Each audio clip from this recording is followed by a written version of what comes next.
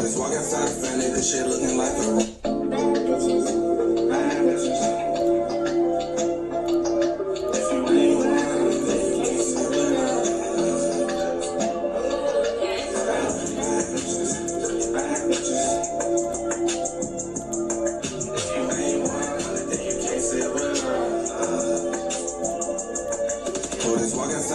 this shit looking like a rainbow.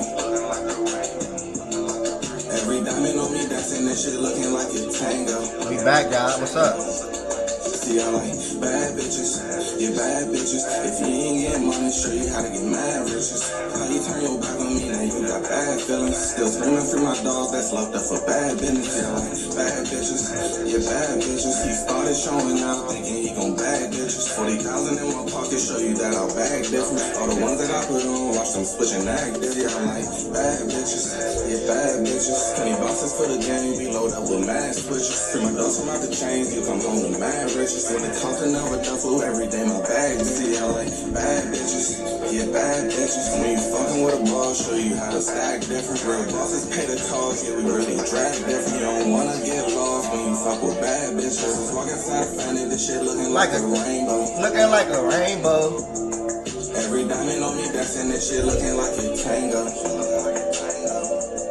See, I like bad bitches. Yeah, bad bitches. If you ain't getting money, show you how to get mad riches. How you turn your back on me, now you got bad feelings. Still screaming for my dogs that's locked up for bad business.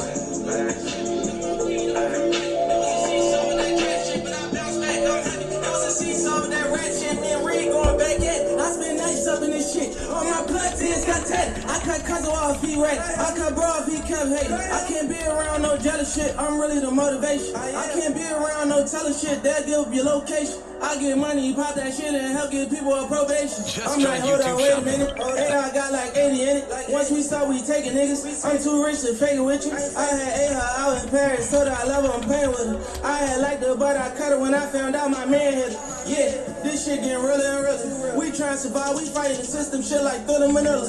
When we outside, know it's fake game, we putting killers with killers. We hitting niggas with slugs. Locked in the system, ain't no fear like mama. Give me a hug, cold night, locked up with no money. Niggas ain't give me a dub. Long night, fucked up in the summer. Niggas ain't give me a grub. I was trying to trap my cousin, told me he won't give me no drugs. I love my cousin, did and I like, bro, give me them guns. I thought we could get that weed in me. Like the whole city of the real niggas saying they believe in Josh, what's the word? I'm tripping on her, I put VVs in it. Acting like you I know y'all not Rondo fans in here, but I'm sorry. We gotta turn up for the show today. We gotta get right. Happy Tuesday, y'all. Happy Tuesday.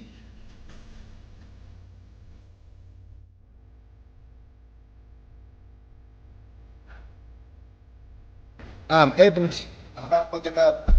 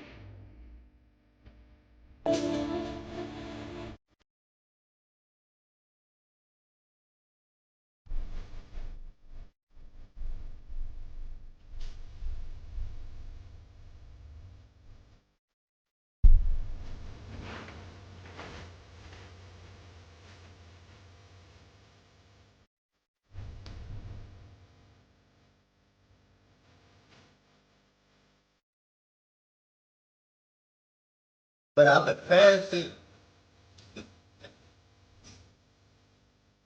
I'm a G-Wagon.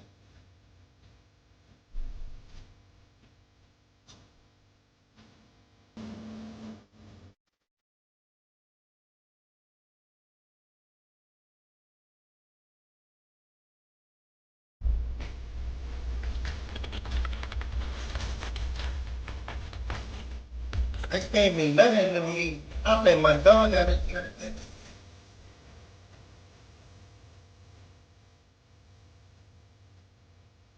Things be selling wise.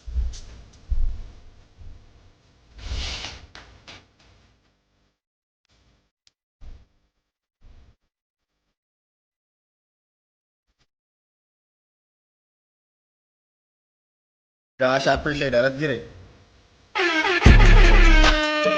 Let's go.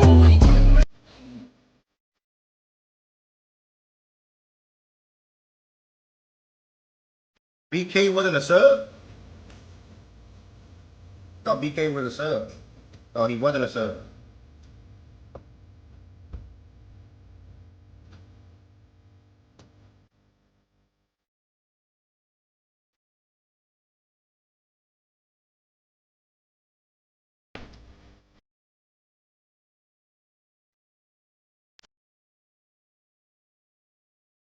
This is the last song, y'all.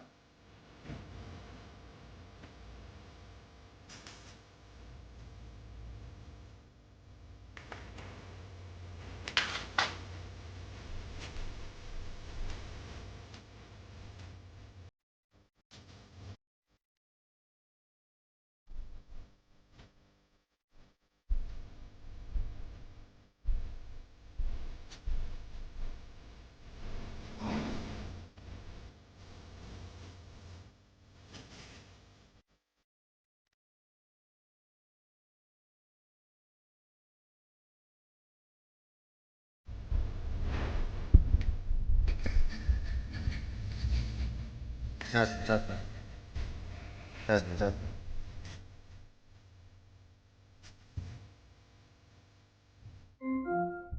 Alright, I had to run downstairs. Y'all left something downstairs. That's why music went longer than what it was supposed to be. But good morning to everybody that's in here. Welcome to another Facts and Stats show.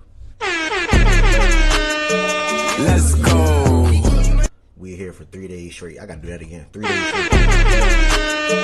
Let's go. I need to buy me some wireless headphones. That's my next purchase. I need wireless headphones. Yeah, let me find some on Amazon today. Some streamers be having wireless headphones. That's what I need. I need wireless headphones. Like this right here. Like, nah, I'm buying that today. I need to find some wireless headphones. I see you trying to stay consistent, Crody. You funny, dog. Like and share the video, chat to keep the stream going. Facts. Like and share the video to keep the stream going, y'all. We here 3 straight days. You know, God bless. Thank God. Justin and Kelly, what's the word? CG, what's the word? I'm feeling good. I'm feeling blessed. I'm feeling thankful. You know, I had the opportunity to choose to go to work today and not go on Friday. I said, F it. I'm doing the show today. Keep the wires aired better for your brain, no BS. Yeah, I know everybody back on the wired headphone train and everybody cutting off from the AirPods. I get it. You know,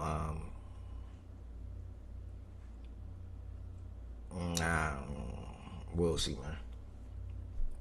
We'll see. It's 11:13 in the morning, and this man is messaging me in my chat during the sports show about 2K. Like, hold on. 2K. He commenting in the chat about 2K.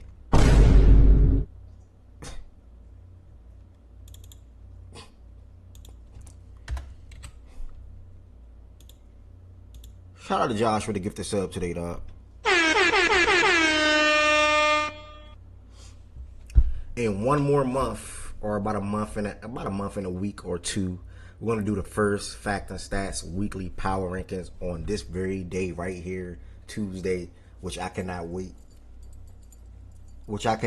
For. So, you know, It's gonna be a great time. It's gonna be amazing. And I cannot wait to get into it. Hold on, time out.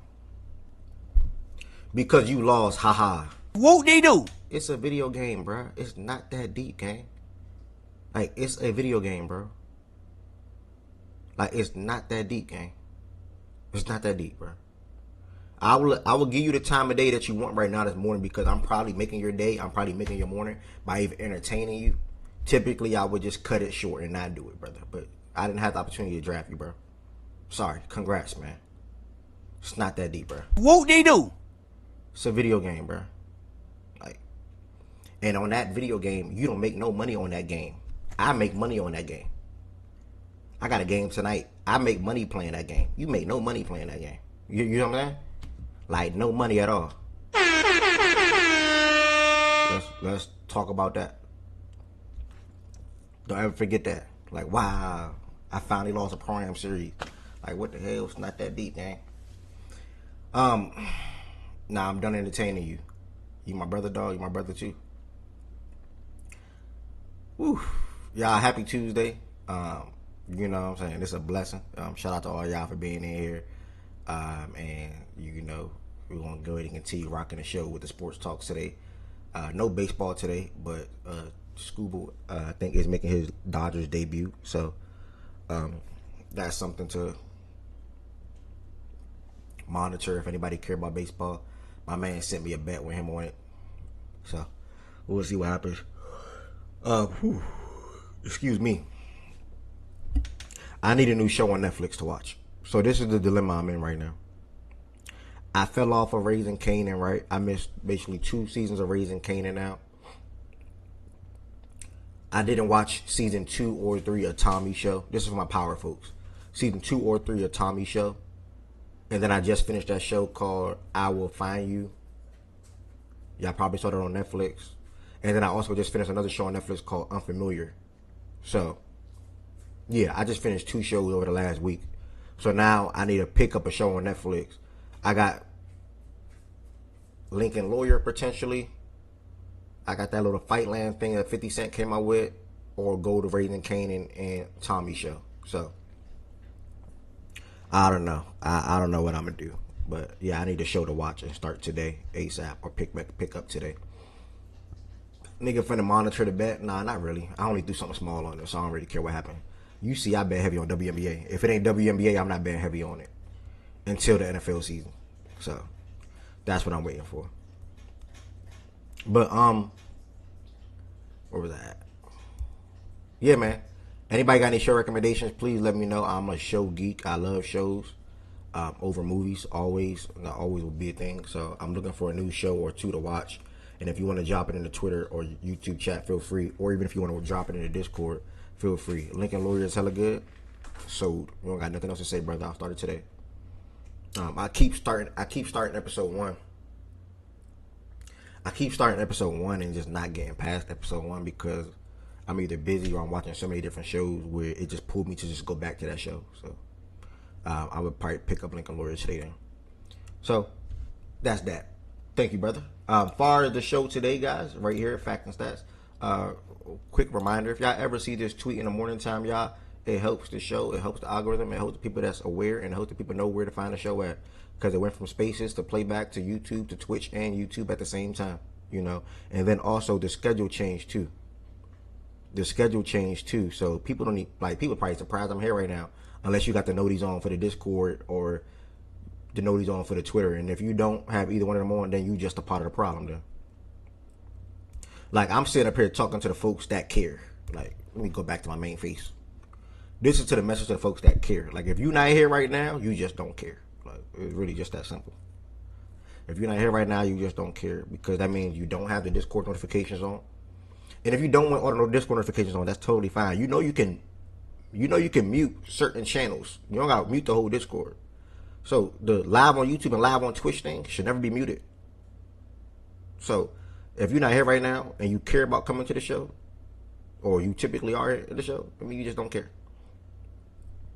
I sent a notification out to the Discord that it was going to be a show today for this morning. And then I also sent a notification out to the YouTube and Twitch when the show did go live. And then I tweeted the show was going to go live today, about 3 hours ago too. And then I also tweet the show is not live as well all the time. So, but yes, I do have my game in Discord, John Doe. Why you bring that up? So like I was saying, if y'all ever see either one of these two tweets in the morning time, y'all, it helps me out mightily. 9 retweets, 6 likes on this one. You do not have to retweet it. You can quote tweet it, you can like it, or you can retweet it if you don't mind. Josh Harvey with the 5 gifted subs, brother. Let's go. Look, I ain't even asking for the subs. I appreciate it so much.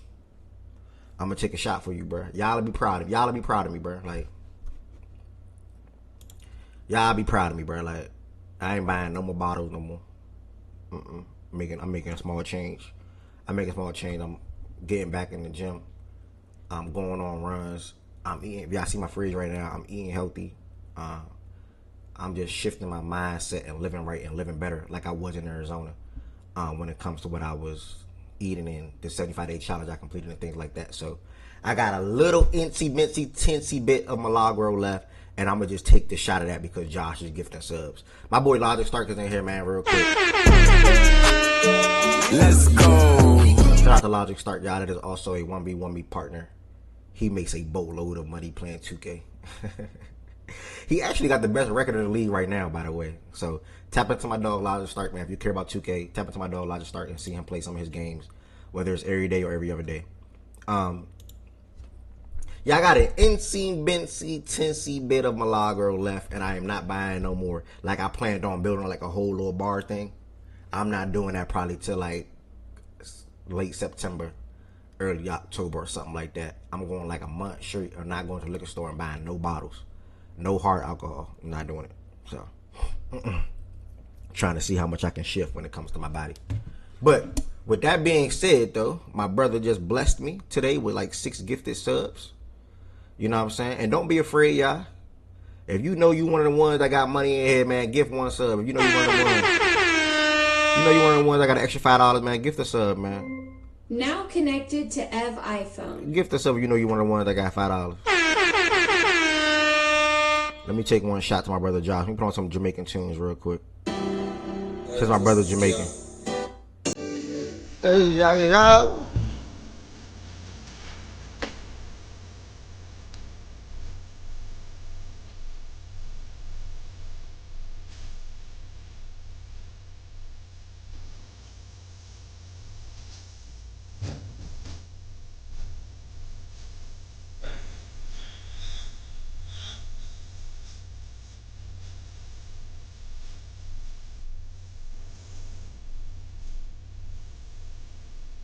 I'm pretty much done at this.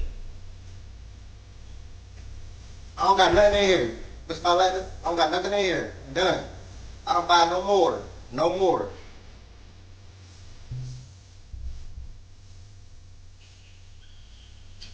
Not even a whole shot. I'm done. No more. Vacuum.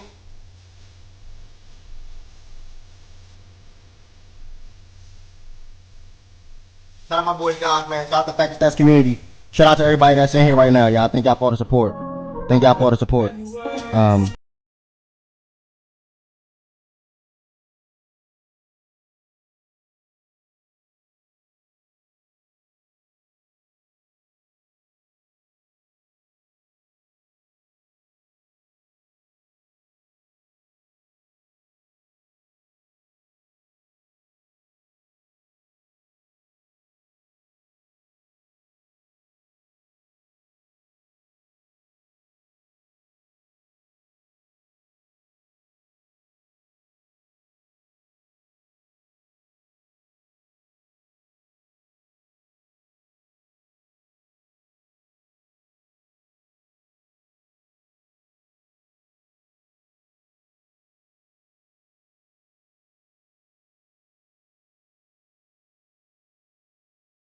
Shout out my nigga Josh, y'all. I had to get that over with.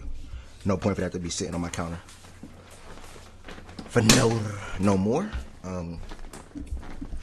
So, like I was saying, yeah, if y'all ever see that tweet in the morning time, retweet it, quote tweet it, like it, share it in the chat, group chat, Twitter chat, whatever the case may be.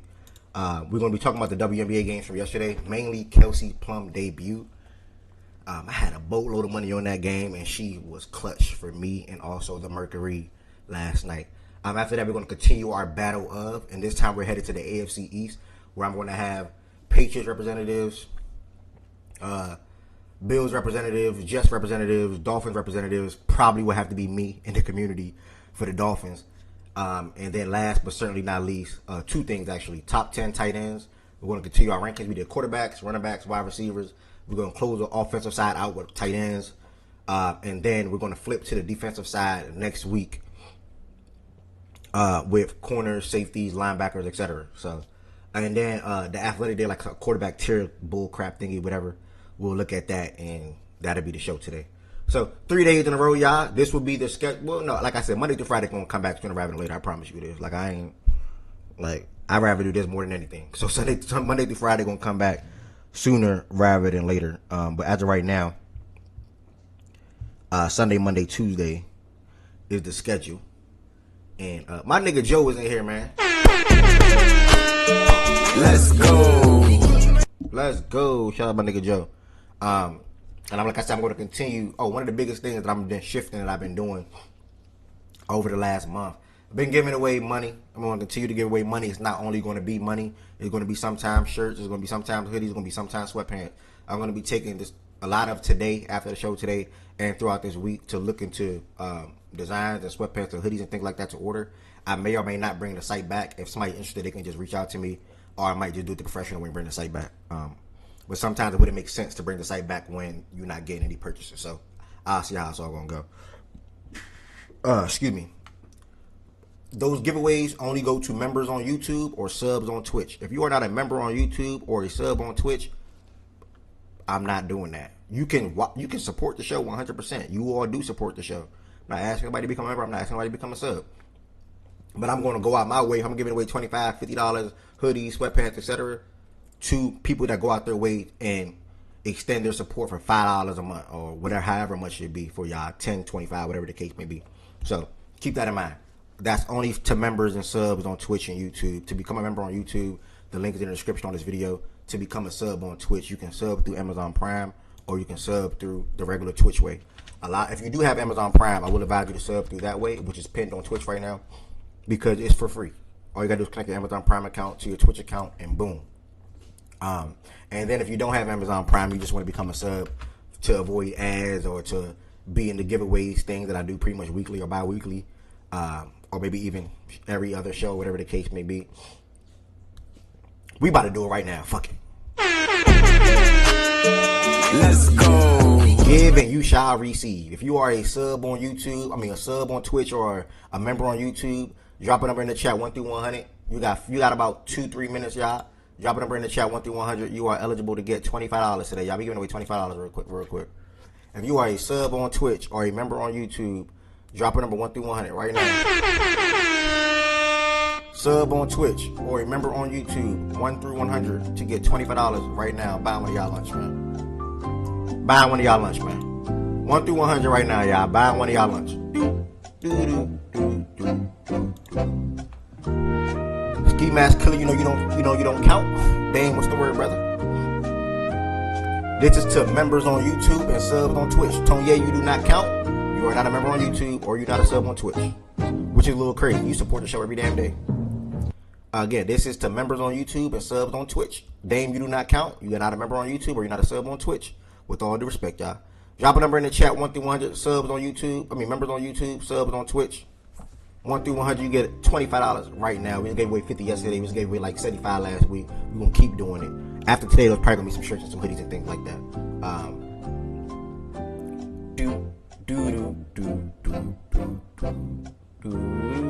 We're going to stop this at 11:30, y'all.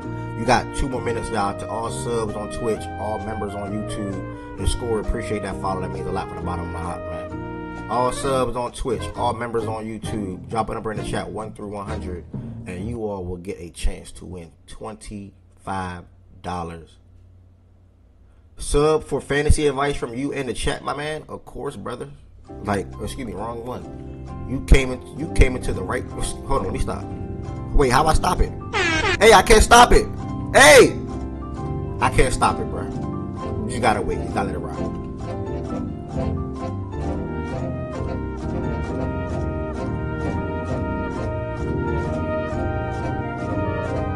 The score with the sub. Hold on, this sound is throwing me the fuck off. Hold on.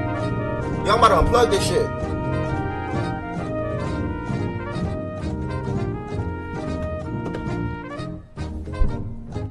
Yeah, I don't know what that was about. The Score 94, you found the right platform, brother. It's called Facts and Stats. I am the host. Been hosting the sports show for 4 years. And yes, we talk about everything.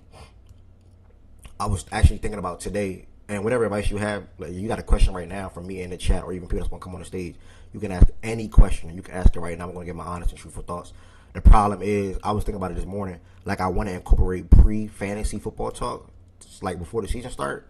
But everybody that listens to me talk or in the show is in the same Facts and Stats league as me, or the same fantasy football league as me. So it's like they gonna know how I really feel about certain players and certain things and shit like that. So it's like it's hard, you know, for me. It's hard, bruh, cause like they so weird, like they so weird. But if you got a question, I'll answer it, and I'll have them answer it too. Whoever may be on the stage at the time. Appreciate you some more Prime, man. Let's go. I am right. I think I'm gonna just do it, bro. I was thinking about it this morning before the show. All right, last call, y'all. I'm gonna answer that question in a second. Last call, y'all. If you are on Twitch and you want to be eligible, feel free to type in number 1 through 100 in the chat. Only 30 more seconds. Literally, if you are on Twitch and you are a sub, type in number 1 through 100 in the chat. I'm gonna send the winner, whoever's closest to the number or got the number, $25. If you're on YouTube and you are a member, if you close to the number or you got the number, $25. Coming to y'all right now, 30 seconds.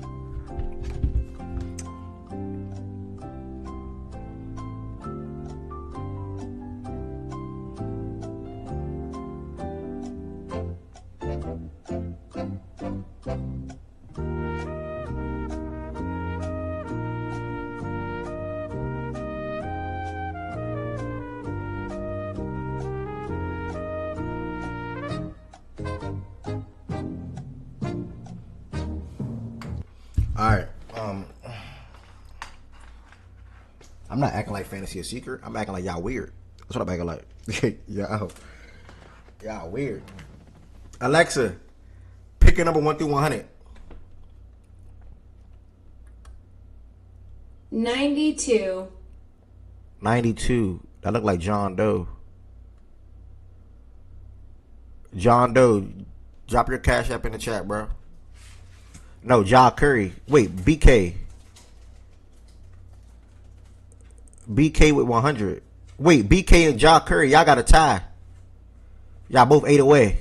We got our first tie. BK and Ja Curry, y'all got a tie. BK and Ja Curry, y'all tied. BK and Ja Curry, picking up 1 through 50 real quick. BK and Ja Curry, picking up 1 through 50 real quick. Picking up 1 through 50 real quick. BK and Ja Curry, 1 through 50. I'm not restarting it for everybody. No, that's janking them. You crazy as hell. Ja Curry with 29. BK, you're a sub because you just got gifted a sub. So you actually blessed, brother. You was not a sub prior to today. Humble up. BK, drop your number in the chat, gang. And then Score, I'm still going to answer your question, bro. 50, you picked 50? That's so dumb. But, okay. Alexa, pick a number 1 through 50. 41. Good. Ja Curry won. BK wasn't a sub anyway. I'm glad about Ja Curry won.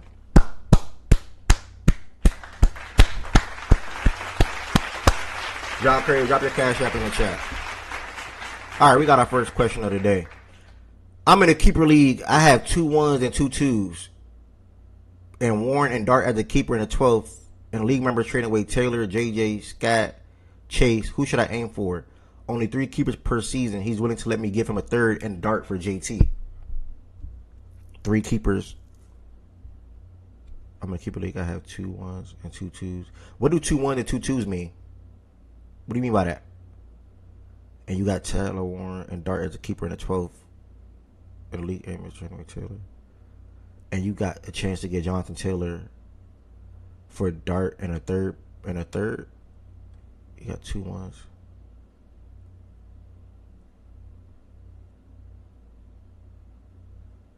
Wait, what was the pick? What was the number?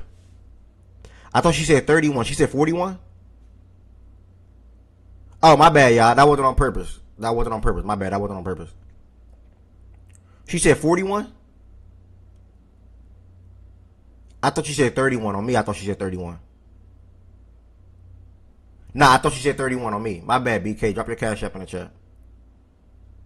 My bad. What are y'all saying? So that means 2 first rounders and 2 second round picks. Oh, so you got 2 first and 2 seconds? Damn, hold on. Let me read that again now. I have 2 1s and 2 2s and Warren and Dart as the keeper. And you want your third keeper. And you got a chance to get JT right now. Y'all respond to him in the chat too. So right now he got 2 first round picks and 2 second round picks. And he got 2 players right now, but you can keep 3. He got Jackson Dart and Tyler Warren. Yeah, I'm trading Jackson Dart in a first round pick for Jonathan Taylor. I'm sorry. Like, that's a no brainer. You can get a quarterback that's better than Jackson Dart, bro. Like, send my bread to Ari or Nana on me. I ain't janky. Yeah, I don't know which one you want me to send the bread to. We knew you're a little. You're like a fucking robot. We know you wasn't going to share your cash app. We would never hear your voice. We would never see your face. We would never see your cash app. We would never know nothing about you. So I know you wasn't going to drop nothing in the chat. Trust. Like, I know you wasn't going to drop a cash. You was going to have to make a fake cash app. Like, you like a ghost, bro. Like, I don't know what you are, bro. The score, I'm 100% trading Jackson Dart in a first round pick with Jonathan Taylor. I'm sorry. It's a keepers league. Jonathan Taylor will probably be one of the best players kept. Or be one of the best players drafted. To be honest, I don't know why he's not kept anyway. But yeah.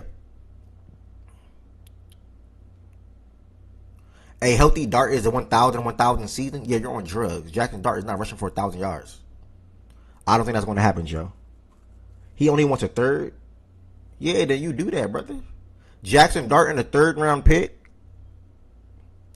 And for Jonathan Taylor, yeah, I would take that 100%. I know what keepers is, and I don't think Jackson Dart is a quarterback that I should geek to keep. Like, I'm okay. It's more if I go JT or Chase or JJ.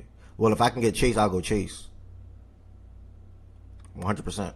But by the way, I was telling you, or like I was about to say, this show, as of right now, is on a Sunday, Monday, and Tuesday schedule at 11 a.m. On Sundays, we talk about fantasy football. And on Wednesdays, if I'm able to bring that day back, we're going to be talking about fantasy football as well. Sunday and Wednesdays. If I can't bring Wednesdays back, it'll be Sunday and Tuesdays when we talk about fantasy football. So just make sure you hit that. You already follow now. How long to the stage open, twin? Like 2 minutes.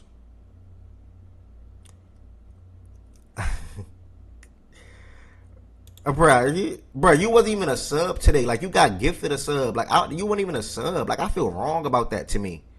Like, you wasn't even one. You wasn't like Ja Curry was an actual sub.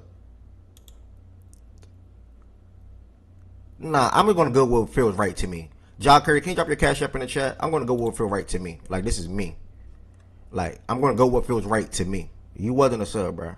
You got gifted that sub literally 30 minutes ago.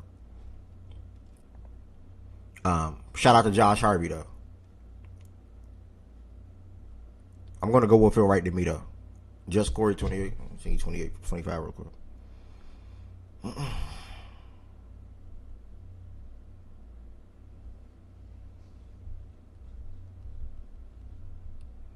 Just Corey.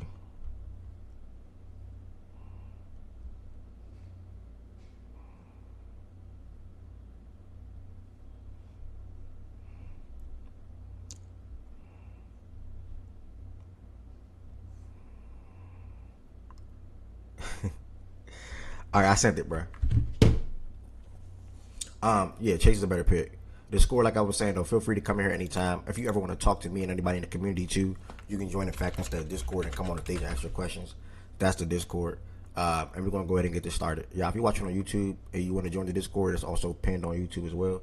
And like I was saying, we're going to talk about the WNBA. Black, what's the story, Birdie? You missed the giveaway. Kenny, you was late to the giveaway, too. Joe, the giveaway is only to people that's on members on YouTube or subs on Twitch. We're going to go ahead and jump to the WNBA real quick, y'all. After WNBA, we're going to go to the Battle of the AFC East, where Joe and maybe Lo and Mish will come up for the Patriots. Maybe Mazak will come up for the Bills and Fredo. And then we won't have a Dolphins representative. That'll probably be me and whoever else. And then we're going to conclude with the top 10 tight ends of the 2026-2027 season. And then looking at the athletic quarterback tiers thing. And then that will be the show today. Happy Tuesday to everybody that's in here. Let's go ahead and get into it. If you want to join the stage, you got to join the stage through the fact that that's Discord. And when you join the Discord, you'll go to live show stage, and you'll meet me in there. And you'll be able to talk and comment on some of the things that I'm discussing. So last night we had, I think, 3 games in the WNBA, 2 at 7 o'clock hour, 1 at the 9 o'clock hour. People were looking forward to the Kelsey Plum debut, obviously. I'll be definitely included in that. I told you all I had the Liberty winning, and I thought the Dream was going to win because I felt like they were the better team. And then I had the Mercury winning if Kelsey Plum played. Kelsey Plum did end up playing, and she was a big reason why they won the game. First and foremost, starting at the top, my ladies bounced back. We got the dub. Not bounced back, but Stewie more so bounced back in her performance. Got the dub. She had 24 points, 8 rebounds, 6 assists, 2 blocks. She been having a great last 15 games played, something like that, where she cemented herself back, in my opinion, as a top 3, top 4 player in the sport. Picked up her performances throughout the back end of the season so far with 13 games to go. And then Sabrina there's nothing really to say about her. I'm loving every way she's playing. I'm loving the way she's playing basketball now. Her outside shot is falling. She's scoring within the 3-point line as well, finishing with either hand, and also still being a good playmaking guard as well. She had 18 points, 5 assists, did have 5 turnovers. And then John Quill Jones, 20.7 boards down low. And that's why I was so confused when I told them in here, Shaggy and Lowe and whoever else. I'm like, we still have 3 of some of the better players in the sport, point blank, period. And they were like, bro, what? What are you talking about, bro? I know y'all know what. Bro, yes, we do. Jocko was the Finals MVP 2 years ago.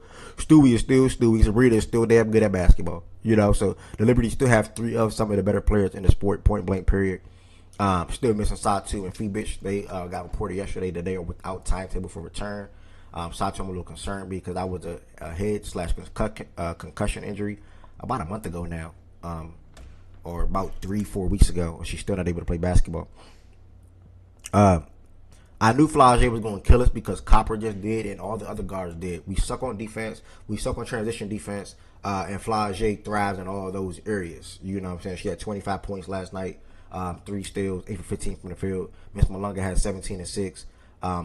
Awa actually came off the bench this time, and they started Ezzy, who had 4 points and 5 boards. And then Natisha had him and continued having a good season. She had 17 and 7. So the future you can say is still bright in Seattle, but they're sitting at a whopping 6-26 and 2-15 record on the road. So it's a little tough for them. Liberty moved to 8-13 and 9-5 at home. So shout out to the Liberty. All I gotta say about that game. The second game, y'all did get to watch right here live in the Discord, the whole entire game. The second quarter, it got out of hand. I was a little upset. I was a little pissed. I did not expect that. I thought it was going to be a good game, but Jackie Young had other plans, bro.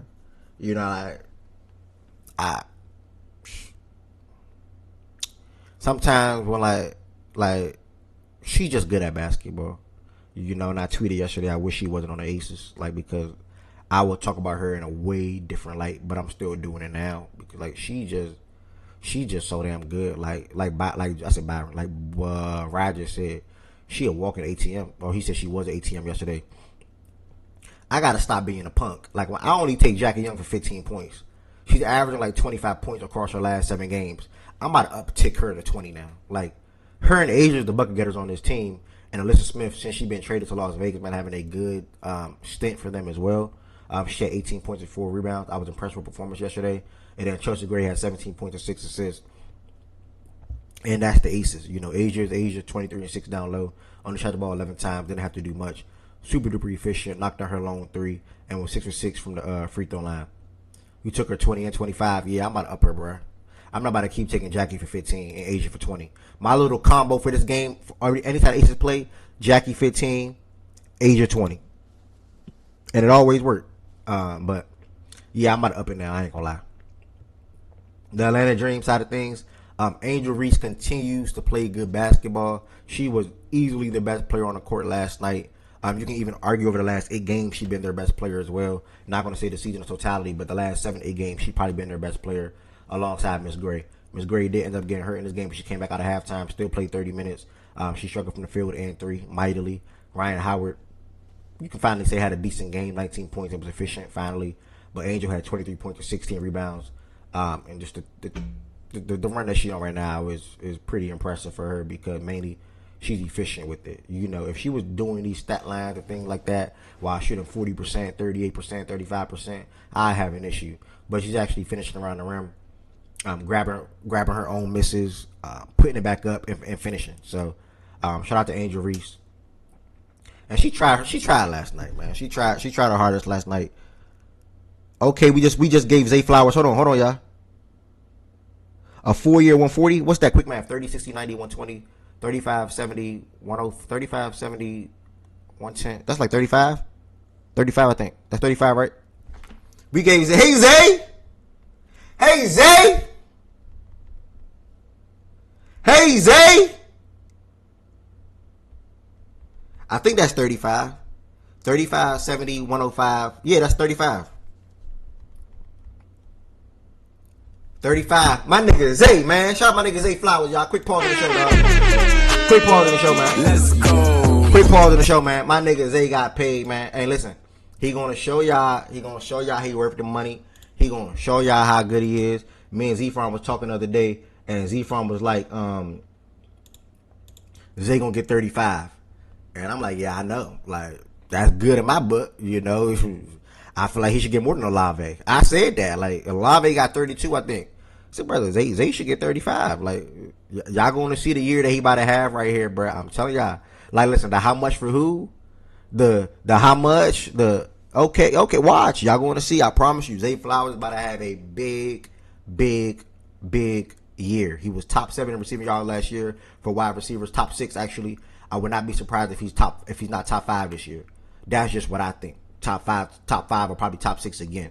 Probably gonna do 13, 1400. I'm dead serious. And probably have more touchdowns this season. So just watch out. Bro, who do you think he is? Okay.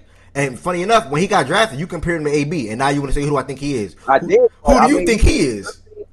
13, 1400 receiver and that offense, run first offense. It's not the same offense, bro. Okay, it's okay. Watch. Okay. Like top 7 receiver. Like, nigga, what? He was that last year, bro. He was literally that last year. Like, literally. And he will be that again. You know, yes, Black, 100%. If you can, draft Zay Flowers for sure. Yeah, y'all never winning. Yeah, you're an idiot, Dame. You're a casual. How many TDs? Probably about 6, 7. I think he'll have more TDs than he had last year for sure, though. So yeah. Dang, that's major, man. I can't wait to get the NFL segment. Can't wait to talk about the AFC North. That is so big for us. Lamar Jackson extension will be coming soon as well. They're still working behind the scenes on that. And damn, I'm super happy for him, bro, because like he's so good at football to me. And people like to forget, like some of our last postseason run, he wasn't even on the field. You know what I'm saying? Dude wasn't even there. We had to play a whole game without dude. Like, so no excuses though. Like Lamar said, excuses never made for him. We go out there and he play, he try to perform no matter what. So shout out to Zay Flowers, man. The score, that would be a bad decision, brother. That's all I'm gonna say. If you should not trade that brother. I promise you should not trade that brother. He wasn't in my top 10 receiver list, Gango. He's in my honorable mention, Gango. That's good enough. Come back over to the WNBA real quick. We're gonna head to the NFL in literally 5 minutes. Like I was saying, the Aces took care of business last night with a 21-9 on the season, and the Dream dropped to 18-11. Last but certainly not least, I was impressed. I was looking forward to this game. I wanted to see how the Mercury was going to utilize Kelsey Plum, and it was easy. Like, it wasn't hard to plug and play her, to be honest, and it wasn't hard for her to get the opportunities and the shots and the look that she wanted. There was a little bit of rush there for her when it came to the 3 turnovers, in my opinion. But the 20 points, 6 for 10 from the field, 3 for 5 from the 3, 5 for 5 from the free throw line, and you can see the value that she will bring to this offense. And like I said yesterday or 2 days ago to y'all, this is their makeup of the loss of Satu, because Satu was so good for them offensively last year alongside of AT, alongside of Copper, right? And I told y'all this season, Bonner had to scale up because they needed their third scorer this year, which they did not have on a consistent basis. So, but I say when Plum is here now, Bonner will then go to 4, and their 3 best offensive players will then be AT, Copper, and Plum. Copper, Plum, AT, or Plum, Copper, AT, if you want to get the order. Last night, AT moved, got her 21st leading, WNBA history leading triple-double. 19 points, 50 rebounds, 12 assists. She had a really good game last night. She was 9 for 9 from the free throw line. Copper had 31 points last night. She was super efficient. She was really good. Could have been better from the free throw line as she struggled. She was 7 for 12. But Kelsey Plum, they don't win this game without her. I was watching the game, and not even in bed. I was right here on my monitor watching it. And they went down 99-92 with like 4 minutes to go. Yeah, I had a boatload of money on this. Like 4 minutes to go. So I'm a little rattled. But I'm like, man, this is how I look at it.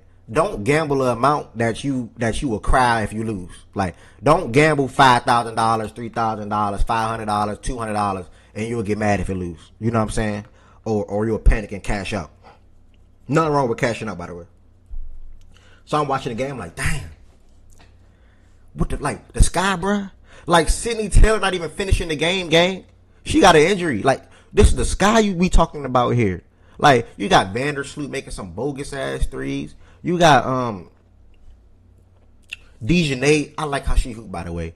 Dejanay good on defense. Dejanay get to the line. Dejanay try to get to the basket every single time she got the ball. She got to the line 12 times in 20 minutes. You know, so that shows how aggressive she was on the offensive side of the ball last night. And then they had another I think it was Gabrielle Jaquez as well. She came off the bench. She was really good for them late in that fourth quarter. But their game plan in the fourth was, we got AT on Camilla. Let's give Camilla the ball. Camilla misses too many close shots sometimes to me. And she had 16 points and 15 from the field with 13 boards. DeWanna Bonner made big plays late down the stretch. And Kelsey Plum, they don't win the game without her hitting this corner 3. She got a switch and got Camilla on her. Came out to the outside right corner. Stires up a little bit. Sidestep. Boom. Knocked it down. And then Cobb was good down low. And then Bonner had a big block. So on the Mercury, man, like I said, they were down 99-92 with like 3 minutes to go, y'all. No exaggeration. And they went on like a 14-2 run to close the game out. I think it had to be 3 minutes left. Hold on. 99-92, I say it right. 99-92. Yeah, with 3:22 to go. 99-92 with 3:22 to go. So imagine how I'm feeling. I'm panicking. Like, I'm panicking. I'm like, damn, bro. Like, ain't no way I'm about to lose my money like this. Like, the Mercury about to go out like this with Plum.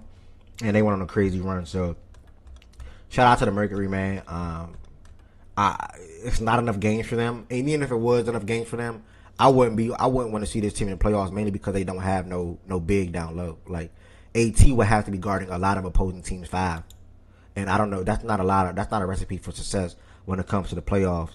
You put yourself at too many disadvantages, and because a lot of those times they had to double down on Camilla because of who was guarding her. So all in all, last night, big win. Plum and Diana Taurasi spoke, after the game or prior to the game, how she was Plum's favorite player growing up. She was also my first favorite WNBA player as well. And Diana talked about like how much it means for Plum to be in Phoenix playing for this team and organization. So maybe that'll sway her a little bit for another year or so. I don't know, but we'll see what happens at the end of the day, because you made a big move for Kelsey Plum, and they showed why, or that it was on display last night why they made a move like that. And the general manager or owner, I can't remember which one it was, I think it was the general manager, spoke on like how they've been pursuing her for a couple of years anyway. So they go big fish hunting.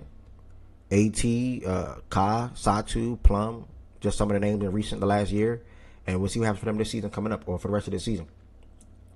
Because at worst, they gotta finish like 24-20. I don't think that's realistic though. Like, they gotta win 12 out of their next 13 games. That's not realistic at all. So they're more than likely not making the playoffs. But yeah, heading over to the NFL now. Dave, if you're watching on YouTube, pull up, bro. I'm excited. I'm gonna dive in on this right here real quick.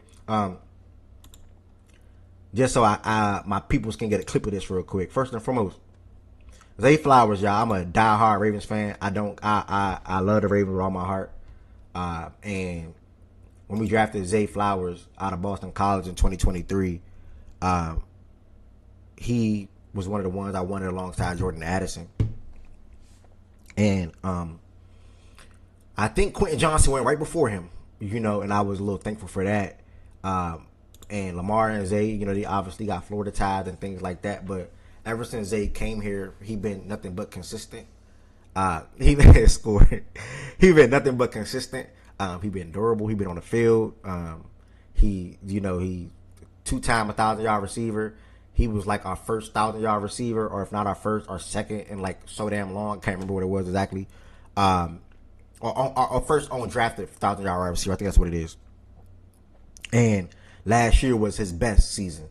He has yet to hit 100 receptions in a season, by the way. I think this year will finally be that season. And last year, even games with Lamar missed, he still finished with 86 receptions, 1,200 yards, 5 touchdowns, by averaging 14 yards per catch. He's a hell of a wide receiver. Some can say he got a fumbling problem. He had 3 fumbles last year, even a fumble in that playoff game against the Chiefs. But he one of them. If I had to put a prediction on his numbers this season, 100 receptions or more, probably 1,350 to 1,400 when it comes to receiving yards, and probably around like 6 or 7 touchdowns again. So just remember this: like Zay Flowers is going to show the world he one of them. And here they say he's not even a top 20 wide receiver. And I think this year coming up will be really big for him. So shout out to Zay Flowers and shout out to Ravens for inking that deal and getting it done. And he has we got a new offense in Declan Doyle, around Declan Doyle, and they spoke on how he'll be utilized. They spoke on how he'll be all over the field. They spoke on how he's a game changer. They spoke on how he will make the offense go. So this will be the Zay Flowers show. Trust me, this will be the Zay Flowers show. That's all I got to say about that. I hope so, bro. Okay, bro. I'm not exaggerating, bro. You the one that told me he You was are, AB. though. You told me You he are was. exaggerating You told me he shit, was though. AB. No, I said he had traits of AB. So you said he's baby AB, bro. Like, bro, you ridiculous with this Okay. Zay Flowers Did shit, you say bro. he baby AB though? No, I did not. But y'all were calling Rashad Bateman fucking baby old Stop ass. saying y'all. That was Juice. I would say names. You were a part of That that. was Juice. Juice did that, not me. That was Juice. Nigga, I would say you were a names. part, I remember that space vividly. You were a Like, come part on, of bro. I never said Rashad Bateman was Odell. What the hell? that. You overdoing the Zay shit. Zay tough, but you like, come on, bro. All Calm right. down, bro. So 1,300 is crazy? No, he just went for 12. Okay, then. No, but you keep saying this top 7 receiver shit. Bro, I never said top 7 receiver. Oh, receiving yards. Yeah, receiving yards. Why? Yes. Yeah, that's cool, but he got when he going to take a leap to stamp himself top 10 with those guys? Shaggy has a point. What is Shaggy saying? Shaggy just agreed that he can see 1,300. Shaggy just agreed that he can see him being a top 7 in receiving yards. So what is he saying? What point did he make just now? Bro, it ain't always about the numbers, though. Like, hold on. All right, let me ask you. You think he better than G5? He could be. Bro, stop it. He could be. Bro, you ridiculous, gang. You ridiculous, gang. He could be. 6, 7 touchdowns, Kenny. That's not enough. We got multiple options though, gang. Lane, Bateman, Mark Andrews. That's not enough. If he gonna stamp himself with those guys, he need to have 1,300 and 8 touchdowns plus. That's possible. Don't rule it out. Don't rule it out, bro. You gonna see, pimp. Don't rule it out. If you a funny guy, nigga. I appreciate that, brother. These are some of his best games last year, Bray. Week 1 against the Bills. 1 for 7 catches on 143, 1 touchdown, average 20 yards per catch. Also in a loss against Pittsburgh, 8 catches, 124 yards, average 15 yards per catch. And then also playoff game against the not last playoff game, but last game of the regular season. 4 catches, 138, 2 touchdowns. So I mean, he's a dog, bro. I mean, it's really nothing to say. He's a dog. So yeah, man. What were you about to say? Nah, you good? What you about to say? Yeah, it's just like hard to kind of not hard, but it's just like you can only gauge this shit like because the market's always constantly moving. Yeah. And yeah, you can look at the raw numbers, but somebody always gonna get said that it's an overpay every year. But that's just hard to believe that y'all wasn't able to talk him down a little bit. I don't know, bro. That's a lot. Talk him down for what? Like, talk him down money wise and like at all. To what number? Crazy To what contract. number? I mean, what's he getting like 35? Yeah, How much guaranteed? yeah. How much Guaranteed. guaranteed? 108 million guaranteed. But that's literally the biggest guaranteed contract out of any wide receiver. That's fucking crazy. And then on average, that's what top four money, top three money. Yeah, it Like, should be. nigga, that's crazy, nigga. I don't know, but you know, Drake London just got 35, but Drake is better than that nigga, and it's just like I don't know, bro. Like the cap going up every year, and I'm trying not to compare contracts, but I feel like him, I feel like he should have got a contract like G5 just got. If 30. anything, What, G5, that 30? G5 got 32. If he would have got something like that, that would have made more sense to me. And I Yeah, mean, I'm not finna Olave got nitpick over 31. 3 G5 got million. 32. That's what I'm DK is saying. 33. I'm sorry, I'm not paying Zay Flowers less than DK though, gang. But also he shouldn't be paid more than But CD. but you know Yeah, but you yeah, know yeah, yeah, DK yeah. contract ass too though. So like I thought he should have got something paid like because when you look at that them people who make it 35 like those are like them guys But the outside of numbers, but they're gonna keep. It's gonna keep going up though. Like no it 40 is is the it starting is point now. JSN just got getting 42 game. but you know people saying he the best in the league though so I mean I feel as That's what I'm though saying. So like the top dogs, like anybody that's top, like them ones, they're gonna be looking at 40 now. So Zay Flowers 35, not gonna bother us. Like he not even gonna be top 5 in fucking next season, bro. no I feel it Yeah, that's why I feel like it's that always to get money is fine. That money's fine. Huh? you Like, think that especially though? because like the money. Yeah, what's up, bro? What's good? No, I'm saying like the money's fine because you have to think about it. Like you said, the cap goes up, and he's a young receiver that's like that came up at a good time after the contract. So like JSN, Hmm. Jettas, Jamar Chase, like you're gonna pay more than what it was in the past. Like you can't really look at it too much. Like oh well, you know he might not be on a level of like a G5 or Drake London, but they paying him as such. Also, like teams pay for projection. Like you're gonna project like we think he's gonna meet this contract. So Exactly.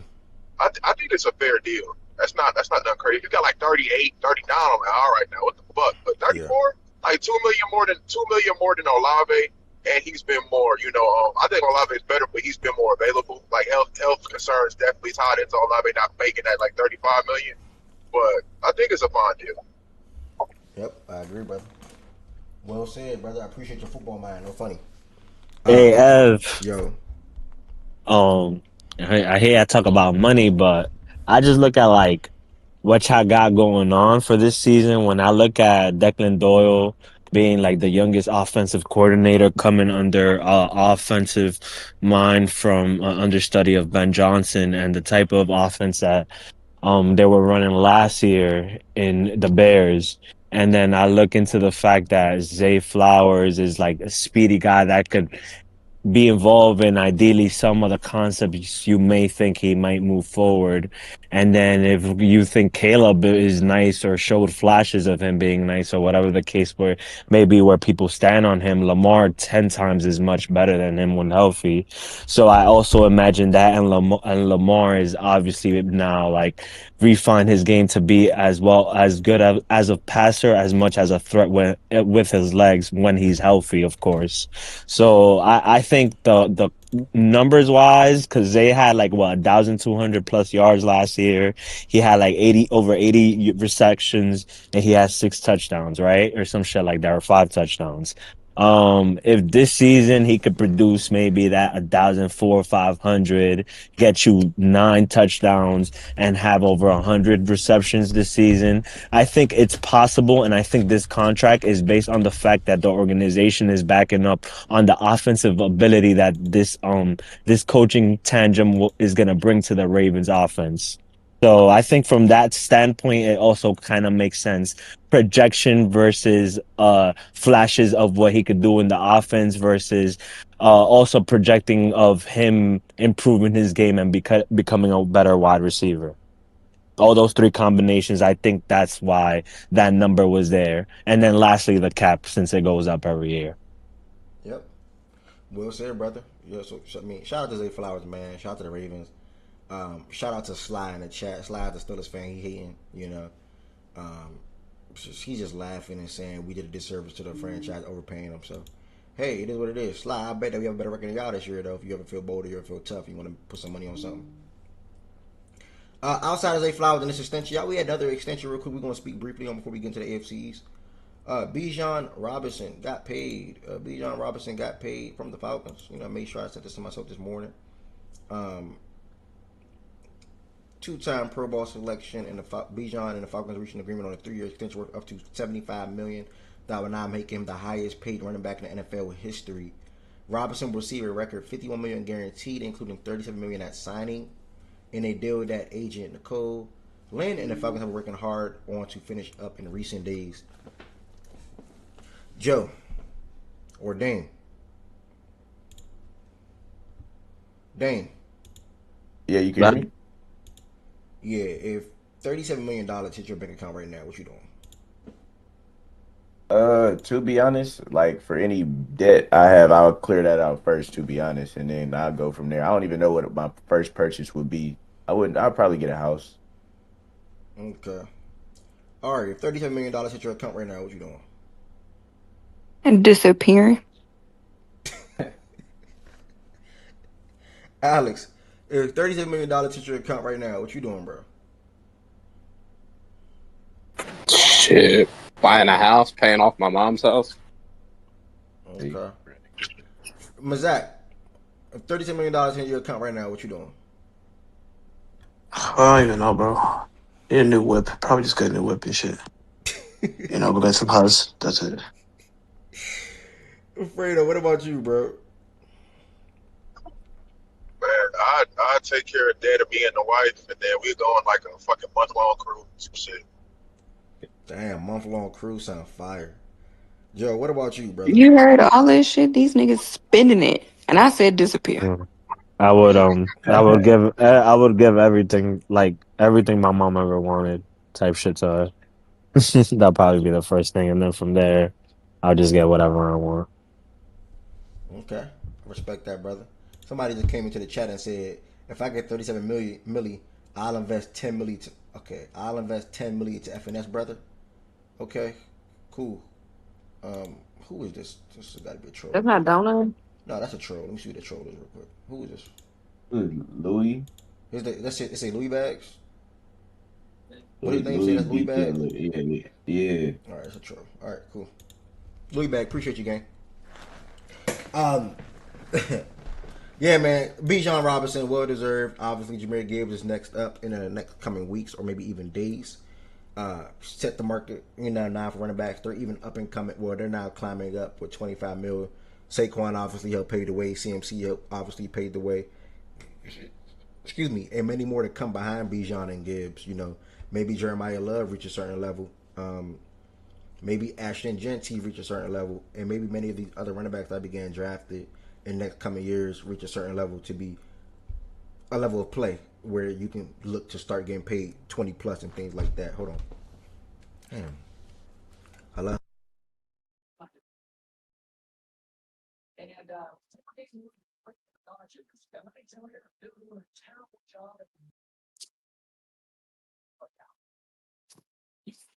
I know it's on the phone, but Jeremiah Love still has the biggest running back contract. Well, guarantees, yeah. And the running back contract, which is crazy.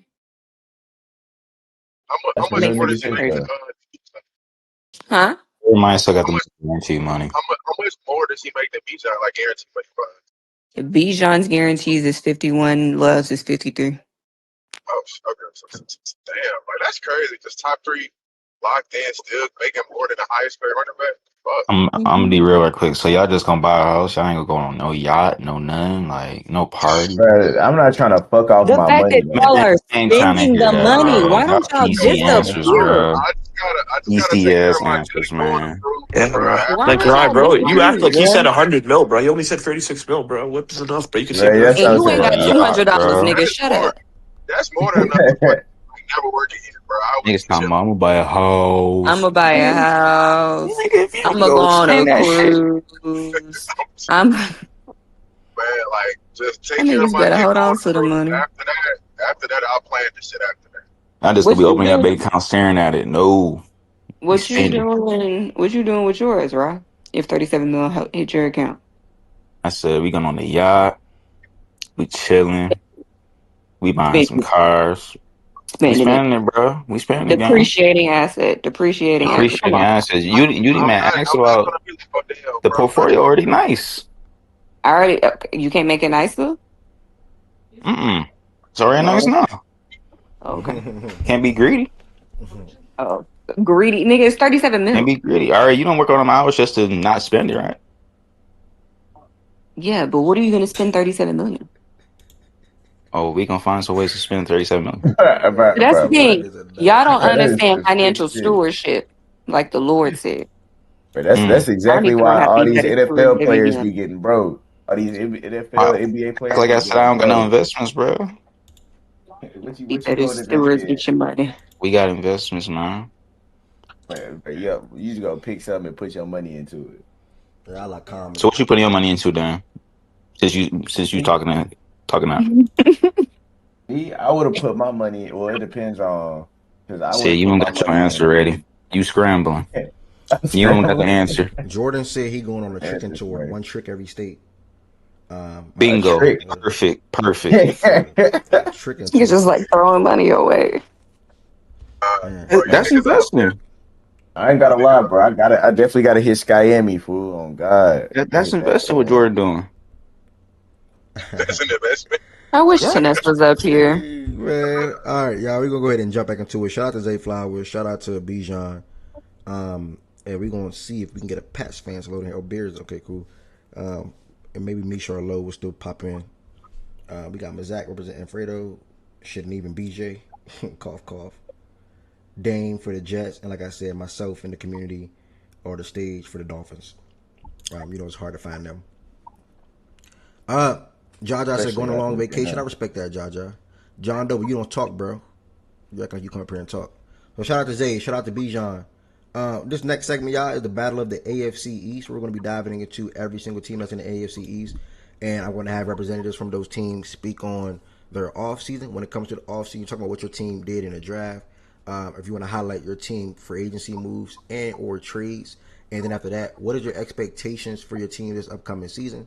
Realistic, and then also realistic schedule expectation when it comes to wins and losses. Your opinion, though. Like, whatever you think is realistic for your team, because this is your team, and you'll know more than anybody else would when it comes to your team. So, yeah, just tell us, the wins and losses, and then that'll be that for the AFC East. After that, we're going to go to the top 10 tight ends, rank our top 10 tight ends this upcoming season, and then look at the athletic quarterback tiers, and then that is the show. So we probably got about 2.5 hours remaining of the show today. Like I was saying, thank y'all for all the support. If you're watching on YouTube, hit the thumbs up button on this video. Make sure y'all hit that subscribe button. And if you're watching on Twitch, make sure y'all hit that follow button. And feel free to become a member on YouTube and or a sub on Twitch. You can become a sub on Twitch for free through Amazon Prime, and then a member on YouTube. The link in the description on this video. And y'all are also a part of all giveaways going forward for the show, weekly or bi-weekly or monthly, whatever the case may be. AFC East. Y'all, yesterday I started from the bottom to the top. We're going to do the same thing. Because we got Dame right here while Dame got time. Dame, last year, y'all, the New York Jets went 3-14. Talk to us real quick, all the listeners and the people that's on the stage, what led to that record right there. Hello, Ev. Long time no speak, brother. Hello, Facts and Stats. Miss you guys. So it was a lot of things that led into that 3-14 record. Like I literally at some point try to like kind of erase what happened from my mind because it was a little bit of disappointment, but it was understandable just based on the situation and what Muji and Glenn were trying to do coming into year one. It was a lot of trying to unravel and undo the things and I would say the culture that was there from, the Salah era. So them trying to build their own culture and basically, set the tone and start fresh. So, we had the big trades like Quinning got traded, Sauce got traded. So we went into that rebuild mode while still trying to compete and be competitive. And yeah, we had a 3-14 record, But there was a lot of winnable games in those 3 and 14 where we lost by like one score. So it was just a lot of like close losses, and then there were some blowouts in there. I'm not gonna lie as well. But what I say is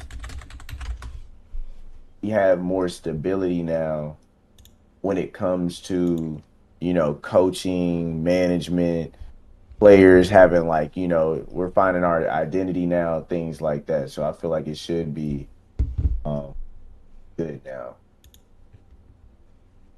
All right, talk to us about the Yeah, that's draft true. and the offseason moves and stuff.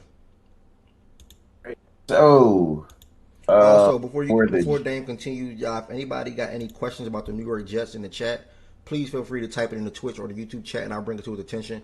If you on the stage and you got a question, just ask him after he finished talking. So, the draft. I actually like the draft. Well, the draft very, very good to be honest. Or very I liked it a lot. I said very good.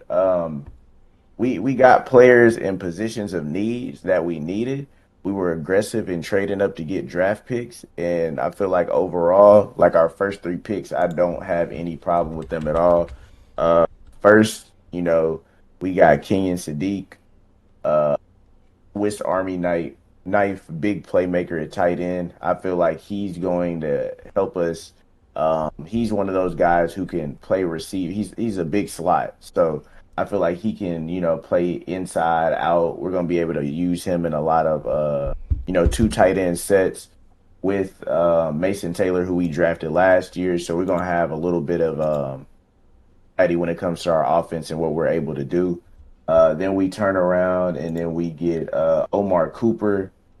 Omar Cooper, he was a great pick. We needed another wide receiver beside G5. I'm not gonna lie. Yeah, AD is good. I fuck with AD Mitchell. He has potential. He has the body type, the frame, the speed. But we got to see some consistency to go in that. So like we couldn't just go in there with just G5 and AD. We needed another playmaker, so we went and got 2. And then our first like draft pick, like David Bailey, he's been tearing it up in camp so far. I've seen nothing but good things.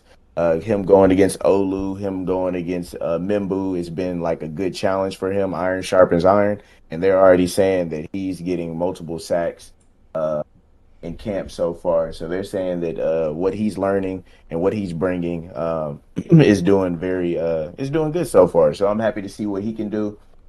A lot of people were upset that we drafted him. Yeah, there were some questions about him having, I would say, a limited bag.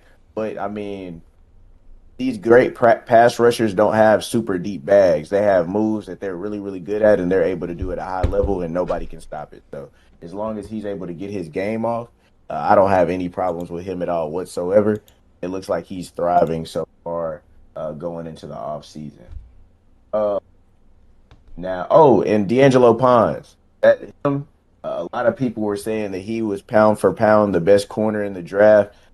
Just during his time in college, yes, he's undersized, but when it comes to ball skills and ability to track the ball, play big, go against receivers who are elite, and a lot of those receivers who were top in the draft, if you ask them who was the toughest corner they went against all last year, most of them would say D'Angelo Pond. So I'm excited to see what he does and what he brings, because he brings a lot of physicality and toughness to our secondary.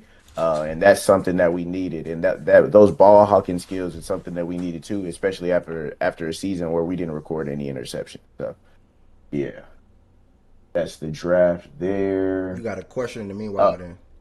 Yeah, I'll wait till you finish. No. I was gonna go into the off season next. So yeah, what's the question? Like free agency. I'll wait till after that then. All right, bet.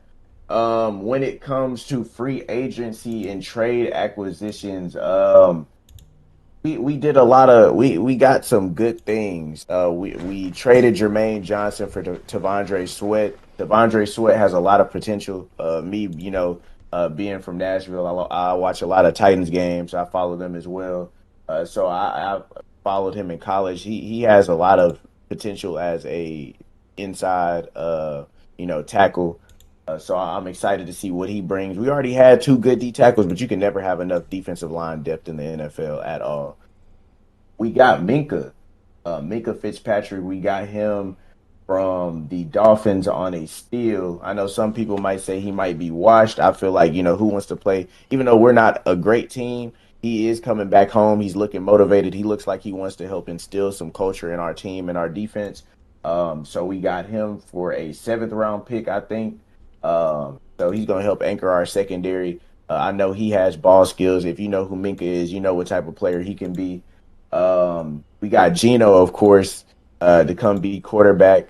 The Fields experiment was not good last year at all whatsoever. So we have somebody who I know is very capable of throwing the ball. Yes, he didn't have a good season last year, but I feel like based on what I'm seeing so far, the chemistry and leadership that he's bringing to the team so far, that he's going to have a good season for us. I feel like he's going to do what we needed to do. The offseason has actually been very, very quiet for us, and that's something that we haven't had in a while. There's not like a whole bunch of us in the blogs, the news, which I feel like is a good thing because we had the new coach and Glenn distraction last year. Before that, we had the Rodgers situation. So now it's just literally nothing but football, and that's what I feel like we need to get back to be able to reset everything. And who do we get? We got some edge rushers in free agency. We got Osai. I think Osai was from the Bengals. He's a solid guy. Kingsley. And then we signed Demario Davis. Demario Davis has always been a great player to me his whole career. You bringing a guy in like that to help, command the defense is definitely a culture setter. That vet experience is going to help us as well. And he's coming off a good season for the Saints. So I feel like the moves that we made are all positive. I don't really think we made any negative moves, really. We have some questions, I'd say, at the cornerback position. Offensive line, we're good. Running back, we're good. We locked in our receivers, tight ends. Uh, D-line, we set that up. So I'm really just trying to figure out what we're going to do in corner. Because Pons, yes, he's a great player, but I don't know if he's going to be able to be a true one. I feel like he's going to be more of a slot guy in the league. We got Az Thomas from Florida State, who we drafted last year. He was primarily our one after Sauce got traded. But when it comes to cornerback, we got Brandon Stevens as cornerback 2 or 3 or whatever you want to call it. That's my biggest concern. So I'm trying to see if somebody overtakes him or what we gonna do at corner. But I feel like we have a solid team going forward. I don't really have any big expectations at all. I just want us to get back to football and hopefully we can build up off of last year because I don't want to see Glenn get fired. I think Glenn is actually a good coach and he just got a shitty hand year 1. So I feel like year 2, if he can build off of that, he can save his ass from getting fired or canned after 2 seasons. All right. Yeah, somebody had a question. Well said, brother. Yes. The first question is, given expectations, which you just listed, you don't really have much. What does a successful season look like for the Jets? A successful season for the Jets will be competing in every single game. I don't want to see any blowouts, really. We can lose to teams that are better than us, of course, but I don't want to see any blowouts at all. Successful season will be somewhere between, I'd say, 7 to 10 wins, somewhere in there. Our schedule is not easy by any means, though. So you go to our schedule, our first 4 games is really like a gauntlet, to be honest. We have the whole NFC North. We have our first game of the season, I think, is against the Titans. So it's going to be, Glenn versus Salah, which, of course they did for a reason. So it's going to be something to start off the season. So I feel like we can, somewhere between that'll be a successful season. And then if we can build off of, we have 3 first-round picks next year. So then that's where we're going to go into that real good draft. We're going to have that draft capital. And if like I said, if Glenn and Muji can tread water this season, do good enough to, stay with the team, then next year we'll be able to, hopefully show something special. I got 3 first-round picks next year again. Damn. That's actually good, bro. Have y'all done enough to beef up your offensive and defensive line? I think you spoke to that, though. Offensive line, I feel like we're good. Defense. I thought defensive line? Yeah. Defensive line. I mean, so we got Um, Will McDonald, who was a double digit sack guy, not last year, but the year before that. He is actually put on a lot of, or not a lot of weight, but he's put on weight. So I feel like, yes, he had a speed bag. He has a lot of bend. That spin move was killer, but he wasn't really effective in the run game at all, really. So he'll be getting taken out of plays and things like that, which is something that was a negative. You need somebody who'll be able to, play, you run and pass. You have to earn the right to rush the passer. And then of course, David Bailey. We have three good interior defensive linemen. So we got Phillips, we got Tavondre, and then we have Briggs, who we actually traded for last year from the Browns. And if you look at any statistic about Briggs was actually one of the best interior defensive linemen in football last year. So I feel like we have depth there. We got some guys on some cheap 1-year deals like Osai, Aminyeta, Aminyata, and then Kingsley. So we have depth now there. I think Michael Clemens' trash has gone. So yeah, I feel like we have depth, and we're going to be able to definitely get after the quarterback. So yeah, my main thing is if we're able to get after the quarterback at a good level, then my concerns about secondary or cornerback play will be relieved because they have to get the ball out quicker. So that means they're going to have to cover for less time. So complementary football.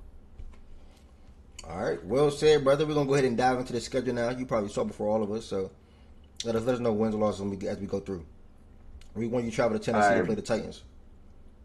I feel like we win that game. Week 2, you come back home for home opener against Green Bay. I feel like we have good history against Green Bay, so I feel like we could win that game. Week 3, you travel to Detroit and play the Lions. Close. Week 4, you travel to Chicago to play the Bears. Don't lose that game as well. Week 5, you come back home against Cleveland. Win that game. Week 6, you travel to New England. Loss. Week 7, you come back from Miami, your crib. Win. Week 8, you travel to you at home, my bad, against Vegas. Win. Week 9, you travel to Kansas City. I don't think Mahomes will be back by then. He back. He already on the field. Oh shit, for real? Yeah. That's tough. Yeah, it's probably a loss. Week 10, you come back home. You got Buffalo. Probably a loss. Week 11, you travel to Los Angeles for the Chargers. You said what? Probably a loss. Week 12, you travel to Miami for the Dolphins. Win. You got your bye week, week 13. You come off your bye week and you at home against the Broncos. We played the Broncos really good last year, and that was with like the team that they had. I feel like it's going to be one of those gritty, competitive games, low scoring that we could possibly win. So I'll say we win that because we always win a game we're not supposed to win. Okay. Week 15, you travel to Arizona for the Cardinals. We win that game. Week 16, you come back home. You got the Patriots. I'm not saying we getting swept by them niggas. We winning that game. Week 17, you stay at home. You got the Vikings. Probably lose that game. You're getting swept. Week 18, Week 18, Fuck you travel to Buffalo for the Bills. We're probably losing that game. All right. We got 9-8 for the Jets, man. Shout out to Dame, man. 9-8 for the Jets, y'all. 9-8. Anybody got any comments for Dame real quick? Yeah, I got every dollar that's in Ev's bank account, my bank account, and Dame's that they won't win 9 fucking games. But listen. If I really like said like, hey, y'all gonna sweep us, it would have just been 8 and 9, bro.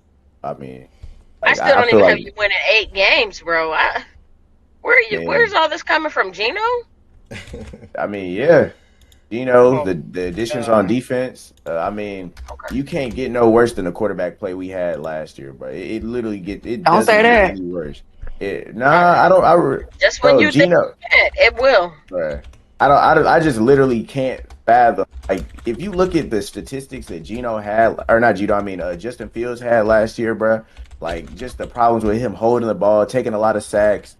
Just like look at our offensive points per game. Like the offense was just so bad. I'm just saying, anytime somebody says it can't get no worse, then it finds a way to get worse. So I don't know if he's better. And I understand. Yeah, it's just that like that offense was just so bad last year for us. Like I just literally don't think like just realistically speaking, like it was literally bottom 2 in the league. I think maybe bottom like it was bad. Either way, even brother, like a middle of the packed offense, feel like we could do that. Either way, brother, I remember this time to hit you up, man. Make sure you come back around, man. With the season coming up, power rankings on Tuesdays, you know how I get and all that. So looking forward to I'll be around. Here, you recap the game. Y'all ass hey, let me know. Niggas been on NFL shit. I be off on Tuesdays, so let me know. Bet, perfect, brother. I'm gonna get up with you for sure. You can stick around and whatever you gotta do, whatever you gotta take care of. Feel free to appreciate you popping in regardless, though. All right, y'all. We're gonna go ahead and head over to the Buffalo Bills. We're gonna skip the Dolphins real quick. We're going to conclude the AFC East with the Dolphins as a collective and as one. But as we move forward and hit the Buffalo Bills, what did Lo say? Please give me like 15. Okay. Oh, wait. You already did ours? No. Y'all won the division, so y'all be last. Oh, okay. All right. Buffalo Bills. We got Mazak. We got Fredo. And and BJ. BJ? Oh, you don't know? What? You don't know? That's his team. Yeah, you don't know? No. He's NFC South. Wow, BJ just an Allen fan. No funny. Hello, brother. Hello. This is why me and Mish is forever locked over all of y'all. Because Mish know the real. Y'all don't. I know ain't no way. No. My bad, you be on your Jordan Wilson. I be forgetting. You think I want these losers? Mish, you wasn't surprised when OG switched his team? Don't be surprised if BJ switch his. That's all I'm gonna say. Oh wow! Don't talk about my uncles. Okay. Wait, you don't know? Wait, you don't know what did OG do? Oh, y'all I already know the OG knows, so that's crazy. Texas now? Oh man. Yeah, Texans fan now, man. Yeah, according to OG, he went home, so Bro, no funny. I mean, it is his home, bro. I literally got a Saints hoodie on right now as we speak. You know that, right? Yeah, you got everybody jersey and hoodie. That don't mean shit. Oh, geez. Damn.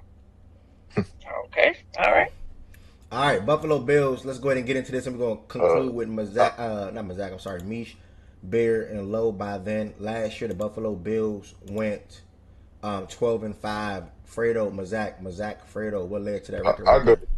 I'll go first, because I have to get back to work soon. So we went 12-5. It was I'll be right back in 1 second. All right. I know you at work, guys. So appreciate you the ones that come in here and make time while I work. Oh yeah, I'll continue for it. Went 12-5. You know what I'm saying? We went deep in the playoffs. We lost a very controversial game against the Broncos. Very sad to see.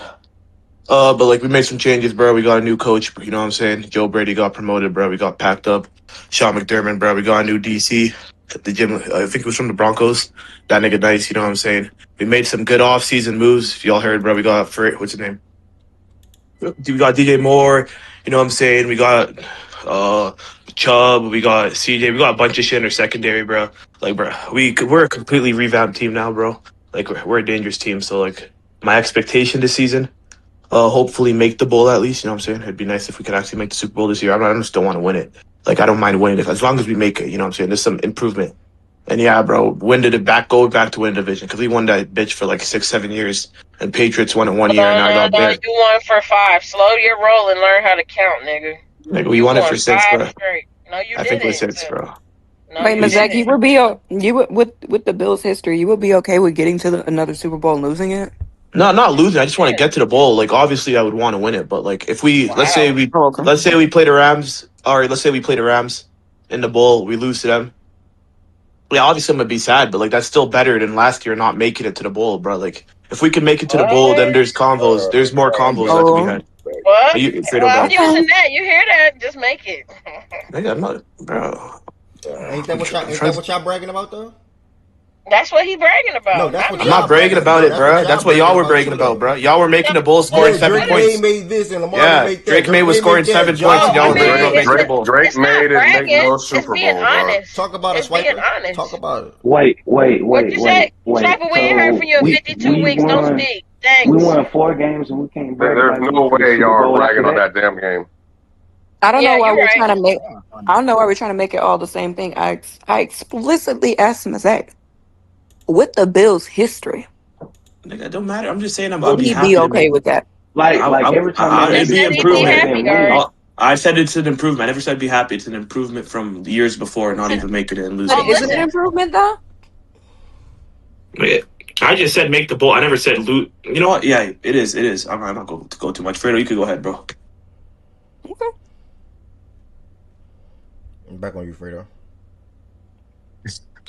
Okay. Oh, the season was a disappointment. Like we should have at least made the AFC Championship game. I put all that on Josh for that Denver game. He played bad.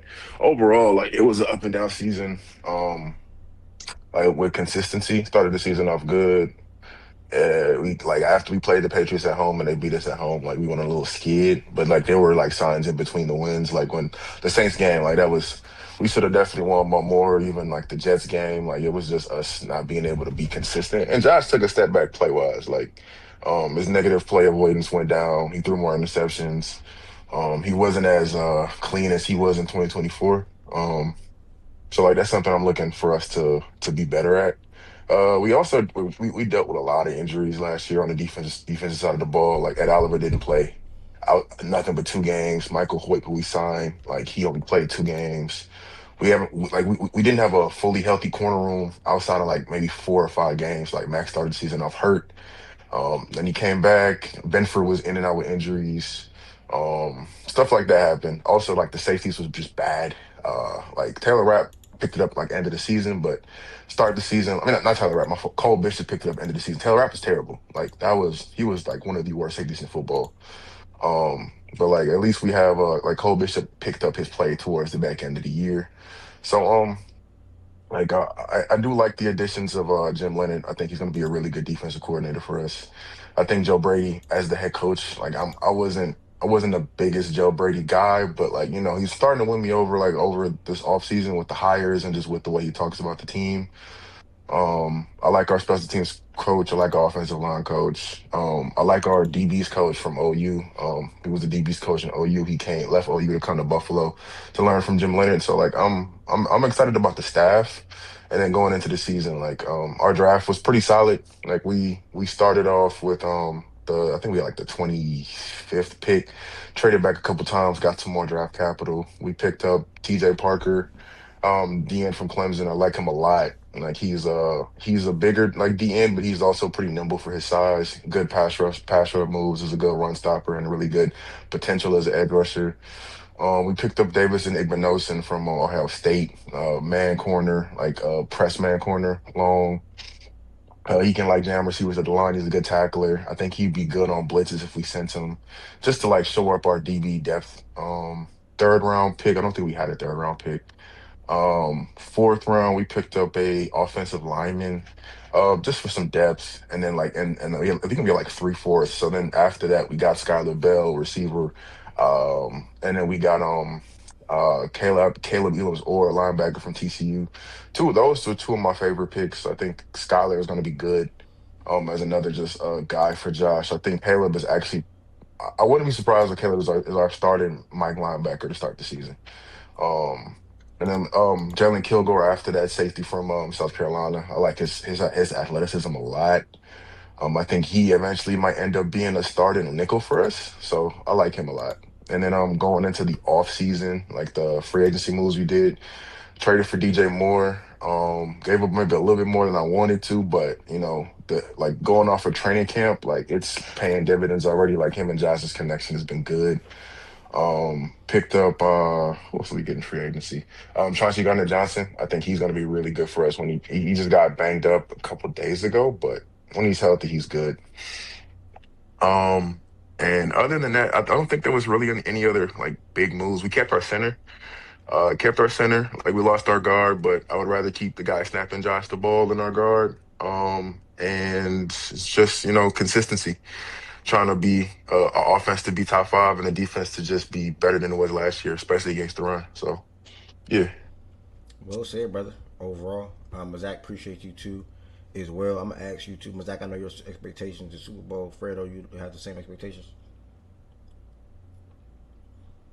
I do. Like I will say, like I think like if the defense hits, I think we can be in the AFC Championship game. and then we get there. I'm always gonna pick us. So I do want us to win the Super Bowl. It is kind of crazy for a first year head coach to do, Super Bowl with a new staff. But when you have Josh on his contract and his age, you do wanna, you know, you wanna make sure you don't ruin that window.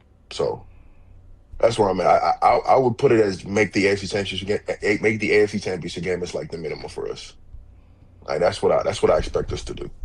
You feel like winning that division is gonna be easier than it was last year?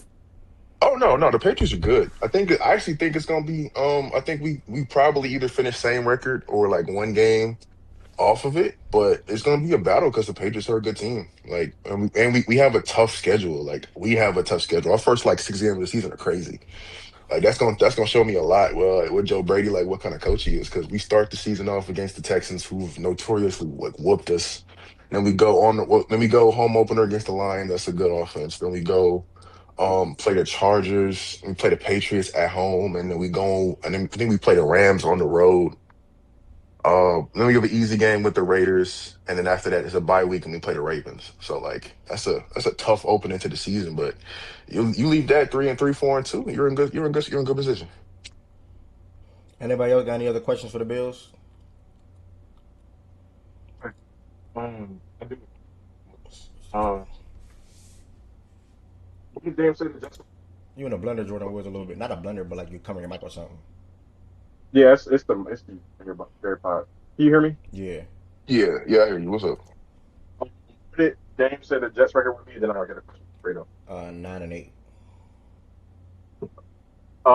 Fredo. What's up? What's dude was talking about? Now Josh doesn't have to do it all. Oh, Deion Dawkins, when he was talking about the James Cook well, thing. I thought it was. Yeah, do you think that speaks to how y'all kind of? Because I felt at times that James Cook was kind of underused, underappreciated a little bit in the offense. Do you feel the same way? Because I think it might kind of speak to that. Josh didn't have to do everything, but So the context of that, like whenever people say the Superman thing, it's about the passing game. People are trying to make it seem like it's about the entire team all the time. It's about the passing game. James, as good as James Cook as a runner, he's not going to affect the passing game like the way Jahmyr Gibbs or Bijan would. Like he came out of college and he was like a more better pass catcher. He improved his run game a lot, but a running back isn't gonna dictate the passing game. Like he's not Christian McCaffrey, and like I'm pretty like talking about like the context of it was about passing the ball. Overall, like as an offense, James Cook was honestly he was the engine of the offense last year because he led league in rushing. Like we had a really good rushing team. But you go into our you go into the deep passing metrics and metrics against man to man coverage. We weren't good. Any deep pass we have outside of like two Brandon Cooks bombs and a bomb to Tyrell Shavers was Josh extending the play, and he wasn't that good doing that last year. That's why like the man to man and passing scheme wasn't that good. Especially with like Dalton Kincaid being injured. So it's no slight to James Cook to say that like in the passing game, Josh has had to play Superman from time to time.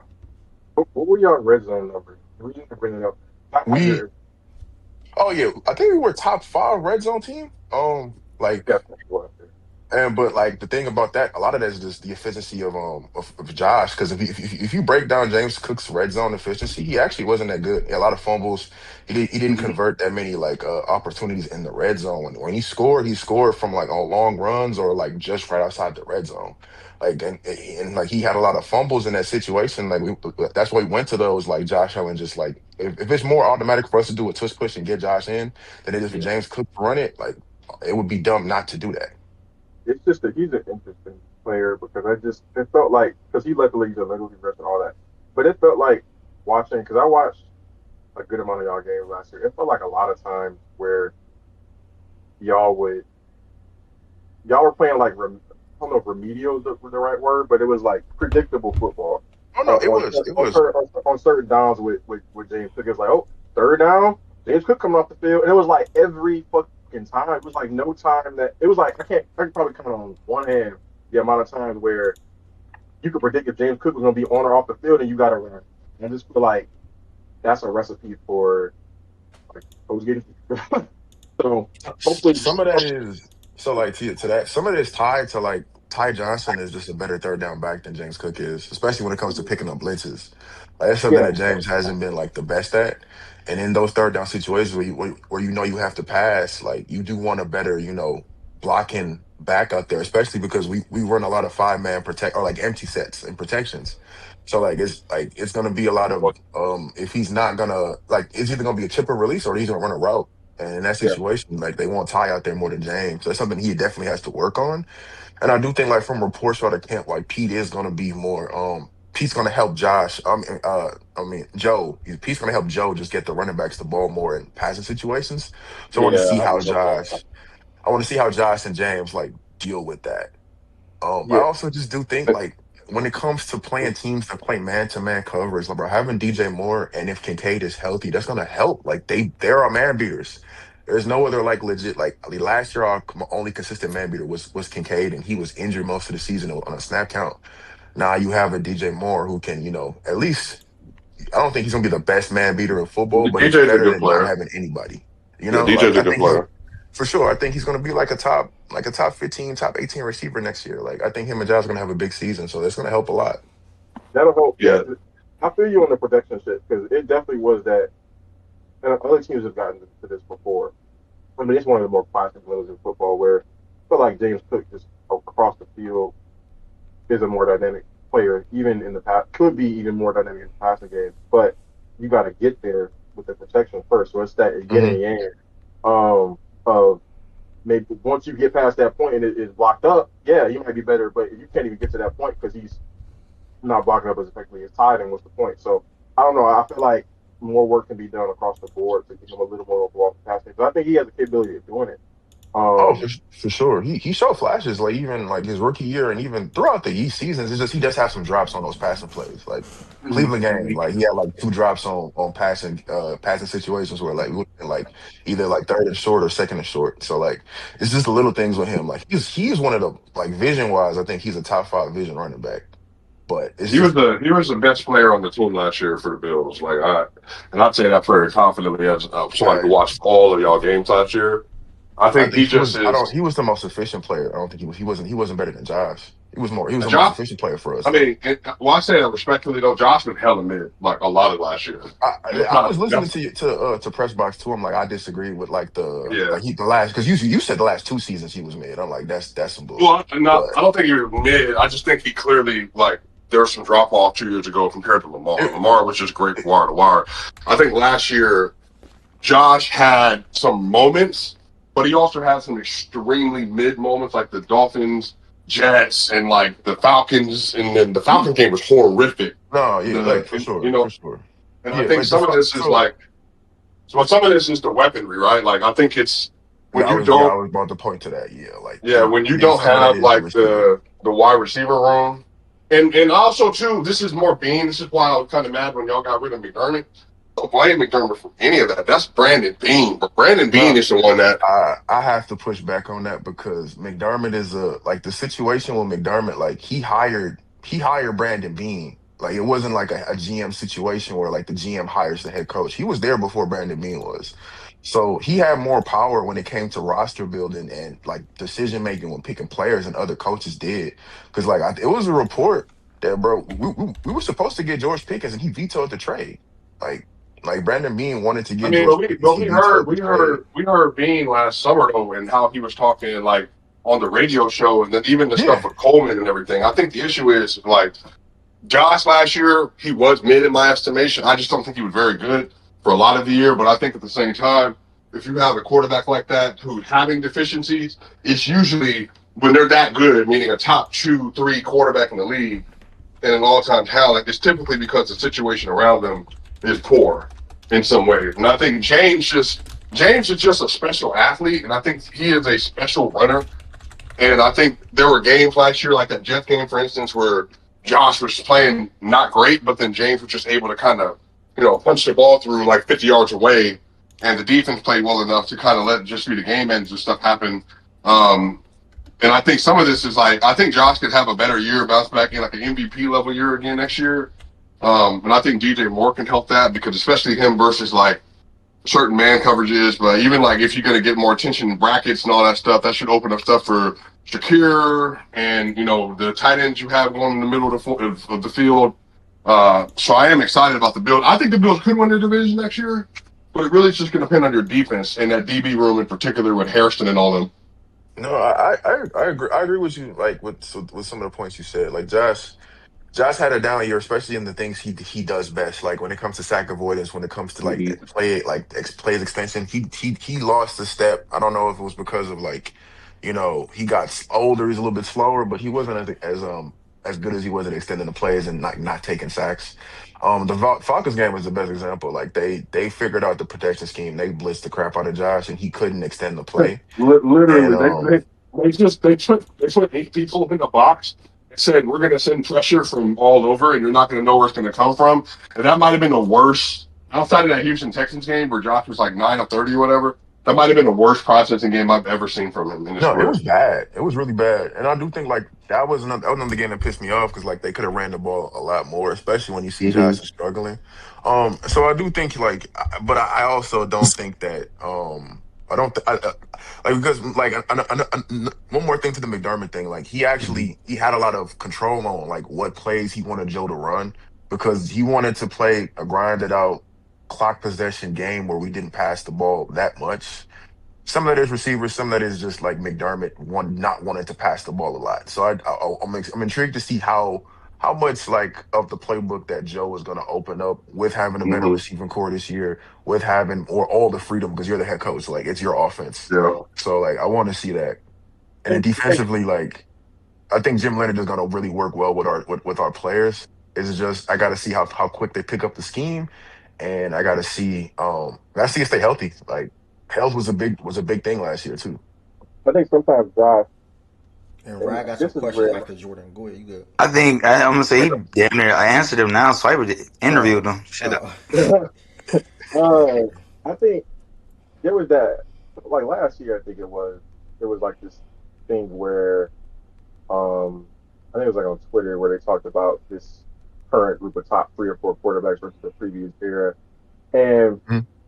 it got me thinking about Josh a little bit when y'all were just talking, or it made me think back to that because I think sometimes what separates that previous era from like this one, where you talk about guys like Josh and even some of the other guys. Well, let's just stick on Josh. Let's just go like Josh. This is really a Josh centric point.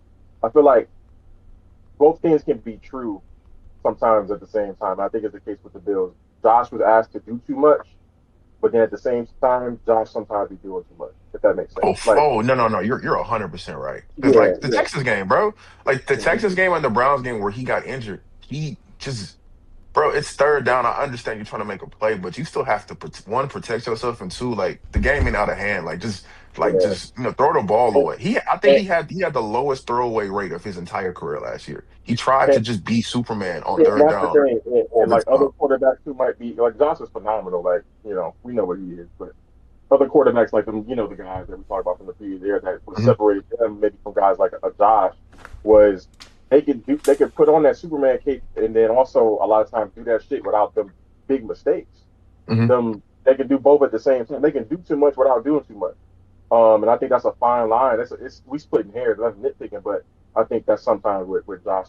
That's what makes discussing Josh sometimes such a conundrum in here because it's like he's asked to do so much, but at the same time, we've seen quarterbacks have to do almost just as much and not make quite as many mistakes. But that just speaks to how great he is, who he's being compared to in that respect. Yeah. I mean, because like even if you go like Drake may had a better season than Josh was last year, like especially on throws that you wanted Josh to make deep down the field. Some of that is like the receivers made the plays, and I think Drake is just a better deep ball thrower than Josh is. But and it's like you look at it, like talking in camp, like they said the receivers are attacking the middle of the field a lot more this season. That's the one place defenses don't want you to attack, and that's the places where a lot of big plays happen because of catch and runs. We didn't have no one to do that last year. And then the deep down the field thing, like if Keon wasn't catching 50-50s, which is more of like a 30-70 at this point, like he's got to get better. There was no threat to attack the ball deep down the field. That's why Shakir had so many screenplays. That's why he had so many like just short routes because passing game wise, the only consistent thing when Kincaid was injured was Shakir on the screens. So if James wasn't, gashing teams for explosive plays, our offense was just methodically go down the field and you bet not mess up because you only have so many possessions once you shorten the game. You know. Support y'all, bro. All right. Anybody For else got sure. any other Bills question before we get into the schedule? All right. Early, welcome to the They stage. play the Wait, sorry, who I do had they a play? question. What's I up, did Earl? too. Oh, what's up? You want to go, Mish? I'll let you go because it's your division. No, I was just asking. Due to their schedule, what does he predict? How many wins are they getting? Because I'm hearing that our schedule Oh, still Ev about harder to to go to the start. schedule. We go to schedule. But you can wait. Oh, okay. Oh, you going I'm through it? My crying, bad. My Zach. bad. Zach is My bad. crying. Go ahead, Yeah, Earl. you better win it. Well, I can't remember. There was a lot said. I can't remember, but Mazak or Fredo, did y'all talk specifically about the DJ Moore expectations this season? Since y'all did Oh make no, an effort to no, I bring him in. didn't. Um, I Patriots is think it's. last. I think Or I got next. DJ Moore for like 1,100 yards and 7 to 9 touchdowns. I think Josh is gonna make an effort to get him the ball. Like Josh, when Josh has a favorite target, he definitely like peppers Yeah. him with targets. And also, I do think like with our run game, the play action ability of that is going to be really good, especially attacking over the middle of the field because I think he can still be a yak threat. And once Heck you yeah. like once you have a run game, you get linebackers to bite, and you can throw those deep digs, those like crossers. I think he can make big plays happen from that, and just also one-on-one coverage on the outside. He'll be able to just make a play happen. So I got 1,100 yards plus. I got six plus touchdowns. Yeah, that's my DJ expectations for Moore is a DJ Moore. perennial 1,200-yard player with way worse quarterbacks for a long time. He's still good, so that's very reasonable.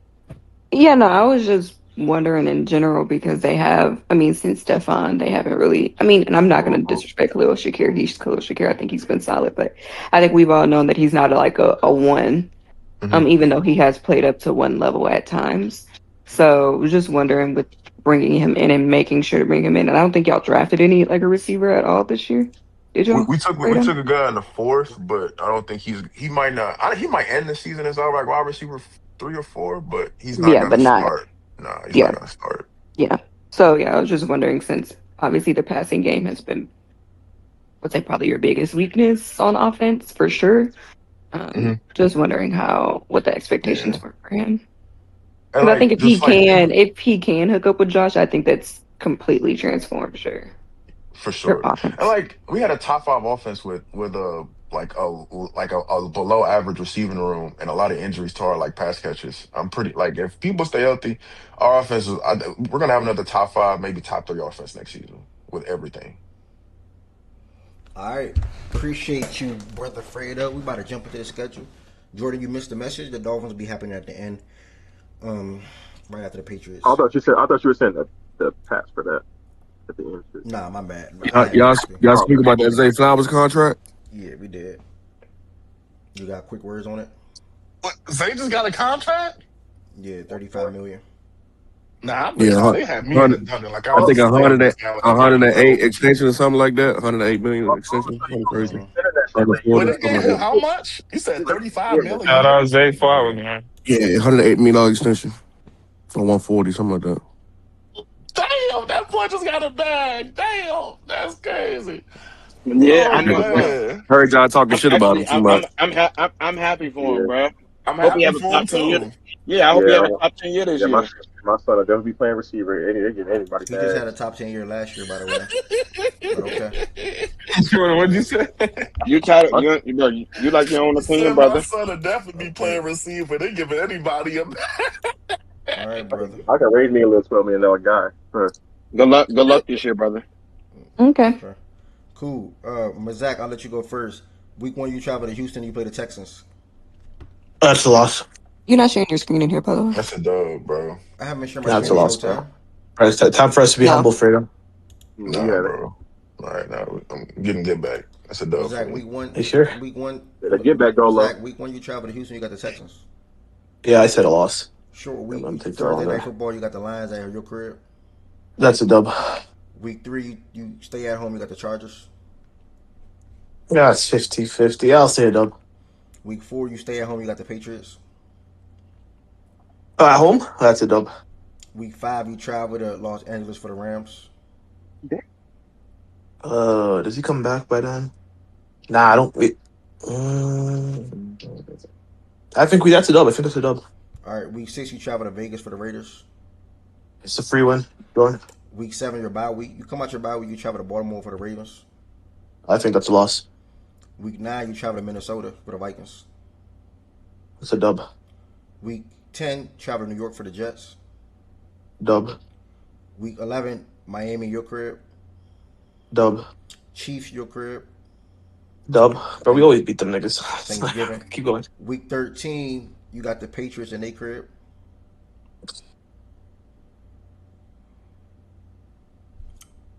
Bro, I feel like we speak of this year. Move on. Move on. Bro, we beat y'all last year in y'all crib though, so like we don't know if that's And a I loss. beat you at the crib, so what are you talking about? Nigga, we were I 5-0. let you have week We 4. were 5-0 at the time. I didn't say a word on week 4. I said, okay, you got it. But you're splitting with us, and you know I that. don't know about that. I don't know about that, bro. Y'all not that good. They might not. Wait. Mazak, answer me this. When's the last time you swept me? Oh, okay. Well, we would have swept y'all the year before that, or was because Josh didn't play the last game. The last 3 seasons Nigga, you haven't been able to sweep me.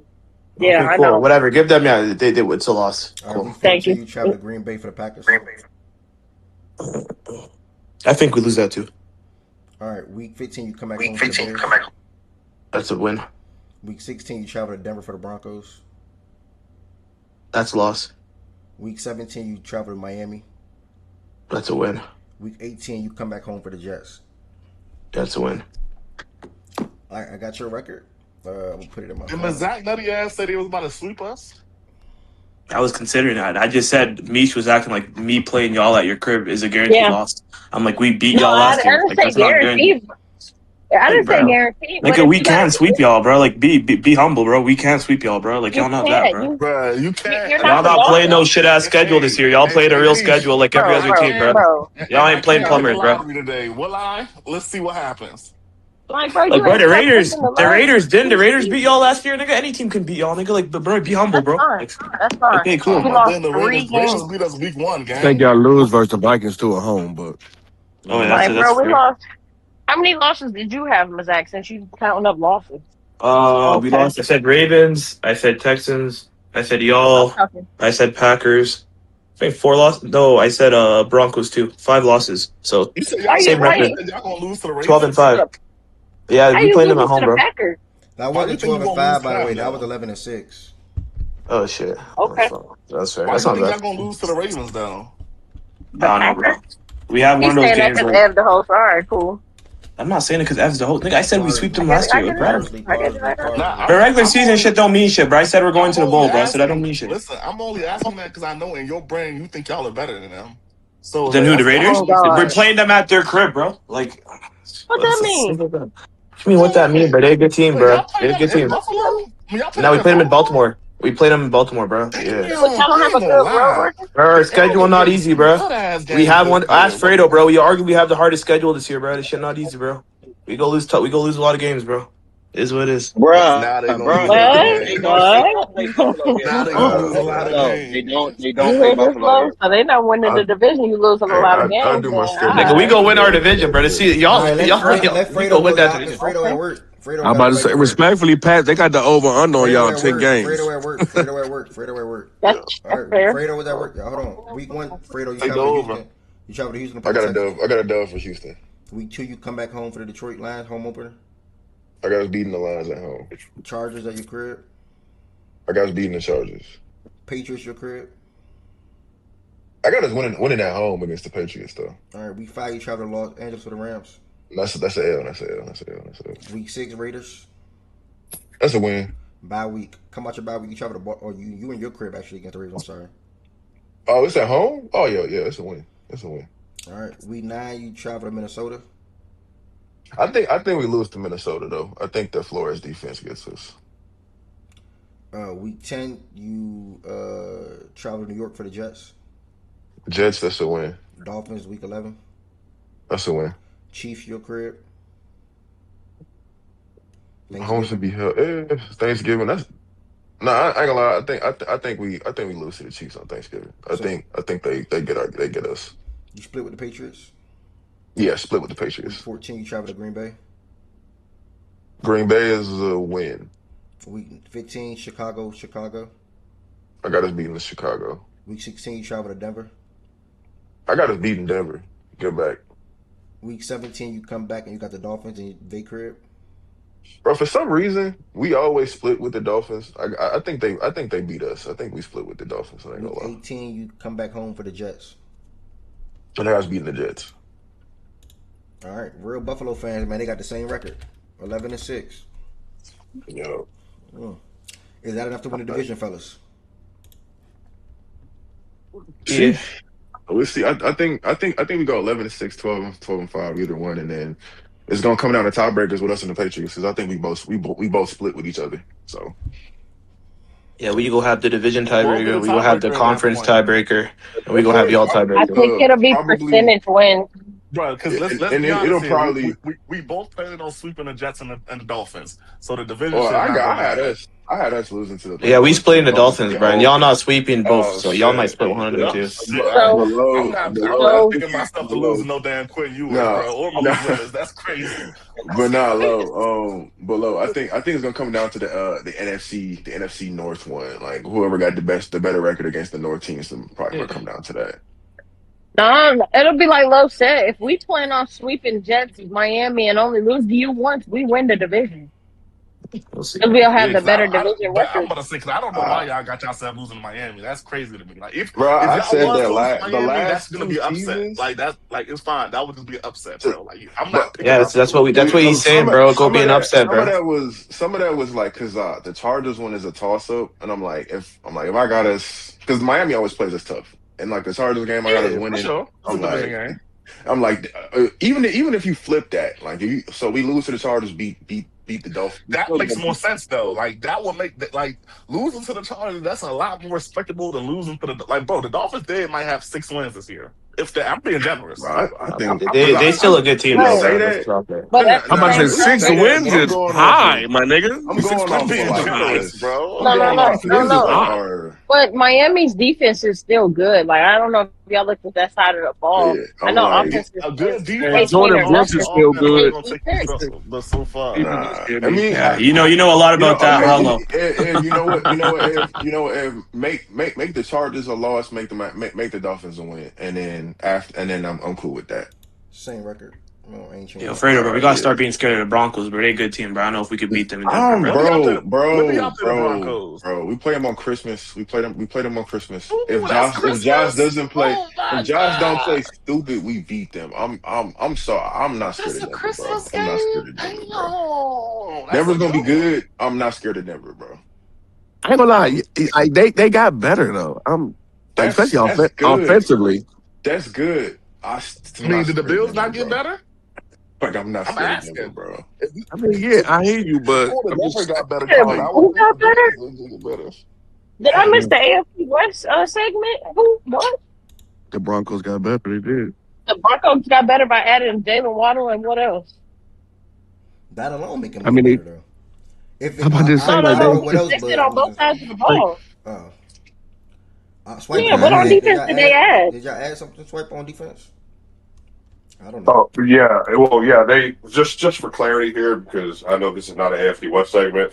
They were down 6 starters in the playoff last year, so the idea is that they won't be down 6 starters, and they added Jalen Waddle, including their starting rusher, starting center, starting left guard, starting 2 safeties, starting D tackle. So they're guessing that the best pass rush in the last 25 years with an elite DB core is going to get all their guys back. So yeah, I assume that means they're going to be better next year.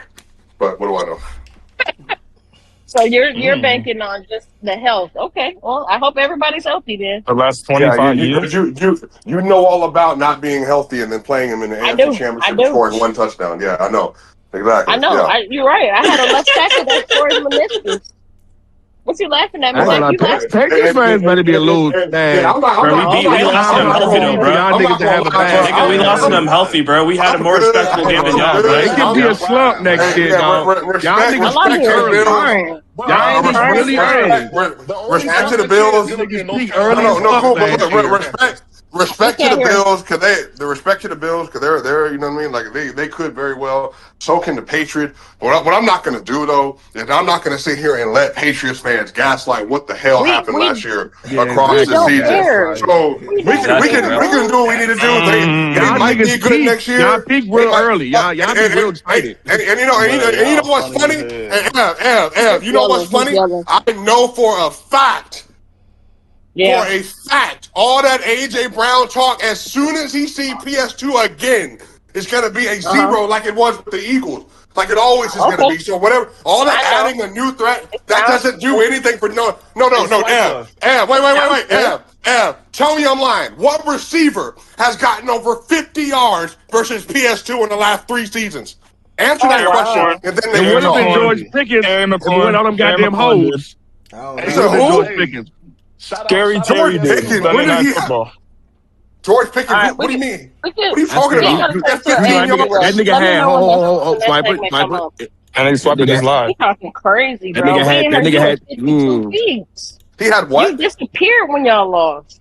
What do you mean I You did not disappeared? care. What do you mean I You disappeared? didn't Where did I pull just? up. I was I here. haven't I was. talked to you since that game. No, you wasn't. No, you Me, wasn't, bro. that's I was your here. problem. What you talking about? Me, wait, first off, you are really clapping about how you won that game, given that you have no starting quarterback. And you're talking now, knowing what you did last year. Matter of fact, me, is your dude gonna play well versus an above 500 team?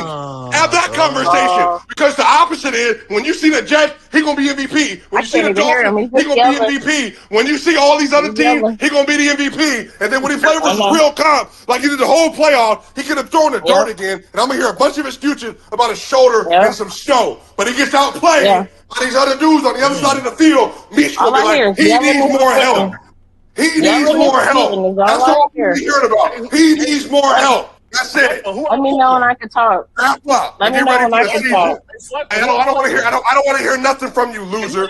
Wrap up and get ready for the season. Strap up and Imagine get ready calling for me the a season. loser and you lost to me. How stupid that sounds. I'm still waiting on the answer to that. Who outplayed him, Swiper? I don't know.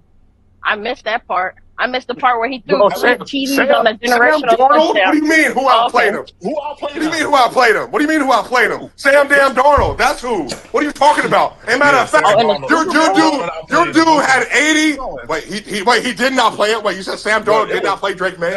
You want to know what's what's funny? You want to know what's funny? When you're ready, bro. Go check the numbers. Jerry Stidham low-key outplayed the nigga. If you go check the numbers, that nigga was awful last year against the Broncos. No, wait, y'all, hold on. I want y'all to know that Drake May had 220 passing yards in the fourth quarter of the Super Bowl, down 30. And he's talking about check the numbers. Are you drunk? What are you talking about? Hold on. What was the score? What was the score? You got some Make-A-Wish yards. You're right. You got some. No. He threw for 200 yards in the fourth quarter when the game was. Look it up. What are you talking about? Why is he yelling? This is triggered. You can't get up here and just lie. We've all watched games. I don't know if you can see it that way. You have to go. You like to yell. Look a different way. 200 yards in the fourth quarter. 19-0. Stop it. Swiper, no. When was we down 30? The game was over, dog. The game was over. They wasn't down 30 though. That was the game was never 20. Down 20. Down 20. Whatever the number is. The game was over. He had 200 yards in garbage time. I was here after we lost the Super Bowl. Where you was at? You a sensible guy, right? You a sensible guy, right? Now you're going for help. Of course it was over. Oh yeah, it was over. What are you talking about? Listen, the game was over. The game, the Drake May just scored a touchdown. We got to stop. It was 19-7. Drake May goes down the field and throws a pick. If he don't throw a pick right there, it's 14-19. How the fuck is the game over? You mean if he don't suck? If he don't suck, that's the whole point. How was the game over? If he don't suck, that's the whole point. Shut up. You crazy. You shut up. We haven't heard you in 52 weeks, bro. This ain't got nothing to do with nothing. Meech, you hearing from me now. You hearing from me right now. Stop running.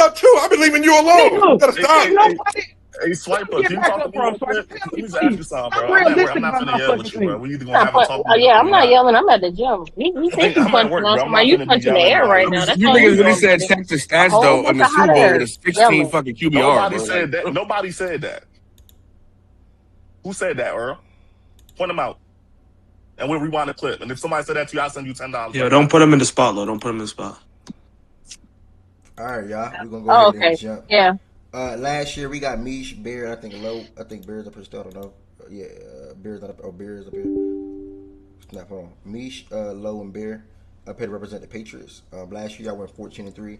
Y'all can talk about what y'all think led to that record, and then talk about what y'all think went wrong in the Super Bowl, and then what do y'all have to do this year to get back to the Super Bowl, and then after that, talk about the offseason moves you guys made, free agency, draft, trades, etc., and then tell us your expectations for the team this season. I know this is a lot. I can repeat it. Tell us your Yeah, expectations. y'all about to say repeat it, bro. Okay, tell us your expectations for the team this season, and then we'll get into the schedule. So, talk about the record last year. What led to that record? What led to the Super Bowl defeat? And then after that, what do you guys think you could have done to win the Super Bowl? And then we're going to get to the offseason moves. That's free agency, trades, draft, and then we're going to get to the schedule and what's your expectations for the team this season. Whichever one of y'all want to go first, feel free. Misha, if it's you, you can go ahead. Misha, appreciate you coming in here real quick, by the way. All right, Listen, you can go go ahead, ahead. Mish. All right, what's the first? Say that you named all those questions. Which one you want me to answer first? Um, What led to the record? yeah, talk about the record last year and the Super Bowl defeat. Okay. All right. So to answer that, my bad if my background's loud. I'm in the gym.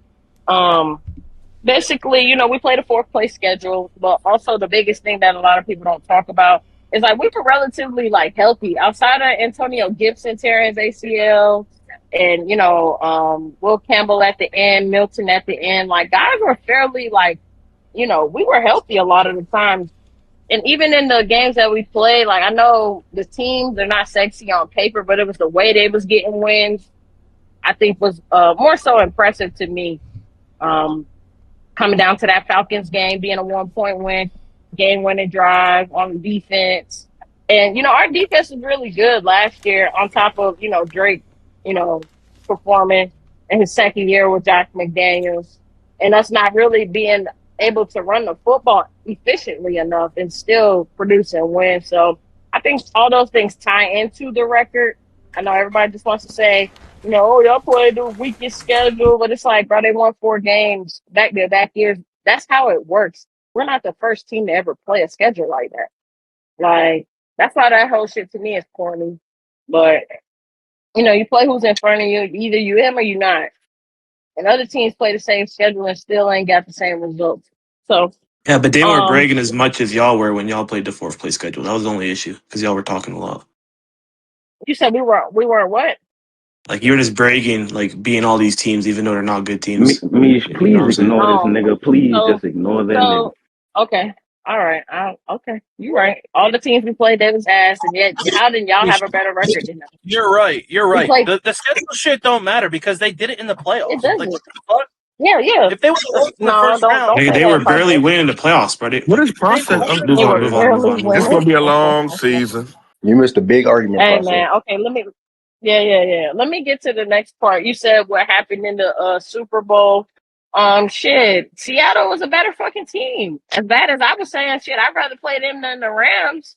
Looking back at it, shit, maybe we should have played the Rams. But in all, man, credit to Seattle. They were one team on all one string, where there was defense, offense, like Kenneth Walker getting whatever he wanted. Mike McDaniel had a not Mike McDaniel, Michael Dowell. Donald is his name, right? McDonald. Yeah. Yeah, McDonald. Yeah, he had a good game plan. He knew our weaknesses with that offensive line. And I swear, every time we snapped the ball, it felt like, offensive line was in Drake's lap or just holding on to the ball, not making the right read. So a lot of credit to that Seattle team on both sides of the ball. Hell, even special teams, picking 3 field goals throughout the game till the fourth quarter and then started adding points. But, we was down 30. Um, what was the next question you asked me? Now you can talk about the offseason trades and moves and stuff like that. Oh, the moves. I'm fairly happy with the moves. Elliott Wolf, addressing getting, AJ Brown, Romeo Dobbs, picking up Draymond Jones, on the defensive side of the ball, getting Byard at safety position because we had some people walk like Tonga left our defensive, not our defense, our nose tackle. We went to the Chiefs and losing Jalen Hawkins, our safety, and Chase on went to the Commanders. So we lost some pieces, but also gained some guys. Some guys are going to be asked to do more, like in our safety position. Woodson, he was pretty good last year as a rookie. And I expect to see him elevate his play now that he'll be the main safety along Byard. And then we drafted Pruney, cornerback. I've been reading that camp. He's been pretty good for us. So excited to see, with the defense. I expected to be better. And with Zach Kerr being in his second year, doing a really well job being an interim defensive caller last year. I thought, he was excellent. So just ready to see him continue to get better. And see if he actually blitzes throughout the season. Like, I know during the playoffs, that's really when he started blitzing. Throughout the regular season last year, we was not blitzing no fucking body. Like, go look at the numbers, and I'm not making it up. The playoffs, that's why it kind of shocked us to see, like, damn, these niggas really on demon time like this, only giving out 8 points a game, because that's not what we were used to seeing. Like, if you got down in that red zone, we was giving it up for sure. Now, as long as you didn't get down in the red zone, we'll give you the 3, but yeah, when it came to No, we defense, it gave was up a bad there. touchdown like the first 2 drives of like every game last year, Bro, bro. every game. But then they got in the playoffs and switched that shit. So, I'm excited to see. Hopefully, we see more of that in the regular season, but it is what it is. Offensive line, we added Low Moon as the right position, right tackle. He'll be over there with Morgan Moses. So, and they said that Will's looking better. So, hopefully, he stays healthy. Because I think a lot of people shit on him because of that playoff run, but throughout the regular season, he was still, fairly good. Like, and even in the AFC championships, he didn't give up any sacks or anything. Like, the first 2 games were terrible, but that AFC championship, I think, was his best game as far as the playoffs go. So I just got to start over and do it all over again. But, and, Drake just being more comfortable in the position with Josh year 2, having a guy like AJ Brown, I'm gonna be on the team, being that X receiver that we need and haven't had. Like, Stephon Diggs is good for us. Don't get me wrong. I love Stephon. I appreciate him, doing what he did at 32. But just to have a guy like AJ, and then you have Romeo along with all the other guys and Booty and also Mac Holland, like that wide receiver room, like Drake got more than enough. That's why I have real expectations for him this year. So, what was the third question? That's pretty much it. After the off season and stuff like that, just what's your expectations for the season, this upcoming season? For this season, I do expect them to win the division. I do expect the floor for me is 10 wins. Like, the floor. The ceiling, I would say, is 12. So you don't go trade a first round pick, which we've never done in our history, for a fucking wide receiver and tell me we're gonna win 8-9 games. Like, nah, I need a little bit more than that. So 10 to 11 is the floor for me with those guys, putting real expectation on them.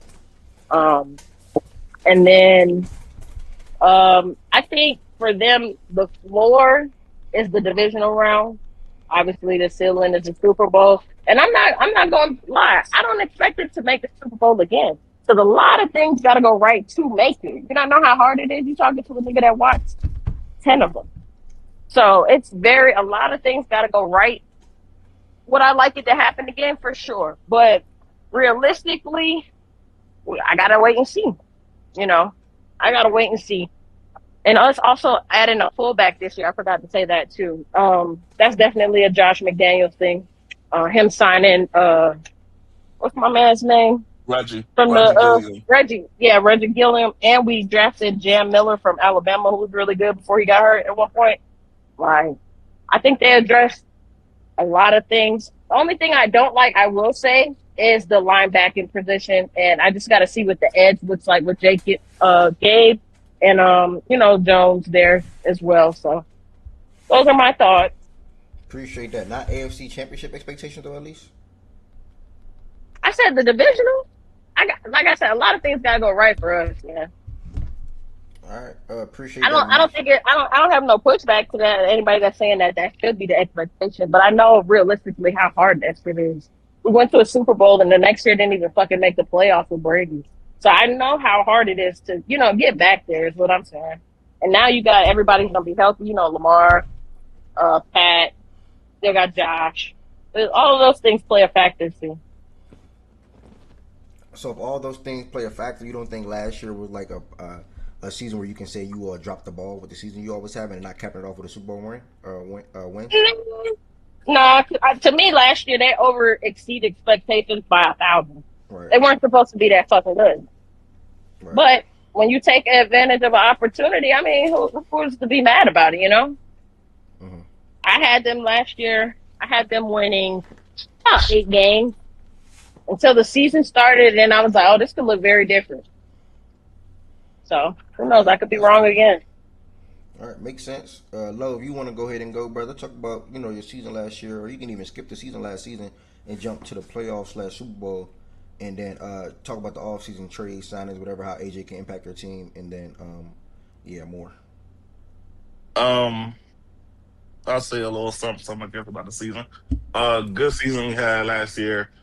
I came in expecting us to win at least 10 games last year.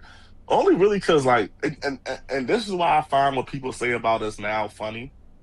Because anybody could tell you, I told you, I was the first nigga to tell y'all the schedule was sweet. I told y'all it was sweet. You know what y'all told me? Y'all are still Patriots. Y'all are only going to win 8 games. That's what y'all said. So why is it when we go handle business, now it's the schedule sweet? I told y'all that. Am I wrong or right, Ed? Is that facts or fiction? You speaking facts again? Like, come on. I looked at the schedule before the season started and told y'all it was sweet, gang. Like, I told you this is an easy 10 wins. This is a sweet schedule. But no, they said, no, y'all the Patriots. So are we the Patriots or the schedule sweet? I don't know. Fuck it. We'll see. What we saw. It is what it is, right? We won 14 games last year. But, I mean, we had a good season. Am I disappointed with how it ended? Yeah. Do I think we could have capitalized? I mean, do I think we should have capitalized? Yeah.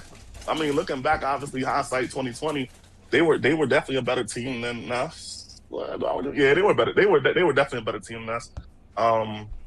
Overall, I'll say that. What's his name? Mike had the defense rolling. Shit. We had some holes in our offensive line. Mike took advantage. He was blitzing us. He was coming up with creative blitzes, finding ways to get pressure on Drake May. And we were seeing pretty much throughout that playoff run, if you get pressure on Drake, things can happen. You can make things happen, right? And understanding that game plan. So it is what it is. What's the next question? Off-season additions. Obviously, major off-season addition. Well, actually, this is going to go into each other. So let me. The reason I think we're going to be better this year, right, is because of the pickups that we had in the offseason, right? Obviously, the major offseason pickup, A.J. Brown. And I think, so in the Super Bowl, we had a couple weaknesses exposed that I think we addressed to a certain degree. One, not really having any dynamic playmakers. As good as Stephon Diggs was last year, I don't think I can call him a dynamic playmaker, at least not at the age he was, not in that last season. I wouldn't, right? So we go get A.J. Brown. And even on top of that, we go get Romeo Dobbs to kind of complement A.J. Brown, right? So not only do we go get a 1, we also get a 2. So, and which pushes kind of everybody else, right? Because y'all know I was the biggest Keyshawn Booty fan. And that kind of drops him down the depth chart now where he if we keep him, right, because reports says he wanted out, where he's kind of now like a rotational wide receiver in the group, right? Where he could kind of come in on certain sets and certain plays and have good chemistry with Drake and get an explosive play, make an explosive play happen. We drafted this kid named Eli Raridon to kind of come behind Hunter Henry at the tight end slot. And all reports in camp says he looks really explosive, really athletic, looks really good, right? So hopefully that improves that. Which Hunter Henry was a hell of a tight end last year, for us, right? He made a lot of big plays for us, right? So, just kind of shore that up a little bit. We improved the offensive line, and that's the biggest thing. I don't think we need the best offensive line, but we need at least something that can hold up, right? So I think we get another year out of Will, right? Out of Will Campbell. I guess a lot of people laughed at him, short arms, whatever. This the season. We're gonna see. Now he gets a full season plus off season with us. So we'll kind of see what he's really made of this year, especially with a tougher schedule. We added another thing I like that we added was Elijah Vera Tucker, who had some injury history, but it's nothing that when I looked at it wasn't too crazy. It was really only 2 seasons where it was really like super fucked up. So and he's removed from both.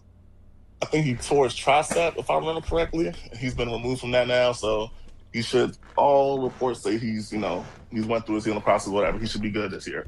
So as long as he can stay on the field, he should be a really good player as well. Another first round pick we drafted, Caleb Lomu. They said he's been practicing at left tackle and right tackle, but obviously the plan is for him to be the right tackle, take over for Morgan Moses, who's an older player.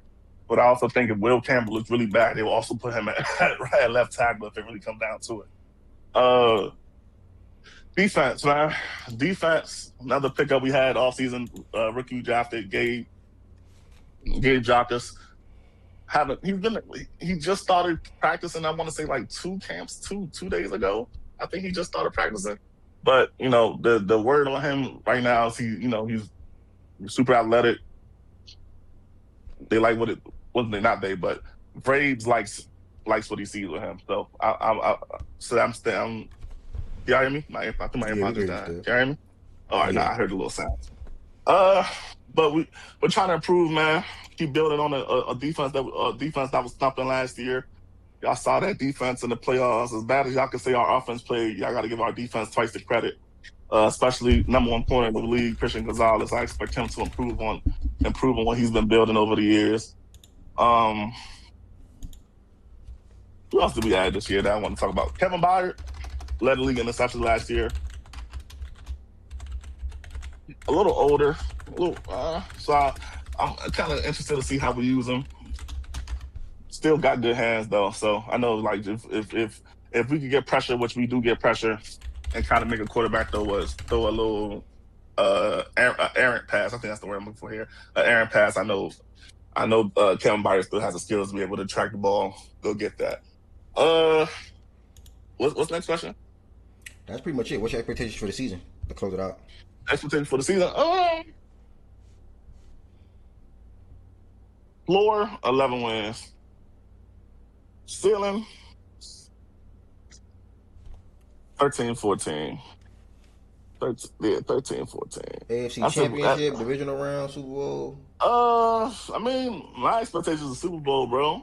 I'm gonna be honest with you. Like, I shout out to what me shit. I do understand. And by the way, like, I'm not saying this as no type of slight. Like, I fully understand that it's really hard as hell to make it to back-to-back Super Bowls. It's really super hard. But I just think, and obviously, right, because I don't, niggas is clowns. I know y'all, some of you niggas is really clowns.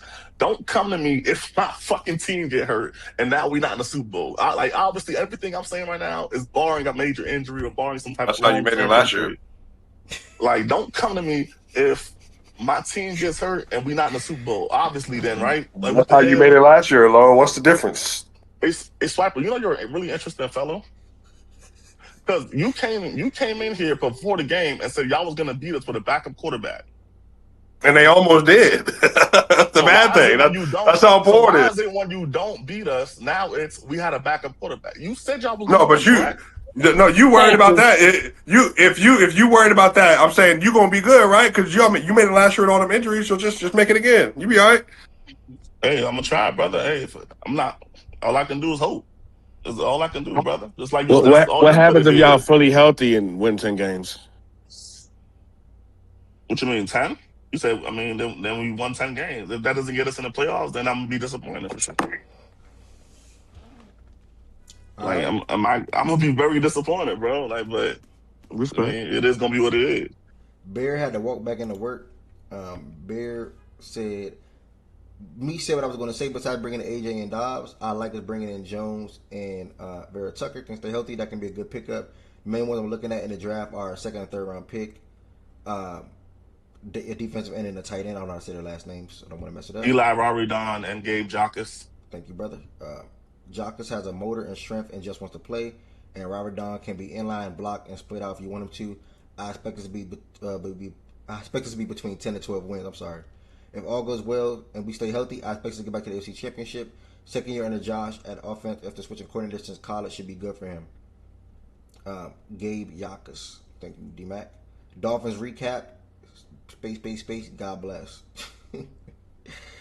Oh, man. Shout out to the Dolphins fans. Lolo even up here. Do we have a Dolphins fan? I reached out to Lolo this morning. He wasn't available. I told him to send me some ads. I guess he forgot to do it. He said he was at work, so it is what it is. But I mean, is there anything you want to ask? Anything you want to know Nah, about y'all the said Patriots? y'all said a lot. Y'all said what's needed. I want to say Brad said Trey's having a bad camp though. Who? She said Travion is having a bad camp.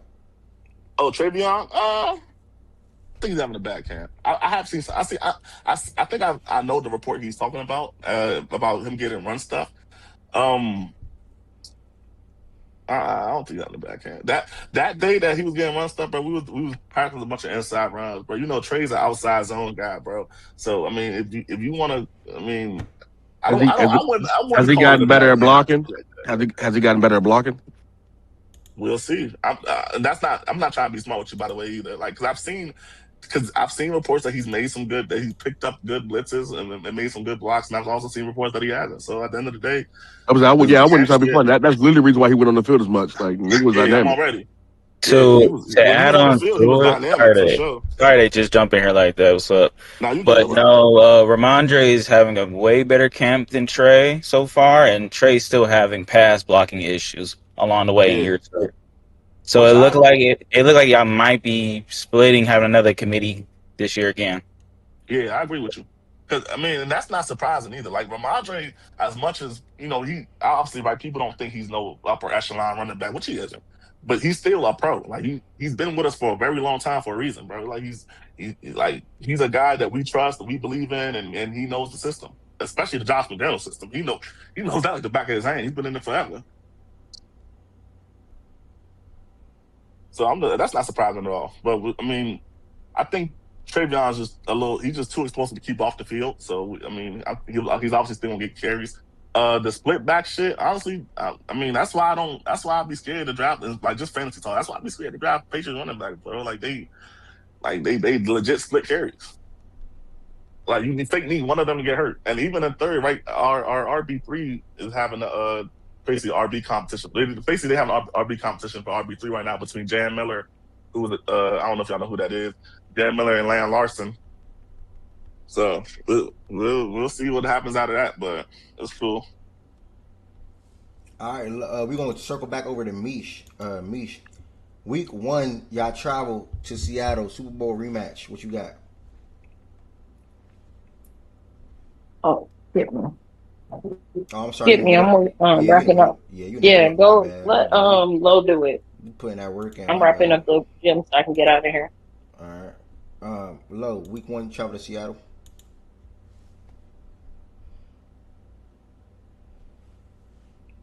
Lo, week 1, you travel to Seattle. Oh shit! I thought I was off mute. I said when. I think that's a get back game, man. I think we thinking about that. We thinking about that game all summer, bro. I think that game left a bad taste. And I know for sure left a bad taste in Drake May mouth. So I know we got that game circled all summer, bro. Seattle week 1. Ooh. Yeah, what you want to bet with them? Ooh. Yeah, put something on it, Lo. Put 50 on it. We locked. Want some G shit? Let me yeah, we good. We locked. I Yeah, don't even know how bet. to contact you, bro. I'm with you like can I I'm gonna message you on Hit me Discord, in the bro. I'm gonna messages add and you as get a it. I'm gonna friend. get a real number. We can get real numbers going out. You know what I'm saying? Nigga, you in the city. Yeah, we It's locked. cool. Let's go. I sent you a friend request on Discord though. That's the only way I can message you. Chan said he'll bet too, Lo. All right, we locked. Chan, message me on Discord, I guess. Damn. I guess Discord messages make sense. Nigga having his way, ain't it? This nigga just bet. Damn. All right. Week 2, home opener against the Steelers. When? Week 3. Home opener when? Week 3, you travel to Jacksonville. That's gonna be a really tough one. I ain't gonna lie. I like Jacksonville team this year, and that's in Jacksonville. I'm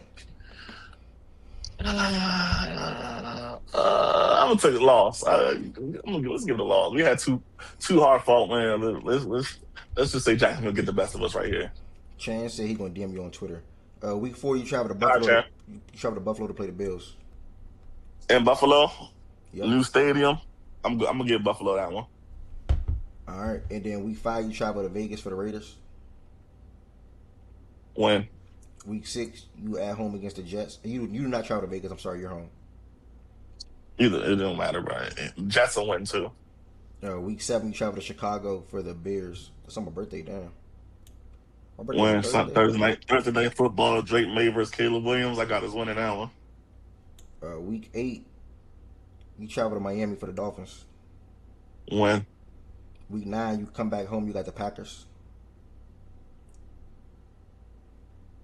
you said home, you said week 9. What is that? Is that what time is that game? Is that a prime time game or was that like was that 4:25. I mean 4:25? I get that to the Packers. I think we went on a nice little win streak. Was that like we ran off a couple wins? I get that to the Packers. Week 10 is an international game against the Lions. When in Germany too. All You right, know they come and pulling up New England down. Go ahead. Week 11 bye week. Week 12 you come out of your bye week and travel to Los Angeles for the Chargers. When Week out of the bye week, yeah, that's a win. Week 13 you at home against the Bills. When Week 14 you got the That's Vikings. crazy, bro. You got the Vikings in your crib. When Week 15 you travel to Kansas City on Monday Night Football and got the Chiefs.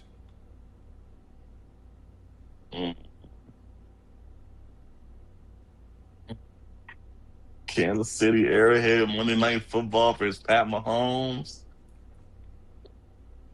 Loss. I'm gonna just say they're gonna pull some devil magic into the game. Pat Mahomes gonna somehow get a win.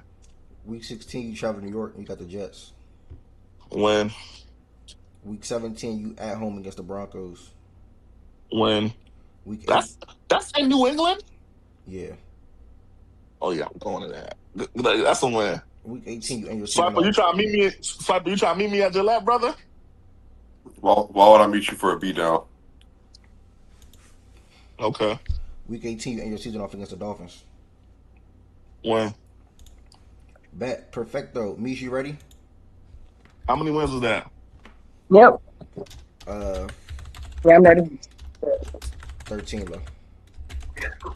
Yeah, that's about right. 13 is crazy. No, you're fine. What games you ain't like?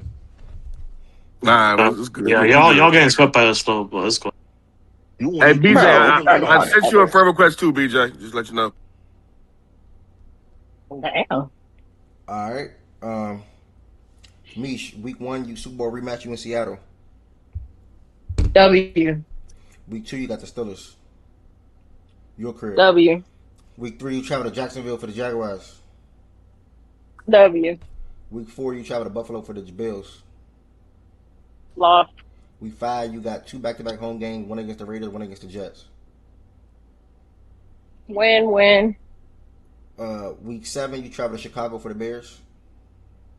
Win. Week 8 you travel to Miami for the Dolphins. Win. Week 9 you come back home, you got the Packers. Lost. Week 10 international against the Lions. W.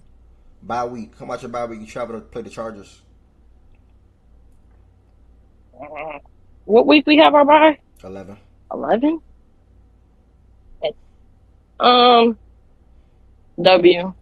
Week 13 you at home against the Bills. W. Week 14 you travel to play the Vikings. I mean, in your crib. The Vikings come to your crib. Sorry. Short week. Lost. Okay. Week 15 you travel to Kansas City this time. Monday Night Football. I want to say W, but I done said this shit so many times, so they gotta lose somewhere. I thought the I'm Vikings gonna take the W here. Okay. Week 16 you travel I'm to gonna New take York. the You travel to New York to play the Jets. W. Week 17 you got the Broncos in your crib.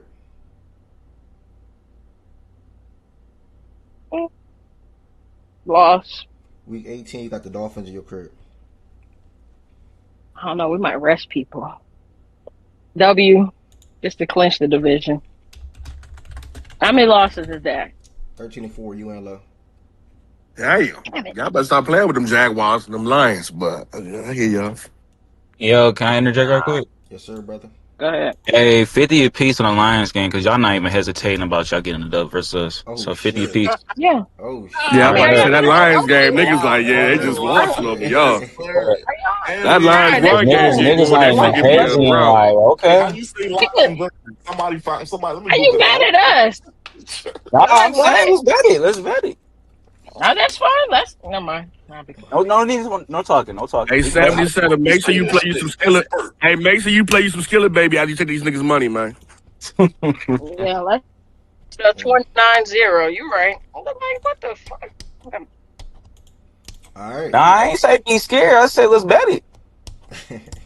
I'm Yeah. ready. That's All fine. right. All right. Hit my DMs. I don't We need all to talk gonna no be more. held. We don't gotta talk no more. We don't gotta Don't talk hit no my damn more. phone. We don't gotta talk no Don't more. talk. Bet it. Don't hit my phone when y'all ain't healthy. I don't want to hear that We shit. ain't gotta You talk in no more. my Bet hands. it, Mish. We ain't gotta talk no Alright. more. Bet it. I ain't gonna lie though. Do y'all got DBs though? Can y'all stop us? I'm about to go Y'all DB goddamn. room, twin. Hey man, we I'm put about on to the try fireworks show out. in Germany. Come They on. got Ada Hutchinson. Come on. What? They got who? Yeah, don't run from that division bet. That 1 year rental's up, bro. It's time to come collect, bro. Don't run from that 1 division year bet. rental. We You lost. literally you've won it for 6 years in the last 30. Okay, nigga, we won it the years after that, nigga. Like shit don't matter. We didn't have Yeah. we didn't have Josh those years. Like congrats. Yeah, Tom Hey, Brady. little He was bro, supposed to win the division. little bro. You been wearing our clothes for 5 years. It's okay, bro. We back home. Mama let us Little move bro back is in. crazy. Yeah. Hey, Bro, we hey, won Lo, it. Lo, let me ask you a question real quick, Lo. What up, gangster? Could you this is a real question too. Like I'm actually curious your answer here. You said you think Gonzalez is the best corner in football. What do you feel like he does better than PS2? Oh God. Here we go. I think his ball tracking skills. That's it. That is it. That is it. I think you said what he do better. I think anything else he on par with PS2. So PS2 might be a little bit more physical, which I respect. Shout out to him. But my guy, hey, they call my guy the smooth operator for a reason, brother. We ain't gotta be barking and wrestling with niggas. We really having Gonzo and shut shit PS2 down. conversations in here. What We is just going tell us on? to shut shit down, bro. We don't gotta. Girl, be Talking quiet. about I a will give DPOY. PS2. I'll give PS2 this. He likes to tackle more than Gonzo for sure. I'll give you that. You Yeah, won't he hear more me argue. physical for sure. Yeah, he likes to wrap up. So So you're saying the reason Gonzo's better is because he's a better man-to-man corner low, or like I guess specifically, what does he do better than PS2? Because you're saying he tackles better than Gonzo, but they're on par and everything else. So what does he do like to make him better than him to you?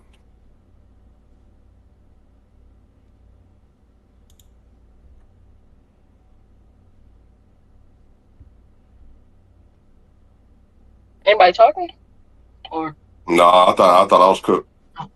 Yeah, we just waiting on Lo to respond.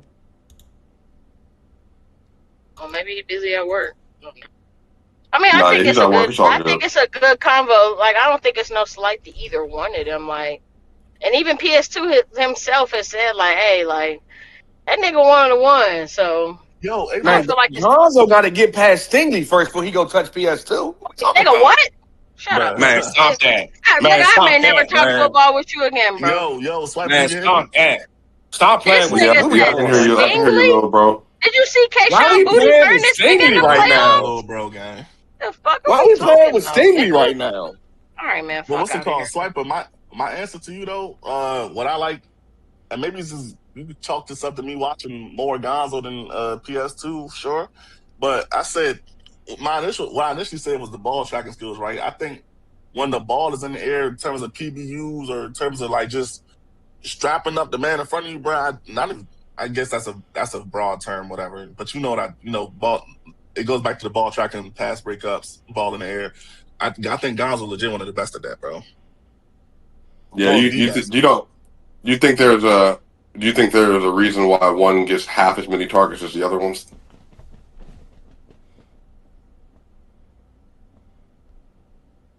I think it they has try to to do with allude the to something, scheme. and I'm just I'm No, just, yeah, it's a just wanted question. you to. Well, PBU is like Riley Moss led the NFL in PBUs. So Like, you you know what I trying mean? to So like you're that's trying to say yeah. that Gonzo gets more of those because he gets targeted more than what's the name of your guy, right? Well, I think there's allude to? well, PS2 is a shadow, true shadow. So I think there's a reason why he doesn't get targets really ever, and even versus like Jamar Chase and all these other receivers. I think it's a scheme. Go ahead, Good. brother. I was gonna say you had brought up Jamar Chase. I was about to say I've seen Gonzo 1v1 with Jamar Chase. Twice. Well, once. I lied. The other time I he didn't think, play. I think Gonzo's good. I just think I mean, I'm also Stingley's second best corner in football, but I think Gonzo's 3. But I don't really care. I mean, it's just Why do you think that? I love Stingley, but I think Stingley, like, you want to talk about playmaker, he's the best Yeah, playmaker what we corner in talking football. Yeah, he's the best playmaker corner in football to me. Hold I mean, but that's why he gets beat. That's why he. I think.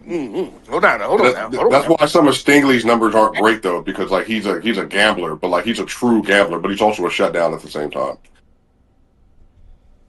No, that makes sense. I respect. JT got the best playmaking on the ball skills. I'm gonna keep it a bean with you too, though, Swiper. Like, this is like also the same way. Like, I think Stingley, Gonzo, and I mean, maybe you don't feel that way. I've heard you kind of speak down on Gonzo. Maybe you don't think he's that good, but I think Stingley, Gonzo. I didn't say that. I said he's top 3.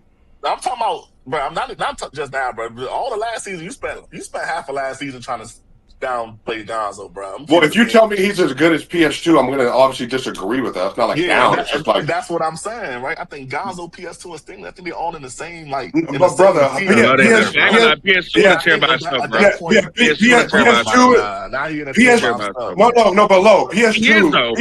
PS2 is on a Hall of Fame track in year 4. Like I think that's what I'm like. That's not we're not just talking about like an elite corner. Like he's one of you know what I mean? Like he's already on. Like he might be in Hall of Fame now today. PS2 has reached that upper echelon of we don't throw his way.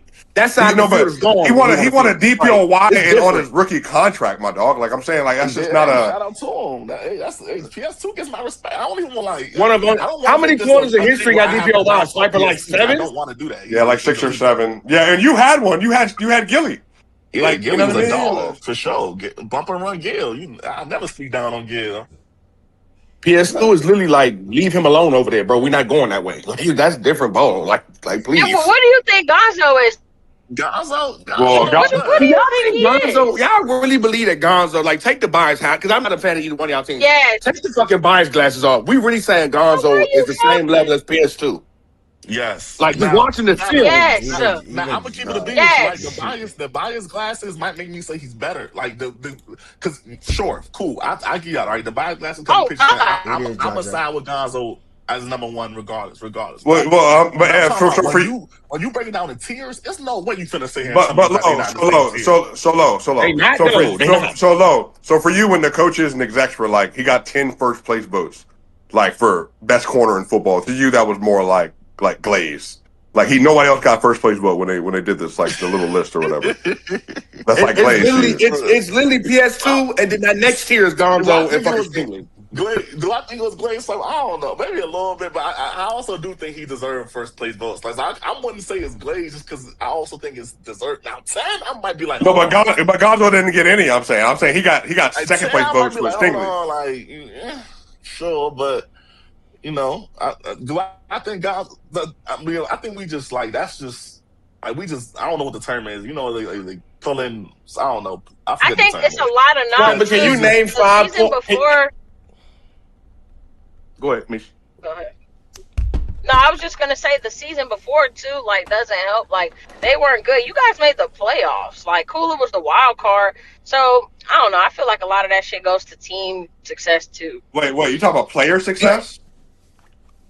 Yeah. No, PS2 is great. Like, the way they get recognized. The way they get recognized is what I'm saying.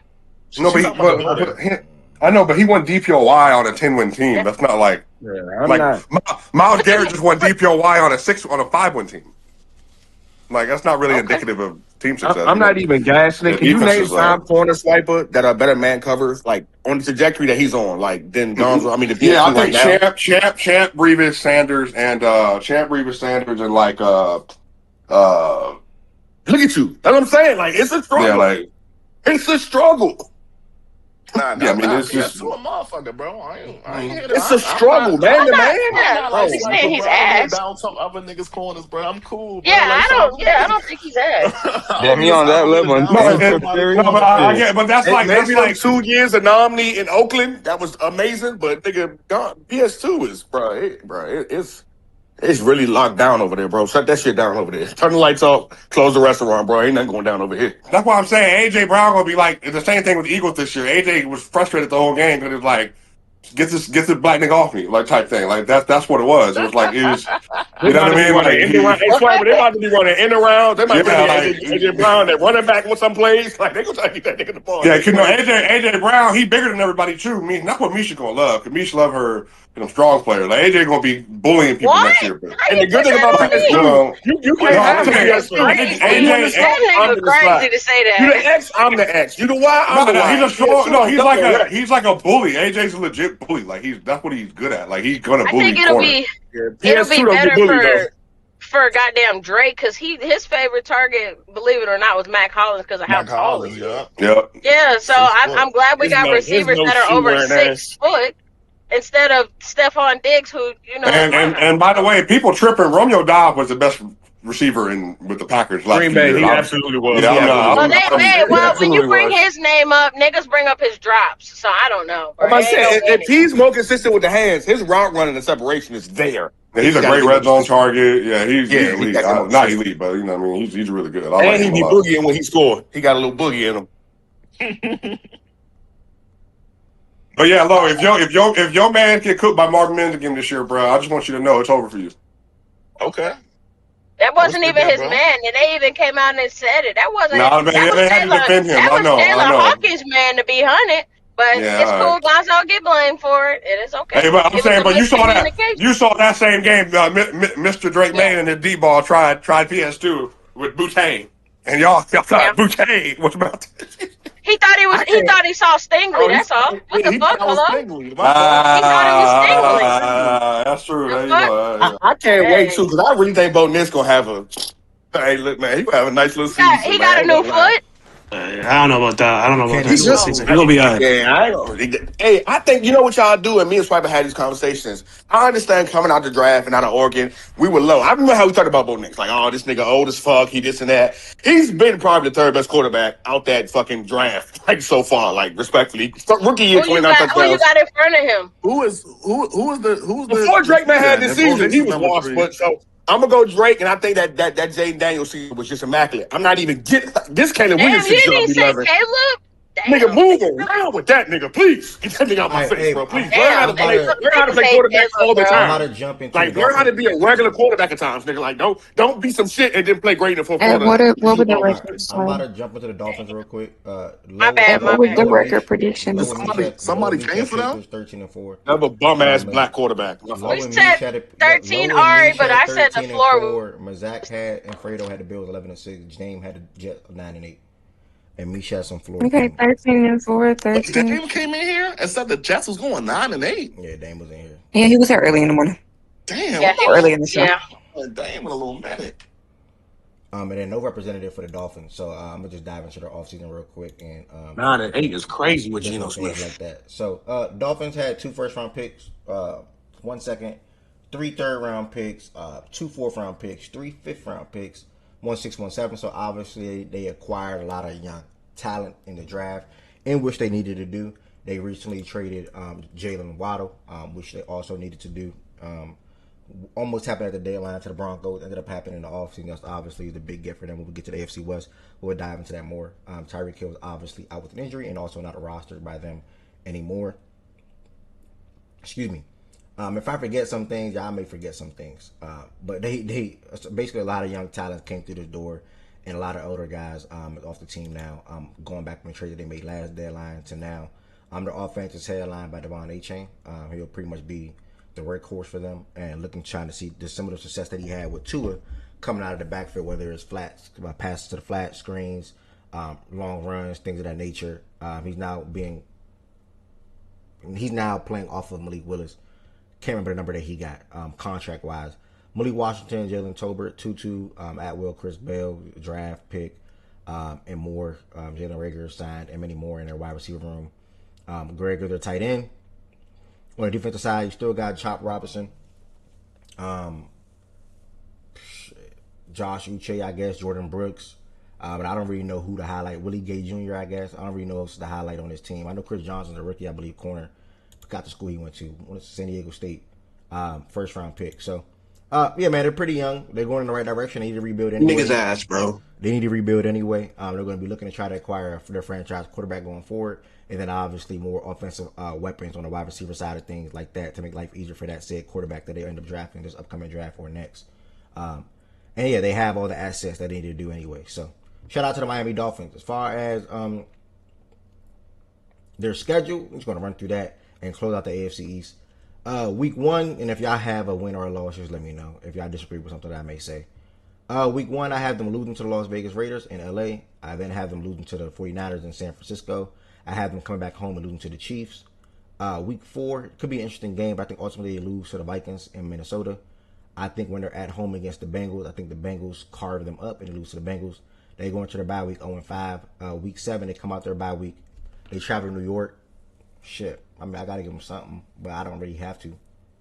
I'm going to go with the Jets. I think the Jets get that win. They come back home. They play the Patriots. They lose. They play the Lions. They lose.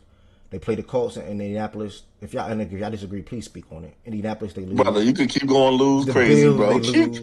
I think the Jets, they probably win right here at home. That's their first win in my book. Week 13 against Denver, they lose. Week 14 against the Bears at home, they'll probably lose. Wait, first win not till week 12? That's what I got. Crazy. I could be wrong. Brother. Realistically, that's not gonna happen. Yeah, like win once at week. It's probably not. They might be able to get this little Minnesota game right here. You know what I'm saying? Maybe, bro, maybe even a Ravens game. I like 45, bro. Huh? They added some pieces. Raiders play in Vegas, bro. You said LA. Bro, you know what I meant, bro. They added some pieces. I mean, not a lot. I think. Look, I'm gonna be for real. They not bringing Malik Willis. Granted, not saying he a crazy name. They're not bringing Malik Willis to go 0-11 to start the season. Taking risks, say they beat Las Vegas. Okay, so yeah, I mean, bro, they'll probably get the Vegas game then. So let's give them. I ain't gonna hold you. Once you because I think that was first game, right? Yeah. Yes, when you was like they lose to Vegas, I'm like shit. They can't beat Vegas. I don't know who the fuck. Vegas is kind of good this year, though, bro. Vegas is better though, Jamie. But that nigga, that's the low hanging fruit. If you can't beat them, then like Vegas got a defense now, though. They just got 2 inside linebackers, dog. And their DBs are all right. And their offense is gonna be better. Like they got. I mean, the Dolphins ain't just pick up pick, bro. Like you got Devon A-Chain. You got, I mean, granted they wide receivers leave a lot to be desired. Look like Malik and I think Chris Bell is out, right? He's still not healthy. He's coming back, but he's gonna be nice too, though. Yeah, like Chris Bell, I think will be fine when he does play. You got A-Chain. I don't think Tolbert is terrible. I don't think he's great, but I don't think he's terrible. They got like a bunch of good running backs. The right nigga's good too. Yeah, right. And Ollie Gordon, I think I saw something about him for training camp. They expect him to be a big third down guy. They drafted Caden. They drafted Caden Proctor, Greg Dulcich. He's not ass. You know, like something. Bro, I'm gonna just say 3-14 because I think that's where they finish. Like I think it's gonna be. They're gonna come down to one of them little Raiders. Go back to the schedule again. One of them Jets games, the Raiders, maybe the Vikings.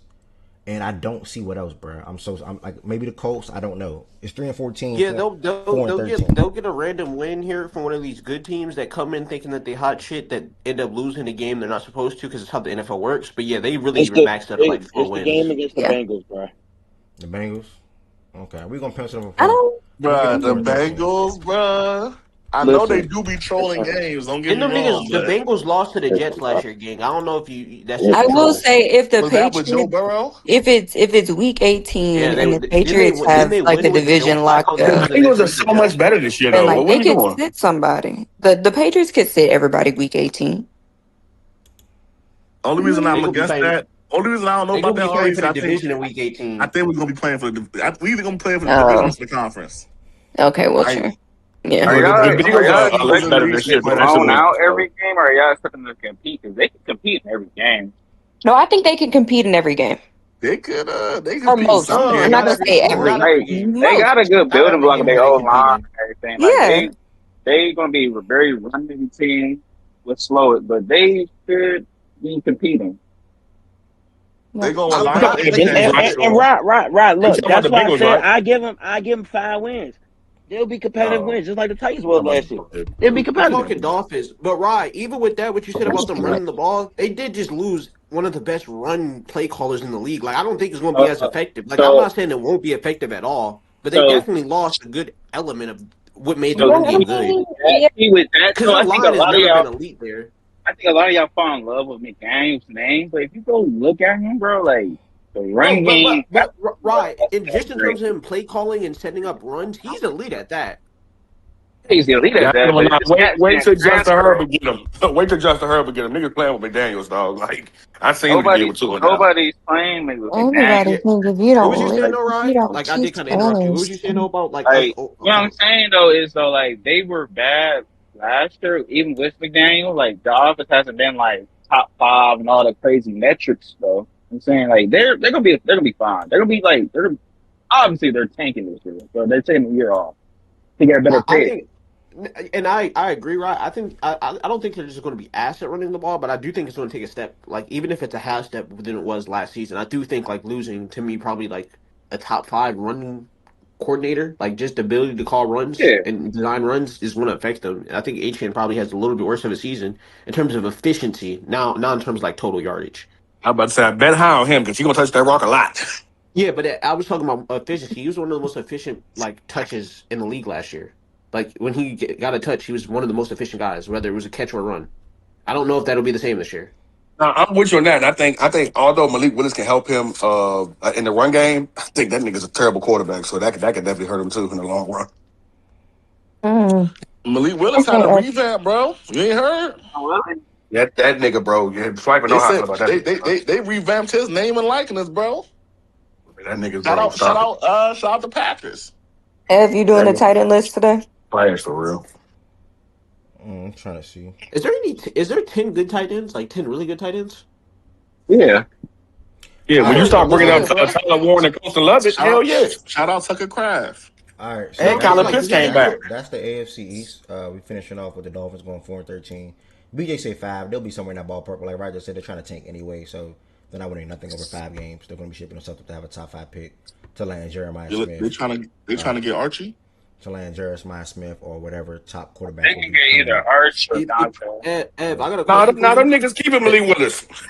I was going to say, what's the point of signing Malik if we're going to just tank? Because I you was need a looking at more backup as a quarterback, and bridge. it's clearly not Quinn Ewers at the end of the day. Yeah, but Ari, I thought that was more a bridge type of thing. Like, Yeah, a not trying to be bridge to funny, like next what they year. did Seattle and Geno. Like, not necessarily going to win with Bro, them, but Malik you're Willis going to is get to ass, a bro. decent team. A bridge to Like next that's like year. that's like the Cardinals having Jacoby Brissett. Like it's like Jacoby could be a Like, tad bit better or whatever. But Malik Willis is ass, bro. It's not like them guys are not leading you to wins, bro. The Cardinals will have less than 5 wins or 6 wins this year too, just like the Dolphins.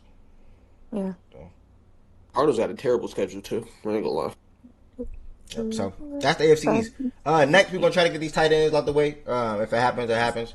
If it don't, it don't. It's gonna move to next Sunday or Monday, whatever. And then, then we will look at the athletic quarterback tiers, and then that will be the show. We are 3 hours and 11 minutes into the show today. If you're watching on YouTube, make sure y'all hit the thumbs up button on this video.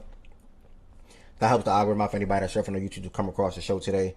Make sure y'all hit that subscribe button. Taking risks, appreciate the follow and welcome. Fact and Stats right now is scheduled Sunday, Monday, and Tuesdays at 11 a.m. Where we talk about all sports, NFL, NBA, WNBA, college basketball, football, etc. College football also starts this month, so you'll have more college football talks inside of the show today as well. Even if I have to move the show to 10 a.m. on Sundays to just have college football for the first hour, the NFL from 11 to 1, I will think about doing that as well. So just keep that in your mind and make sure y'all turn your notifications on Twitter and or have your Discord notifications on in the main 2 channels that say live on YouTube and live on Twitch. I know everybody don't want the Discord notifications blowing up their phone or iPad or MacBook or whatever you have. So you can literally just mute it on all the other channels besides the live on YouTube, live on Twitch, because that literally lets you know when the show go live. That's most important. Top 10 tight ends. I've been all into this conversation today, so I didn't even make my list for the first time. I came unprepared. So I want to see if I can do it really quickly. But again, if you have a list ready, and if you don't have a list ready, that's totally fine, y'all. If it's not going in the right flow, I'm gonna just shift it to the athletic. I think they ranked the quarterback by tiers or something like that, and I didn't look at it fully yet. I know D-Mac sent it, but I didn't look at it. They did. It's kind of nutty. I got a tight I end know. list. I had this shit in the off season. I did one in the off season. All right. Damn, You overly ready, huh? You geeker. Oh snap! Yeah, I got a good football team, not a quarterback that throws 35 turnovers in 4 playoff games. You know you lost to the same team I lost to, right? Okay. You know I put up 30. You could have put up And who your 14. tight That end And don't we one? both matter. lost, so that don't I matter. didn't. I'm about to do my list right now, but Nigga season, bro. finna Come brag on, about man. what he Okay, you did in better a talk losing it through. Like effort. we be talking it through. You Come on, told what's me a your guy was an criteria? MVP couldn't do shit against no good defenses. And your guy was the MVP and Brock couldn't do shit as But well. So Bowers Oh what? got to yeah, be Like, oh what one. do yeah, you get out of oh yeah. that? What Bowers and Trey you Bowers and happy top you three. lost and put up Bowers got stats, to be brother? one. By the way. Bowers. What'd you say, Ron? No, it wasn't that serious. Bowers. My Travis criteria Kelsey is is. just who's the best tight ends in football, point blank period, and then who I think will rise to that this season or perform at a certain level this season. So Bowers and McBride will be top 2 for me. Top number 3, I'm going to, and if I'm missing a name, sorry, but number 3, I'm gonna go with Coast and Loveland. Let me X this out so I don't get messed up. Loveland, and this is off the top, y'all. I'm sorry if I'm missing somebody. Loveland at 3, 4. I'm trying to get the teams at the same time. Bills, nobody. Dolphins, nobody. Nobody. Ravens, not right now. Be for real, just pull up a tight end rankings and it has everybody listed. Like the fantasy football tight end rankings, they don't have everybody Like listed. it's not like set of a fantasy list, honestly. Yeah. Also, we still looking at the best of the best of like the AFC. All right, yeah, we can just do one collective list for this. Fergie Ferg. Oh One my. collective list. I thought y'all just said that. Just have everybody We rank should it. did that. We should did that for No, all of we them. said you Nah, so I know you we can said have that. the I name heard to look Byron up say the that final. yesterday. I didn't agree. That's why I didn't even comment. They Nah, were saying nah, just look at I the. agree with doing the separate ones, but I think we also, in addition, should have did a I collective don't list. want to do an all list. I'm I'm good. Keep sorry. this shit for basketball. But they were saying look at the So they cool. were saying Okay. look at the fantasy names for you to get all the names, gang. Like So Yeah, you yeah, can On yeah. have all the that I names know. in I know. front That's of what you. that's what I'm looking at too. on that Okay. idea, can we just round up everybody's list? Since like everybody will present their Yeah, list just do already. Yeah, averages. That would be easy. yeah. I can't hear both of y'all. What y'all say? Rob, what you say? I said on that with like the consensus list, can we just round up everybody's rankings from that, their own personal, and then like at the end just put it all together? I think Byron said that's what he was saying too. Okay, yeah, that makes sense. That's fine. I'll do this.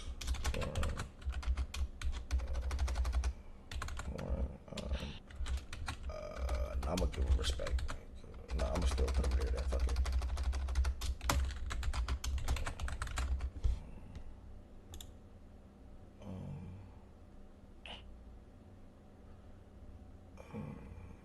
Tucker Craft, Laporte, Kyle Pitts.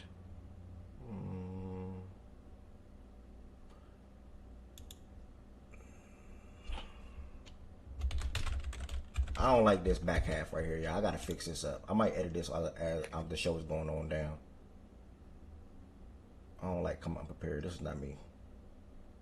Mhm. Um, You want T to go while you trying to? hold on. Let me do this.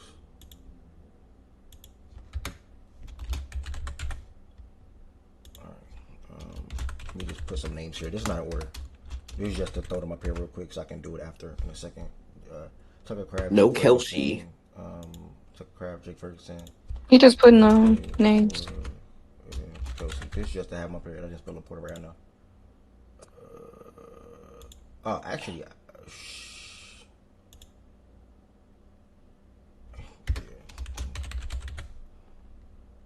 All right, I'll fix 7 through 10 later. All right, T, you ready? Yeah. Number 1, I had Trey McBride. Number 2, George Kittle. What's your criteria, big bro? Criteria is respect to the older niggas who have, front running the position. You actually have to block a little bit, and if you have more years, you get a little bit of a knock over a guy that only got 1 year. But what you do as a production of last year does affect these criteria more than anything. That's probably the biggest weight is last year, but the other things have some weight to them too. I'm on Kittle, right? At 2. Bowers, Loveland, Laporta. Actually, not Laporta. Bowers, Loveland, Tucker Craft. Laporta, I'm tripping.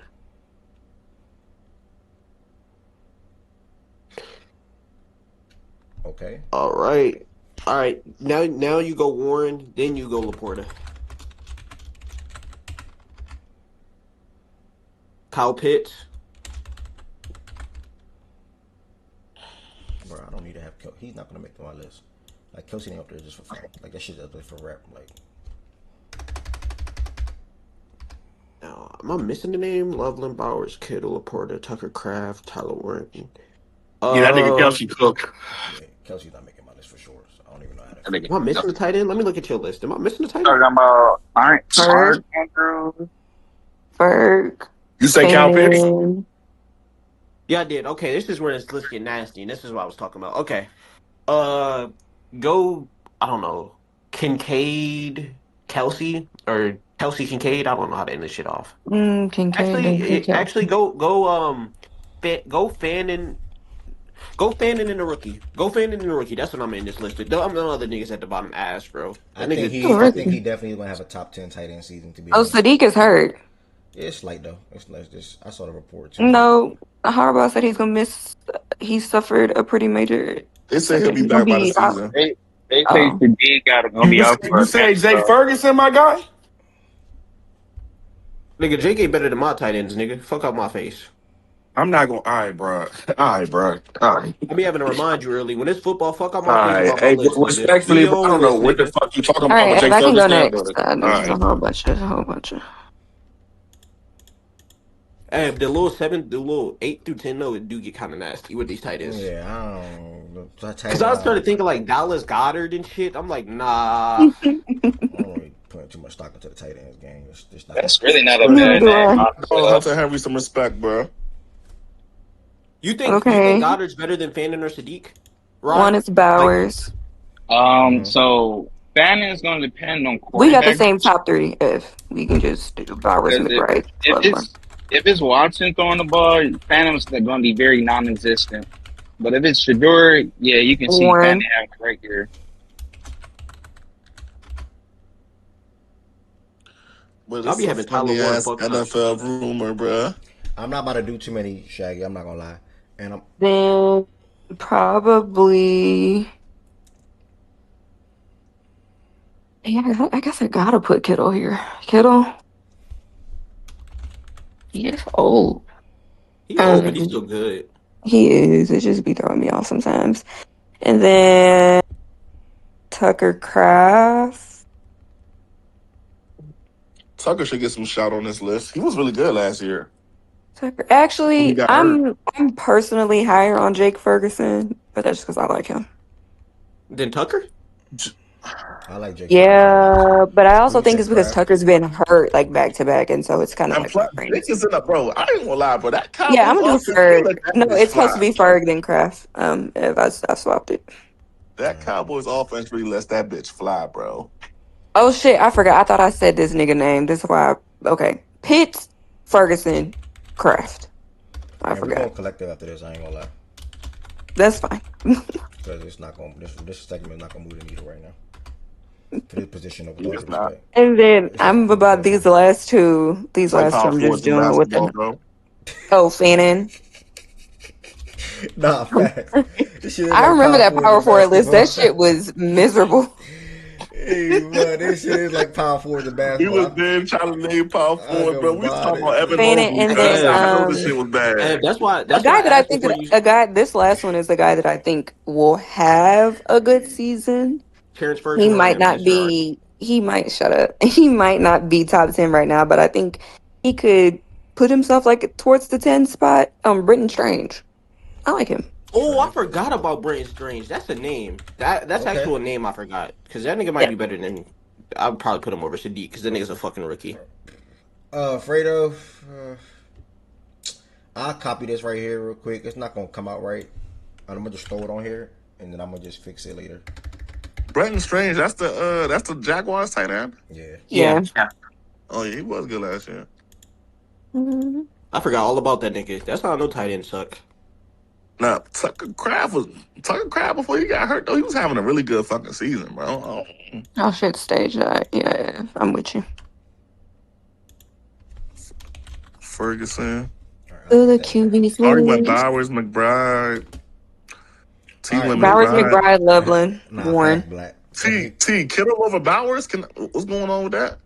Part of my criteria is respecting the guys that have been there consistently for more than just 2 seasons or a season. And Okay. all respect, when Kittle does play, he's still like the top 3 tight end in the league. He's probably Okay. like the best blocking tight end when he plays. Still an elite pass catcher when he plays. He just has the health issues. And if you want He's to like do one of the only consensus niggas on your right team I now, respect, bro. Nah, he's still an elite blocker, are you? And he's still like when oh no, he's I'm asked talking to Ev. I'm talking to Ev about the consensus list.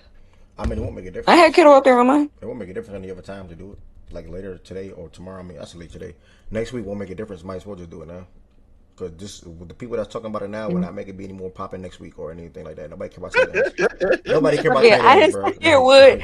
I was really hinting at the fact that I do think we should do it. Yeah. But yeah. Bowers is for probably gonna most be. people Loveland just scammed over Warren now? Say it again. Not Sam, but for most people, is Loveland higher on y'all list than Warren? Because I'm seeing that on the couple lists we have here. Wait, hold on, Ev. For me. I think it's going off how he finished the season last year. I think that's why. I mean, it's just Yeah, like Warren unfortunately kind of fell off towards the and end of then last year. Not his fault. fantasy also helps in these lists as well too. Wait, hold on, Ev. You ain't got Mark. I just threw names in the back end. I got my list in the chat. Like my shit not even complete. From 6 through 7 or 10, whatever I said, 7 through 10 is not complete.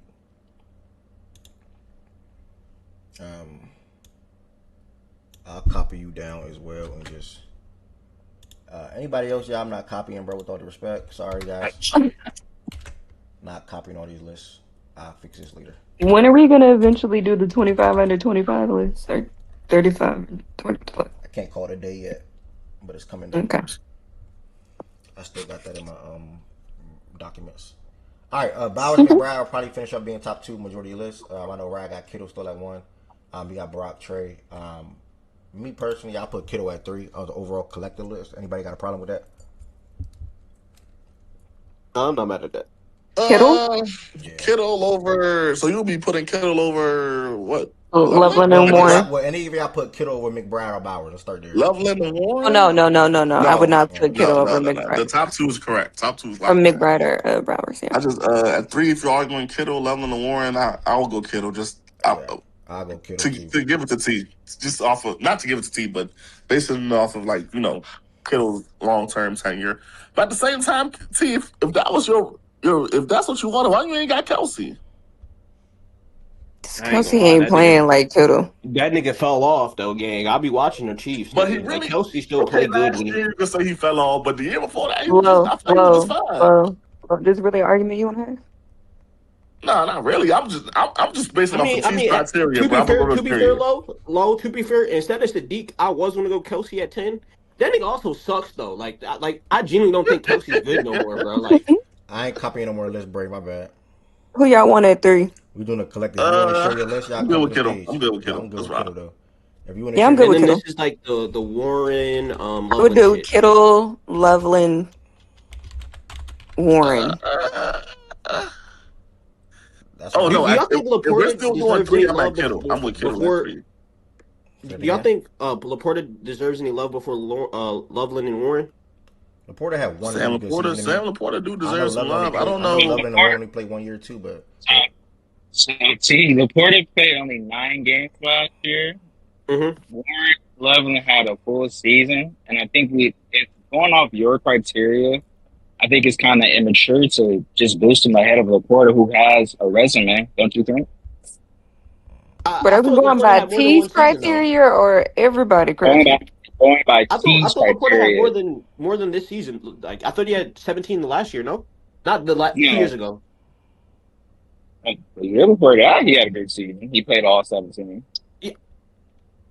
Yeah, I mean, I don't really. I see the argument because he only did play 9 games this year, and that's when he was at that level to probably be above Loveland and whatever. And it was only 9 games in that sample, so I'm fine with that. D-Mac, welcome. Who would you put at 4?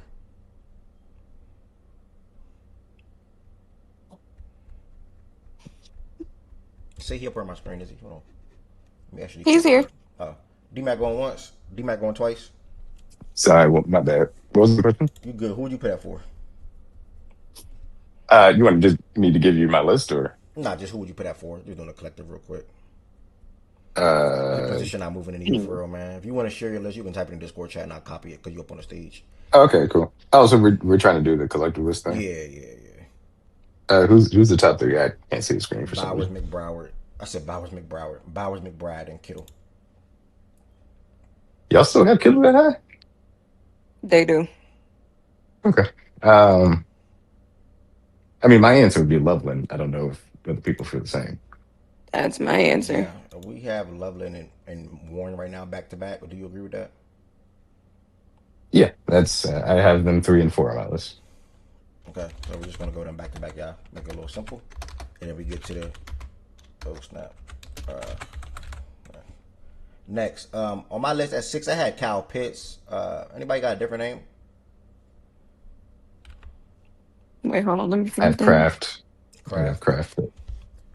Anybody else? Kraft, Kyle Pitts. If you want to share your list, y'all, for this segment, y'all, you got to come on What's it? What number you on now? I mean, I would say, You went I 11 would and say, 1. I'm going I would Kraft say first. Kraft more so because even though he hasn't been the healthiest, he has had better seasons. Like I think Kyle Pitts just had a great season last year, but that was like his first like real good season. So And I think that Kraft is also just a better player to have on your offense because he can you're do the not gonna inline get me to blocking stuff. fight. You're not gonna get me to fight on that. I know. But I do think the inline aspect for him just makes him a different level of player than Pitts. If my boy Darren Waller was an NFL team, he'd have been in my 10. That's great. Darren God Waller, bless. bro. I ain't gonna hold y'all though. Darren Waller came back. Them couple games we played in Them 3 games, baby. Miami. He was hooping. He won me a few fantasy weeks for sure. That nigga Nigga, was he won me hooping, some bro. money. Fuck your fantasy game. Nigga, anytime touchdowns, He first 3 was weeks. hooping, bro. That nigga He Darren was Waller came back hooping. like he never left. I'm like, hold on, what's wrong? It's like this nigga okay? Let me drug test him right quick, Then yeah. he did a W player. Yeah, he was. He had Kelsey. Yeah, you did Kelsey Plum. That's it. That's fake eye. By the way, shout out Kelsey Plum yesterday. She went for a dub in 20 minutes. That's crazy. Yeah, she was on fire. She cured them hands, man. Shout out to Kelsey, man. We got one game today. Only y'all meant to shout it out today, but not really. The Valkyries in the tempo, and that's it. Nothing else. If Marina not playing, it don't mean nothing. So, I ain't gonna lie, yeah, this is a bad day it's a bad sleep for the W. But at least after today, for the next couple of days, I think it'll like all good sleeps. Some good bump. We got some new Cleveland. We got the WNBA sirens. I thought that was pretty nice. I saw you comment on it, and I didn't even get to watch that video yet. Let me take a quick pause because the NFL stuff been draining me a little bit. Let me look at Cleveland. Let me watch this video. Yeah, it was so funny, bro. I didn't even get to see it. Let me see. Yeah, Swiper coming over and hijacking the show, and early that combo. oh my gosh, that was a lot. I'm confused. What happened? I didn't get in here You didn't miss nothing, bro. I was exhausted. Like Swiper. That's what you was talking about. Yeah, they was draining me out, gang. I ain't gonna lie. No, but like, Nah, they Lo, was they had rappers. done it. They had done it pretty much. Each team. Just like I'm so not with this right now. All right, let me see the Cleveland Sirens thing, y'all. This team has come to WNBA. I want to say 2028. I believe it is. Yes, 2028. That's how they started the video. This is the promo video. Yeah. Yes. It's promo. Bet. Let me. I'll turn my volume up. You can't hear it in here. Oh. What video is this? Oh, you can. This is the promo video for the You can. My bad. WNBA team new branding. There's a story carried across these waters, a sound that never disappeared.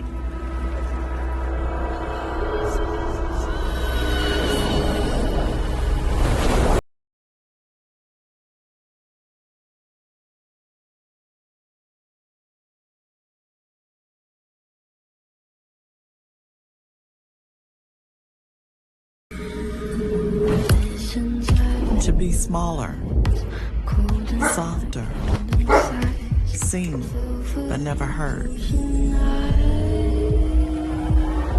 But she was never meant to whisper.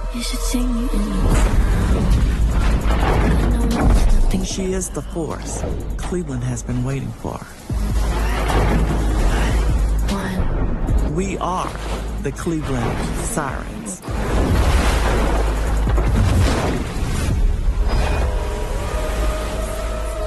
From these waters,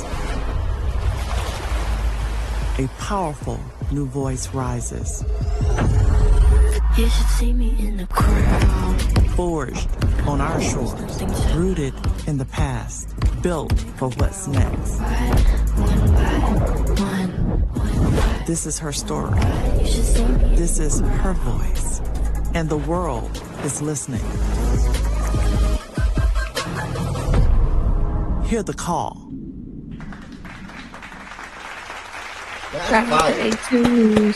Right? I like the concept. Hey, I like it. The fire promo video. That's What a the? great promo video, bro. No funny. My And goodness. I like the whole. I like the sirens theme. They went with the Odyssey kind of theme. That was hard. Cleveland Sirens. That might okay. That was a little fire. Yeah, like the Cavalier, the siren. That's your new team, T? I fuck with it. T, that's gonna be your Nah, new team. isn't Philly getting the team? Isn't Philly getting the team? Yeah, they are in 2030 though. Well, you want to rep Damn. Philly for the W, but you don't want to rep them for nothing else? What you mean? I have two MLB teams, and Philly is one of them. What are you talking about? The being a Phillies and Dodgers fan is still nuts. Oh my god. We just got the best pitcher in the league. Talk about it, Mrs. Baseball. I talked about it yesterday, Bro, little you're not a nigga. Dodgers fan. When that kind of happen? Wait. The nigga who told me he was a Yankees fan, Dodger fan, Baltimore Yeah, Orioles. Yeah, you can't be the one to say that. Wrong nigga to say that, gang. Anybody else? Anybody else? I'm a casual, bro. Anybody else in here but you? I never watched 10 full baseball games in my life, so it doesn't matter. You think I have, I nigga? like the sirens though. I That's haven't. crazy. I like the sirens. You know what's funny? I like the sirens, but I don't understand the men in Cleveland. Not trying to be funny, but like a Cleveland It's siren. allegedly is the Lake Erie. Apparently, Lake Erie is deadly. Is a deadly one of the deadlier Great Lakes, and lots of crashes and deaths have happened in Lake Erie. So it's a siren.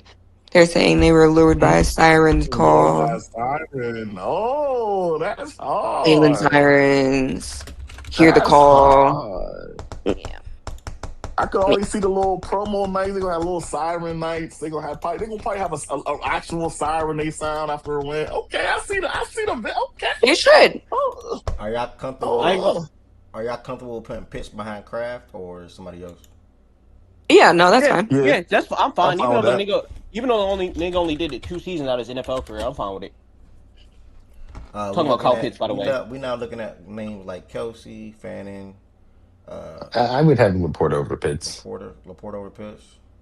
Oh, I thought Laporta was already ranked. I thought we already said Laporta. Didn't we say Laporta? Nah, my bad. So we can just do that. I think we had Laporta over Loveland and Warren, right? Wasn't that the conversation? Nah, hell no. No. Or was it? I asked the question though. I think I asked that question. Oh, okay. Well, yeah. We can just put him there then. All right, so we got 1, 2, 3, 4, 5, 6, 7, 8. We got 2 more games to go. Y'all don't want to go. Y'all don't want to go Jake Ferguson right here. Mark Andrews. I think I was about to say Drake Ferguson. I'm gonna go Juwan. Juwan who? No, you're not. No, you're not. That's not even hate, bro. He's just not good. This season wasn't as good as I thought it was. He just had a lot of. He's one of. Yeah, I mean, he's always see, good at the fantasy, thing- which is the funny part. The thing, He's just I'll be it. it's not good, bro. I personally would have Kelsey here, but the thing about the thing about Ferg, that specific Jake Ferguson, like Dallas Goedert, Mark Andrews, like they're all kind of in the same cluster for me, and I don't know if I really have one of them above the other ones for that matter. What you think about Britton Strange, Trevor Lawrence guy? I'm gonna go out on a limb, He's Ari. fine. You know who I Nothing think could have special. a top 10 season at the position of tight end? Depending on what the offense looks like, TJ. Because I thought he was a top 10 tight end for a lot of these years, and then he's kept getting hurt. Oh no, Yeah. I think he's washed. I think You think it's terribly cooked? washed. You think it's over? I was watching him last. I was watching him last year. I was like, He's yo, washed, dude. it's dead gone. I would I could be I would have wrong. more hope in Kincaid. Wait, so that's the thing. I think if you wanted to project somebody, because Kincaid efficiency numbers were off the charts, like but he just got to be healthy. Like that's a Yeah. guy that if he's healthy for 16 games, he's going to put up the numbers to be out there just because of what he's able to do. So If TJ Watt, let him come over here, man. We'll settle with the old man, Kelsey. Still had a better season than all these other guys last year. So we're going to go ahead and put him at 9 in our last round out. I think Mark Andrews can have a bounce back season personally. But you got Goddard, you got Jake, you got T going out there with the rookie, having a big year. You got Harold Fannin Jr. Who else? Am I missing anybody else? I think it's one of them 4 names. Wait, what? I had Fannin Jr. Closing out my personal list. Mm-hmm. I'll give my shout out. I don't think this is going to happen, but I could see the pathway for these guys, both of them, to jump over if they get the volume, in my opinion, which I think is possible given some things. Both Terrence Ferguson and Chigga Concord. I could see the pathway for them. Harold. What happened? Yeah. I'd had Harold at 10 for me, but I was saying like guys that were. No, you said Terrence Ferguson. I was just. Yeah, Terrence Ferguson. Yeah, my bad. Yeah. Anybody got a different name than Harold? What you mean? I like Chig though. I like Chig. I think Chig could definitely have a sleeper from an efficiency standpoint. You got a big year with JD. I ain't gonna lie. Yeah. JD love his tight ends. Ertz retired, right? Yeah. Ertz. I know he's not on the Commanders anymore. I don't know if he's retired, but I know he's not. Yeah, on the I don't think he's Commanders retired, anymore. but he's a free agent still. So he's about to retire then. That's all I mean. That nigga done played football my whole fucking life, bro. I swear. Like in the NFL, I feel like that nigga played my whole life. He used to be a dog. He was a dog in Philly. Yeah, used to be a dog. Used to be a used to. Okay. Okay. All right, we'll go with Fannin Jr. y'all. Fuck it. Oh, we didn't say it. Yeah, if D-Mac put him out there, I'm fine with Fannin Jr. Let's say 8. I mean, we can go ahead. T got him at 9. You got him at 9 too, so there's no reason why he shouldn't be on the collective. All right, that's the top 10 tight end 2026-2027 season. I'll put a flash at the next. What list do we have left? Defense. The defense, yeah, nothing offensive. Corners, safeties, linebackers, etc. Yeah, they tell me out on the linebacker list. I don't know. I don't know if it's 10 good niggas, bro. I was about to say, I don't know. I feel like linebackers are pretty top-heavy position. Because, when you start naming linebackers, you start naming edges. And I don't look at them niggas as, true linebackers, to be real with you, bro. I look at them niggas as D linemen, so. It's like 5 good coverage backers. We looking at the quarterback thing? Certainly not least. Yeah, just a little athletic quarterback tier. See what they was chatting about.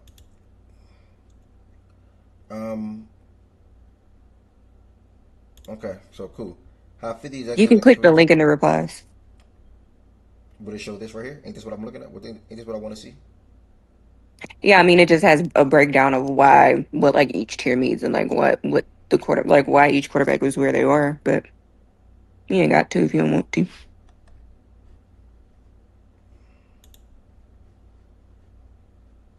How do I skip this? I can't even skip it. Yeah, I'm good. Yeah, I'm good. Go to reader view. I was able to skip it. I'm good. You go to reader view. That's the easiest way to skip all that shit. He on laptop. Damn. Not laptop, desktop. You can't do reader view on desktop. All right, last thing. And not that I care much about it. I really don't. They put it in 4 different tiers. They gotta stop with this Joe Burrow shit over Lamar. These niggas are gay.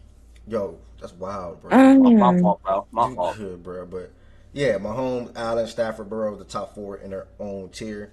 And you had tier 2 where you see a lot of different quarterbacks in that tier right there with Lamar, Herbert, Prescott, May, Goff, Love, Purdy, Williams, JD, Mayfield, Sam, Trevor, and Hurts. Lamar being in that tier is so wild.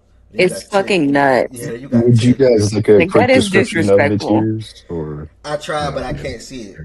I can read it because I have it up. No, I was just gonna read it real quick. Okay, if you wanted to. Feel free, please. What do y'all? Yeah. So tier 1, consider carries his team each week. Team wins because of him. Expertly handles pure passing situations. Has no real holes in his game. Tier 2 is considered carries his team sometimes, handles pure passing situations in doses, or has other dimensions that elevate him above tier 3. Has a hole or two in his game. Give me a second. I got to scroll down. While he's scrolling, Lamar's split because they showed how many people voted for what. Yeah. 22 people voted for him tier 1. 28 people voted for him tier 2. Okay, tier 3. I'm trying to change my verbiage. Oh, go ahead, G-Mac. You were trying to read the Yeah, tiers. My real fault. quick. Wait, this I'm is gonna real finish up. executives and real coaches. Yeah, so I'll tell you who voted on it in a Okay, second. okay. Tier three is legit starter, but needs better running game or defense to win. Lower volume, drag back passing offense suits him best. Tier four is just not an NFL starter. Um, It's the oh, go 5. ahead. It's 8 You can GMs read because it. I have it. I'm sorry. It's 8 Yeah, GMs, 5 assistant GMs, 5 former GMs, and 3 other executives, plus 9 head coaches, 10 defensive coordinators, 5 offensive coordinators, 2 offensive assistants, 1 defensive assistant, and 2 coaches specializing in analytics/game management. So that's 21 executives and 29 coaches. which I think is a pretty good sample size. I think it's yeah. Yeah, that is. They dumb Can though. I, It's can I say shit. one Yeah, thing? I don't agree Can with I that. say one thing? Excuse When they me. say a nigga has no holes in his game, and you watch a nigga miss mad time, like, and he's number 3 in interceptions since in the fourth quarter since being in the league with missing all that fucking time. But Lamar's worse than this nigga. This and that's why I said the verbiage. Let me respond. This shit is weird. It's weird. Like it's weird at a certain point with Lamar. Like it's starting to. I ain't gonna lie. It's starting to feel racist. Like I'm not even trying to troll. That's what it's starting to feel like. Because there's one nigga who's clearly not better than him, but they have Lamar in the worst tier than him. Like we gotta be fucking real. A nigga with no All Pros, no MVPs, nothing. But I beat Mahomes once and lost in a bowl. But he better than like this shit is weird, bro. And y'all gonna keep allowing these NFL niggas to do it. That's why niggas like Lamar don't get an offer sheet. They're weird when it comes to that nigga. I want him to leave Baltimore, bro. Go win a ring, bro. So these niggas can stop being weird to you, bro. That shit is weird. Nigga Joe Burrow is literally 3rd and 4th quarter interception since being in the league. With all the quarterbacks. He even missed the most time out of all those quarterbacks. Shit get weird, bro, because they like the nigga. Because he won at LSU. Okay. I'll add a. Oh, sorry. I was just going to say real quick, just for the tier one guys. Mahomes got 1 tier two vote. Josh Allen got 2. Matthew Stafford got 2. Joe Burrow got 4 tier two votes. Everybody else got the rest of the tier ones. Mm-hmm. I'm sorry. Sorry. I fuck with Joe B hard, bro. I do. I fuck with Joe Burrow.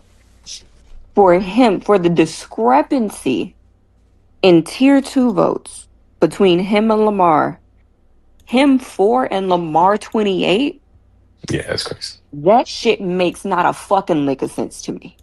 I'm sorry. Like I don't get it. And then to have Lamar in the same tier as, no disrespect, fucking Baker Mayfield, Jordan Love, Jared Goff. Again, no disrespect to any of these niggas. Brock Purdy, I think the all of tier this two is shit. too. Like, I do think the you tier Get two is too disrespectful. big. Disrespect I them was about to niggas. say That's that a too. that's like? a And I'm gonna criticism be I for have. real. Yeah, it's too big.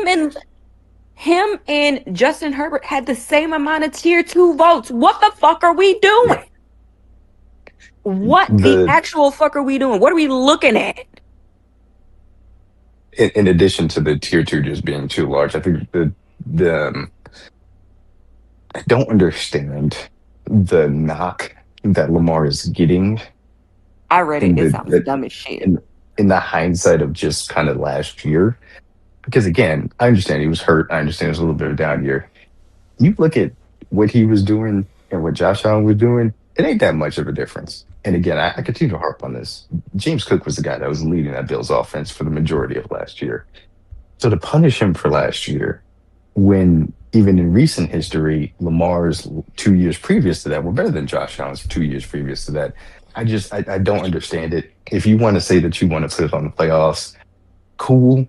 Obviously, we've seen what Josh Allen just did to end his playoffs most recently, but even still, like But I hate that in the I just, playoff shit because neither of them have really shown out in the fucking playoffs. you won't get a disagreement from me. But this is the only thing that I wanted to end it on is even if you want to do the playoff shit, and that's where you want to split some hairs on where these guys land in tier one, I could hear it. But there's just no argument for him to be outside of tier one, in my opinion, especially if you're giving guys like Joe You giving Burrow, Burrow who in the if he fucking gets list. injuries and stuff, and Josh Allen, who had, in my opinion, a down year last year. I don't get the argument at all. Like, I'm not even doing the Josh and Lamar shit. I think just having Burrow there is fucking asinine. over Lamar. Like, fuck the Josh shit. Like, niggas can make an argument for Josh. I don't agree, but you can make an argument. There's no more argument that Joe Burrow's a better quarterback than Lamar Jackson. There's not a real argument for that.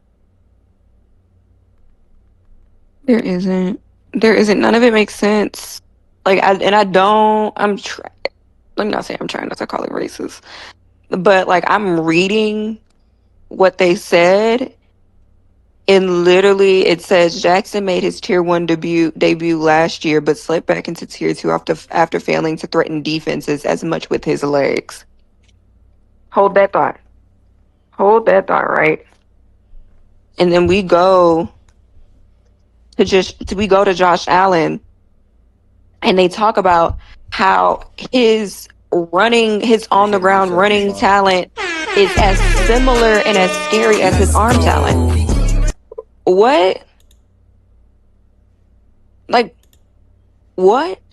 And it seems like they're only saying, well, Lamar was hurt last year, so he can't, like, there's one, it looks like the defensive coach literally said he can't be special without the threat of a run. Says who? Like, all of their knocks on him is because he is not running. Mind you, he's a more talented passer of the football than Josh. He's more accurate. Like, they just want to get into is Josh ain't never had a season with a higher quarterback rating or a passer rating than Lamar. Y'all really want to get into this nasty shit? No, you ain't gonna push back. You ain't getting no pushback from me. It's just weird. And Ari, I don't pull the racism card in sports ever. I ain't gonna lie. Like, honestly, I pull the opposite one when it comes to Puka. That shit's starting to be racist, bro. Lamar at 40 something, he in the same tier with Jalen Hurts. Literally. Like, he in the same tier with Jalen Hurts, man. Like, they really got your guy fucked up. Like, think about that. They telling you your guy and Jalen Hurts are on the same tier. Your guy better, but y'all the same tier. It's life, man. No comments from me. The list isn't like, that's not even the. It is definitely the worst thing on the list. Don't get me wrong. But yeah, I don't get it. Shedeur Sanders being 35 out of 35 is a little funny to me, though. I ain't gonna lie. Hilarious. I just don't get it, man. The logic is confusing. Who did this list, y'all? The Athletic. Mike Sando, I think that's his name. It's nothing, girl, dog. Hey, Z-Fron, what's up, my boy? You called 35, he got 35. How you feeling? Not surprised. I've been telling y'all about this for years. I mean, if the organization sees it, what do I see, So, happy he gets paid. But yeah, this list is bullshit, by the way. Yeah. I don't really care about Allen. I don't really care about Mahomes. I feel like those are tier 1 guys. Stafford, I think you could have an argument for, especially as of late. Joe Burrow is the one I'm kind of iffy about because, first off, health-wise, I don't think we've seen him fully healthy since, 23? So, or 24, actually. And the year that he was fully healthy, he was never better than Josh, and he was never better than Lamar. So, and I'm very curious how they see that versus him and Lamar, because if you look at the overall record, Lamar is 7-2 versus him. Last year when they played, Joe Burrow got shut out versus a Zach Orr defense. It's very hard to do. They're bringing up his lack of his defense. I'm like not kidding you. It's in the and I have heard that argument from Bengals fans. I literally just argued this last week. I think Ev was in the space. We were arguing tier 1 guys and who was in the top 5. I said Burrow's not a tier 1 guy. He's a great starter for the tier 2 list. He's not a tier 1 guy. He needs to qualify, at least in my opinion, he needs to qualify for statistics for me to put him in a top 5. He has not done that since 2024. So, I don't know. I feel like they just disrespect Lamar to get clicks. I feel like this is just a typical post from The Athletic. I don't know. There's nothing I can defend that, I guarantee a lot of people have already said. So, yeah. If he's a tier 2 guy and Joe Burrow's a tier 1 guy, then I guess they know more football than I do. So, shout out to them.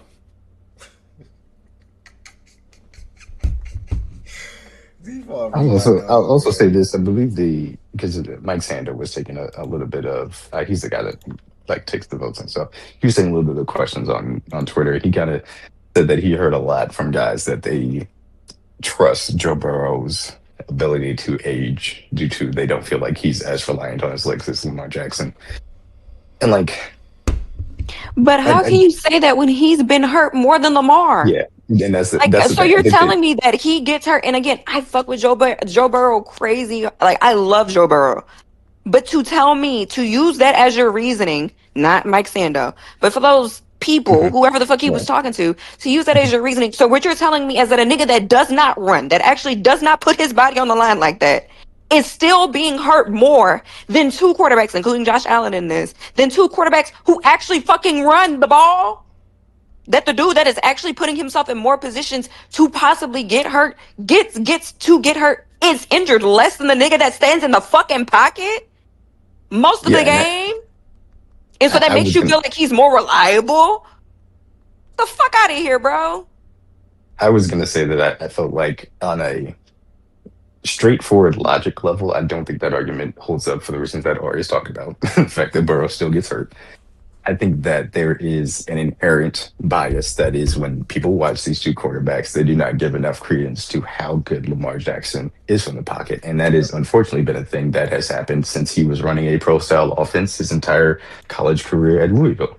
And so because of that, I think that is where that people just automatically have that feeling towards him. And I think that is just a misevaluation of the two players. And that's not to say Burrow isn't great from the pocket. He is. But so is Lamar. Yeah. Mind you, Lamar's a better passer than Burrow, but I'm gonna leave that alone. By the way. Yeah. Also, if they want to base this off team statistics and just overall team building, Cincinnati will never have a perfect situation or even a good situation around Joe Burrow. I think this has been very apparent, and I don't troll when I say this. You know, they're selling TVs on the concourse to make money. That's how broke that organization is. I'm being genuinely, look it up. It's a true statement. They're selling their TVs on the concourse, $100 a pop, so they can pay these contracts, pay these guys that are on their salary. So they will never have a great situation around him. And this is a problem that will have with Joe Burrow, and people that are going to have this argument with Joe Burrow is, oh, he doesn't have the defense. He will never have an offensive line. You're right. He will never have that offensive line. I'm not going to put that against Joe Burrow. I'm not going to give Joe Burrow credit for what he does. I'm not going to give him more points because he doesn't have a good defense. You know, because Lamar, his first 5 years in the league, before Zay Flowers, before Rashad Bateman had his year, he never really had a decent wide receiver. His best receiver that he had coming into the league was Chris Moore. Chris Moore and Willie Snead. So I'm not going to give Joe Burrow points for having a shitty situation. Miles, you sound crazy right now. Mm-hmm. Yeah. When Lamar Jackson has also had a shitty situation, and he didn't get points for it. So I'm not going to give points for Joe when you didn't give my guy points. So we can call it spade a spade, but I feel like if we can just go off strict quarterback play, Lamar is above Joe. I feel like if you want to put Joe in that tier 1, cool, but Lamar has to be above him. It's that simple. But totally agree with everything that you said. So it's not a but, an and. For tier 1 to be described as carries his team each week, the team wins because of him, expertly handles pure passing situations, has no real holes in his game.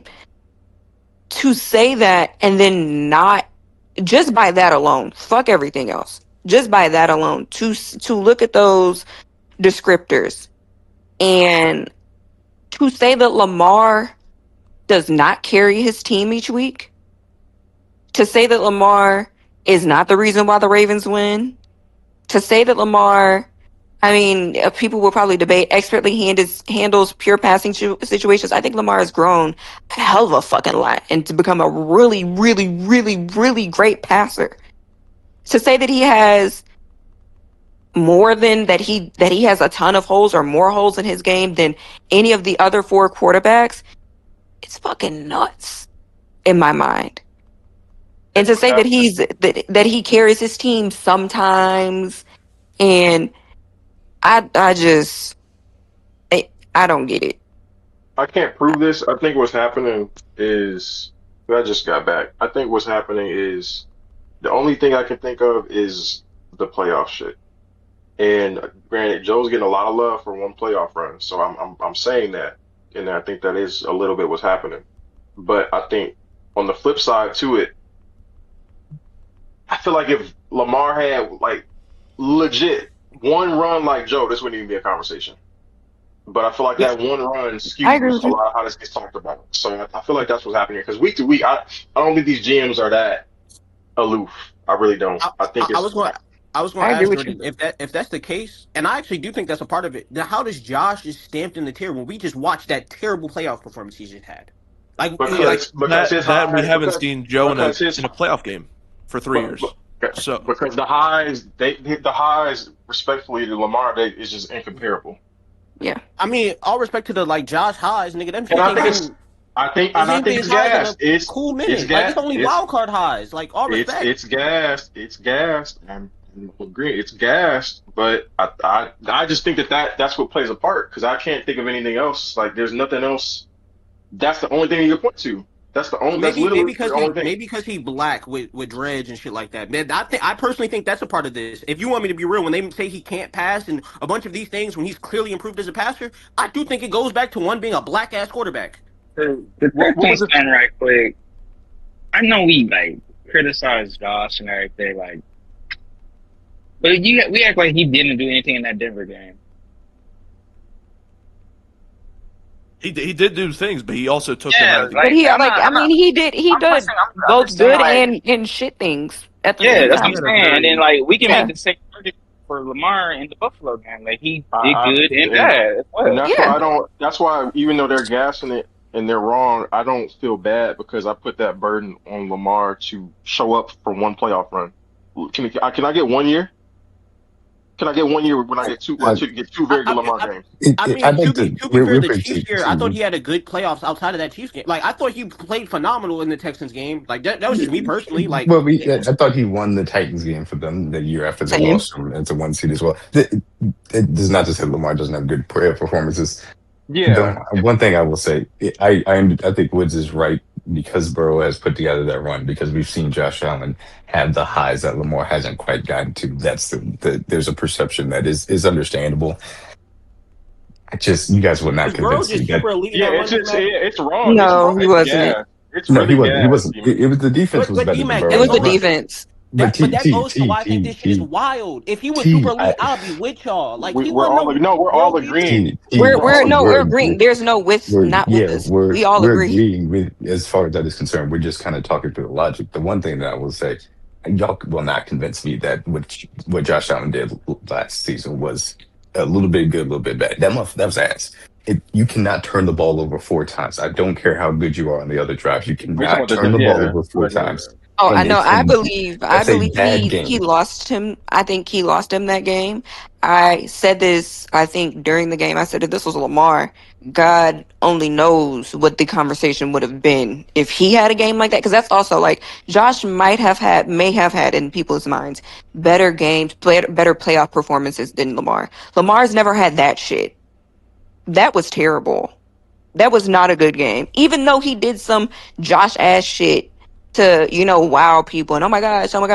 Like the nigga also played really fucking like his lows were real low. And Lamar has not had those fucking lows. Like, and not even just that game. Josh wasn't fucking good in that Bengals game when they went in the playoff game. I forget, it was a few years ago. But when the Bengals went into Buffalo and stomped them niggas the fuck out, he didn't have a good game then either.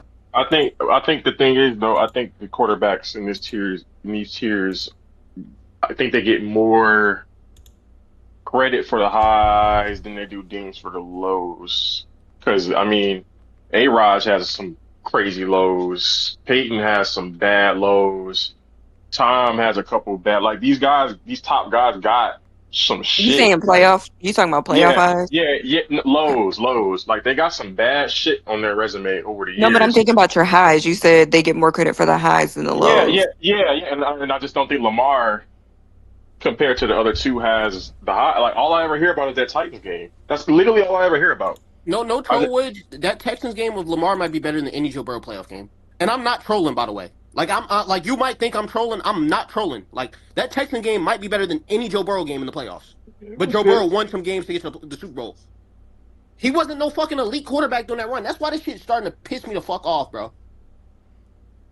And I see that we in agreement. It's just I don't Yeah. think the consistency falls. When It's not if it's about consistent. if it's about you and how you play, cool. Keep this shit real about Burrow. The niggas don't because they like him.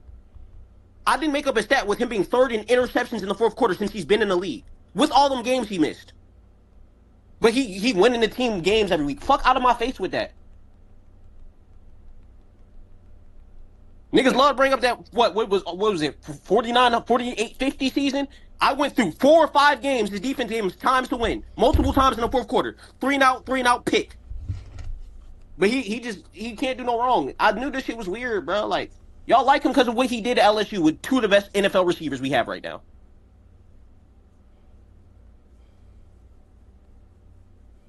Unfortunately, this is what happens with confirmation bias. I think there's a level of confirmation bias, and I think people coming into the league, people had their thoughts about Lamar, and it feels like every offseason there's a conversation about Lamar and him as a passer.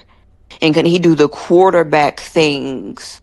You know, the what you ask the quarterback to do, you know, the things that the other quarterbacks do that he allegedly cannot do. And You it's know, Lamar don't do it because a historic rate like Burrow. Turn that bitch over when you I'm don't need the correct. turnover. But That's a quarterback thing. it's because people have preconceived notions. Because like I said, there's no reason if you're looking at what you've actually seen them do on the field, there's no reasons that Lamar Jackson and Justin Herbert have the same amount of votes to be tier 2, and Justin Herbert just has 3 less votes than Lamar to be tier 1. If you're actually looking at what the fuck they've actually done in their NFL career, you can't just be looking at that and just be looking at success and all the shit that we listed, which I agree with every single thing that everybody up here has said, which is probably a first. You can't just be looking at that, complete just that, removing any other preconceived notions and say that those 2 quarterbacks specifically want to say that the gap between that there's a 24 vote gap between Lamar and Joe Burrow, and then say that there's just a 3, like really just a 3 vote gap between Lamar and Justin Herbert. If you're actually just looking at the shit that you actually see with your fucking eyes. No. That confirmation bias. Who you think he is who he's going to be until he goes and does what Jordan says, unfortunately, and just has one of those playoffs runs in their minds where he just, you know, I guess does more than what he has done before, and puts it all together all at the same time, like they're giving these other niggas credit for. So I mean, yeah, it's unfortunate, but it is bullshit, but it is what it is. All right. If this Burrow convo closer to Herbert than he is Lamar, and I'm gonna leave that alone. If this convo is going to continue, it can continue in open talks. But shout out to Ari and D-Mac for bringing it to my attention this morning. Shout out to y'all for tapping in for the show for the last 4 hours if you was here from the start. The next show will be Sunday. Actually, got to go to my man. I should still be able to do it. Next show will be Sunday, Monday, and Tuesday. If not Sunday, for sure Monday and Tuesday. And all updates will come via Twitter and or Discord. The Discord is pinned on Twitch. The Discord is also pinned on YouTube. Make sure y'all join the Fact and Stats Discord. Make sure y'all follow Fact and Stats on Twitter at Fact and Stats _. If you all want to continue talking sports, you all can go to Open Talks. Just thank y'all for tapping in today. Hit that subscribe button on YouTube. Hit that follow button on Twitch. And hope everybody have a great day today. Peace, blessings, and love. Or the rest of the day. What's Open Talks? It's the Discord. It's pinned on Discord right here. Join the Discord, and then you'll go to Open Talks tab, and then people will just be talking. Like the conversation will continue over there. If it is going to continue. It'll continue over there. But it's very important to join the Discord, bro. And thank you for finding the page, 5-Star X. Jelon Walker just got hurt. So everybody have a good one. If y'all want to continue sports talks, you can go to Open Talks. And hope everybody have a great Tuesday. 5-Star X, your first time here. This is a sports show, Sunday, Monday, and Tuesdays. Eventually, we'll get back to Monday through Friday. It's very important to follow the Twitters, at Fact and Stats _, Instagram, TikTok, at Fact and Stats _. Clips from the show get posted. Tweets from when the show is going to be gets posted or tweeted. I'm sorry. As you can see here, the show is now live. And this is all the things that we discussed today. I do it on Twitch and I also do it on YouTube. No problem, brother. Thank you for your support. And thank you for finding the page today.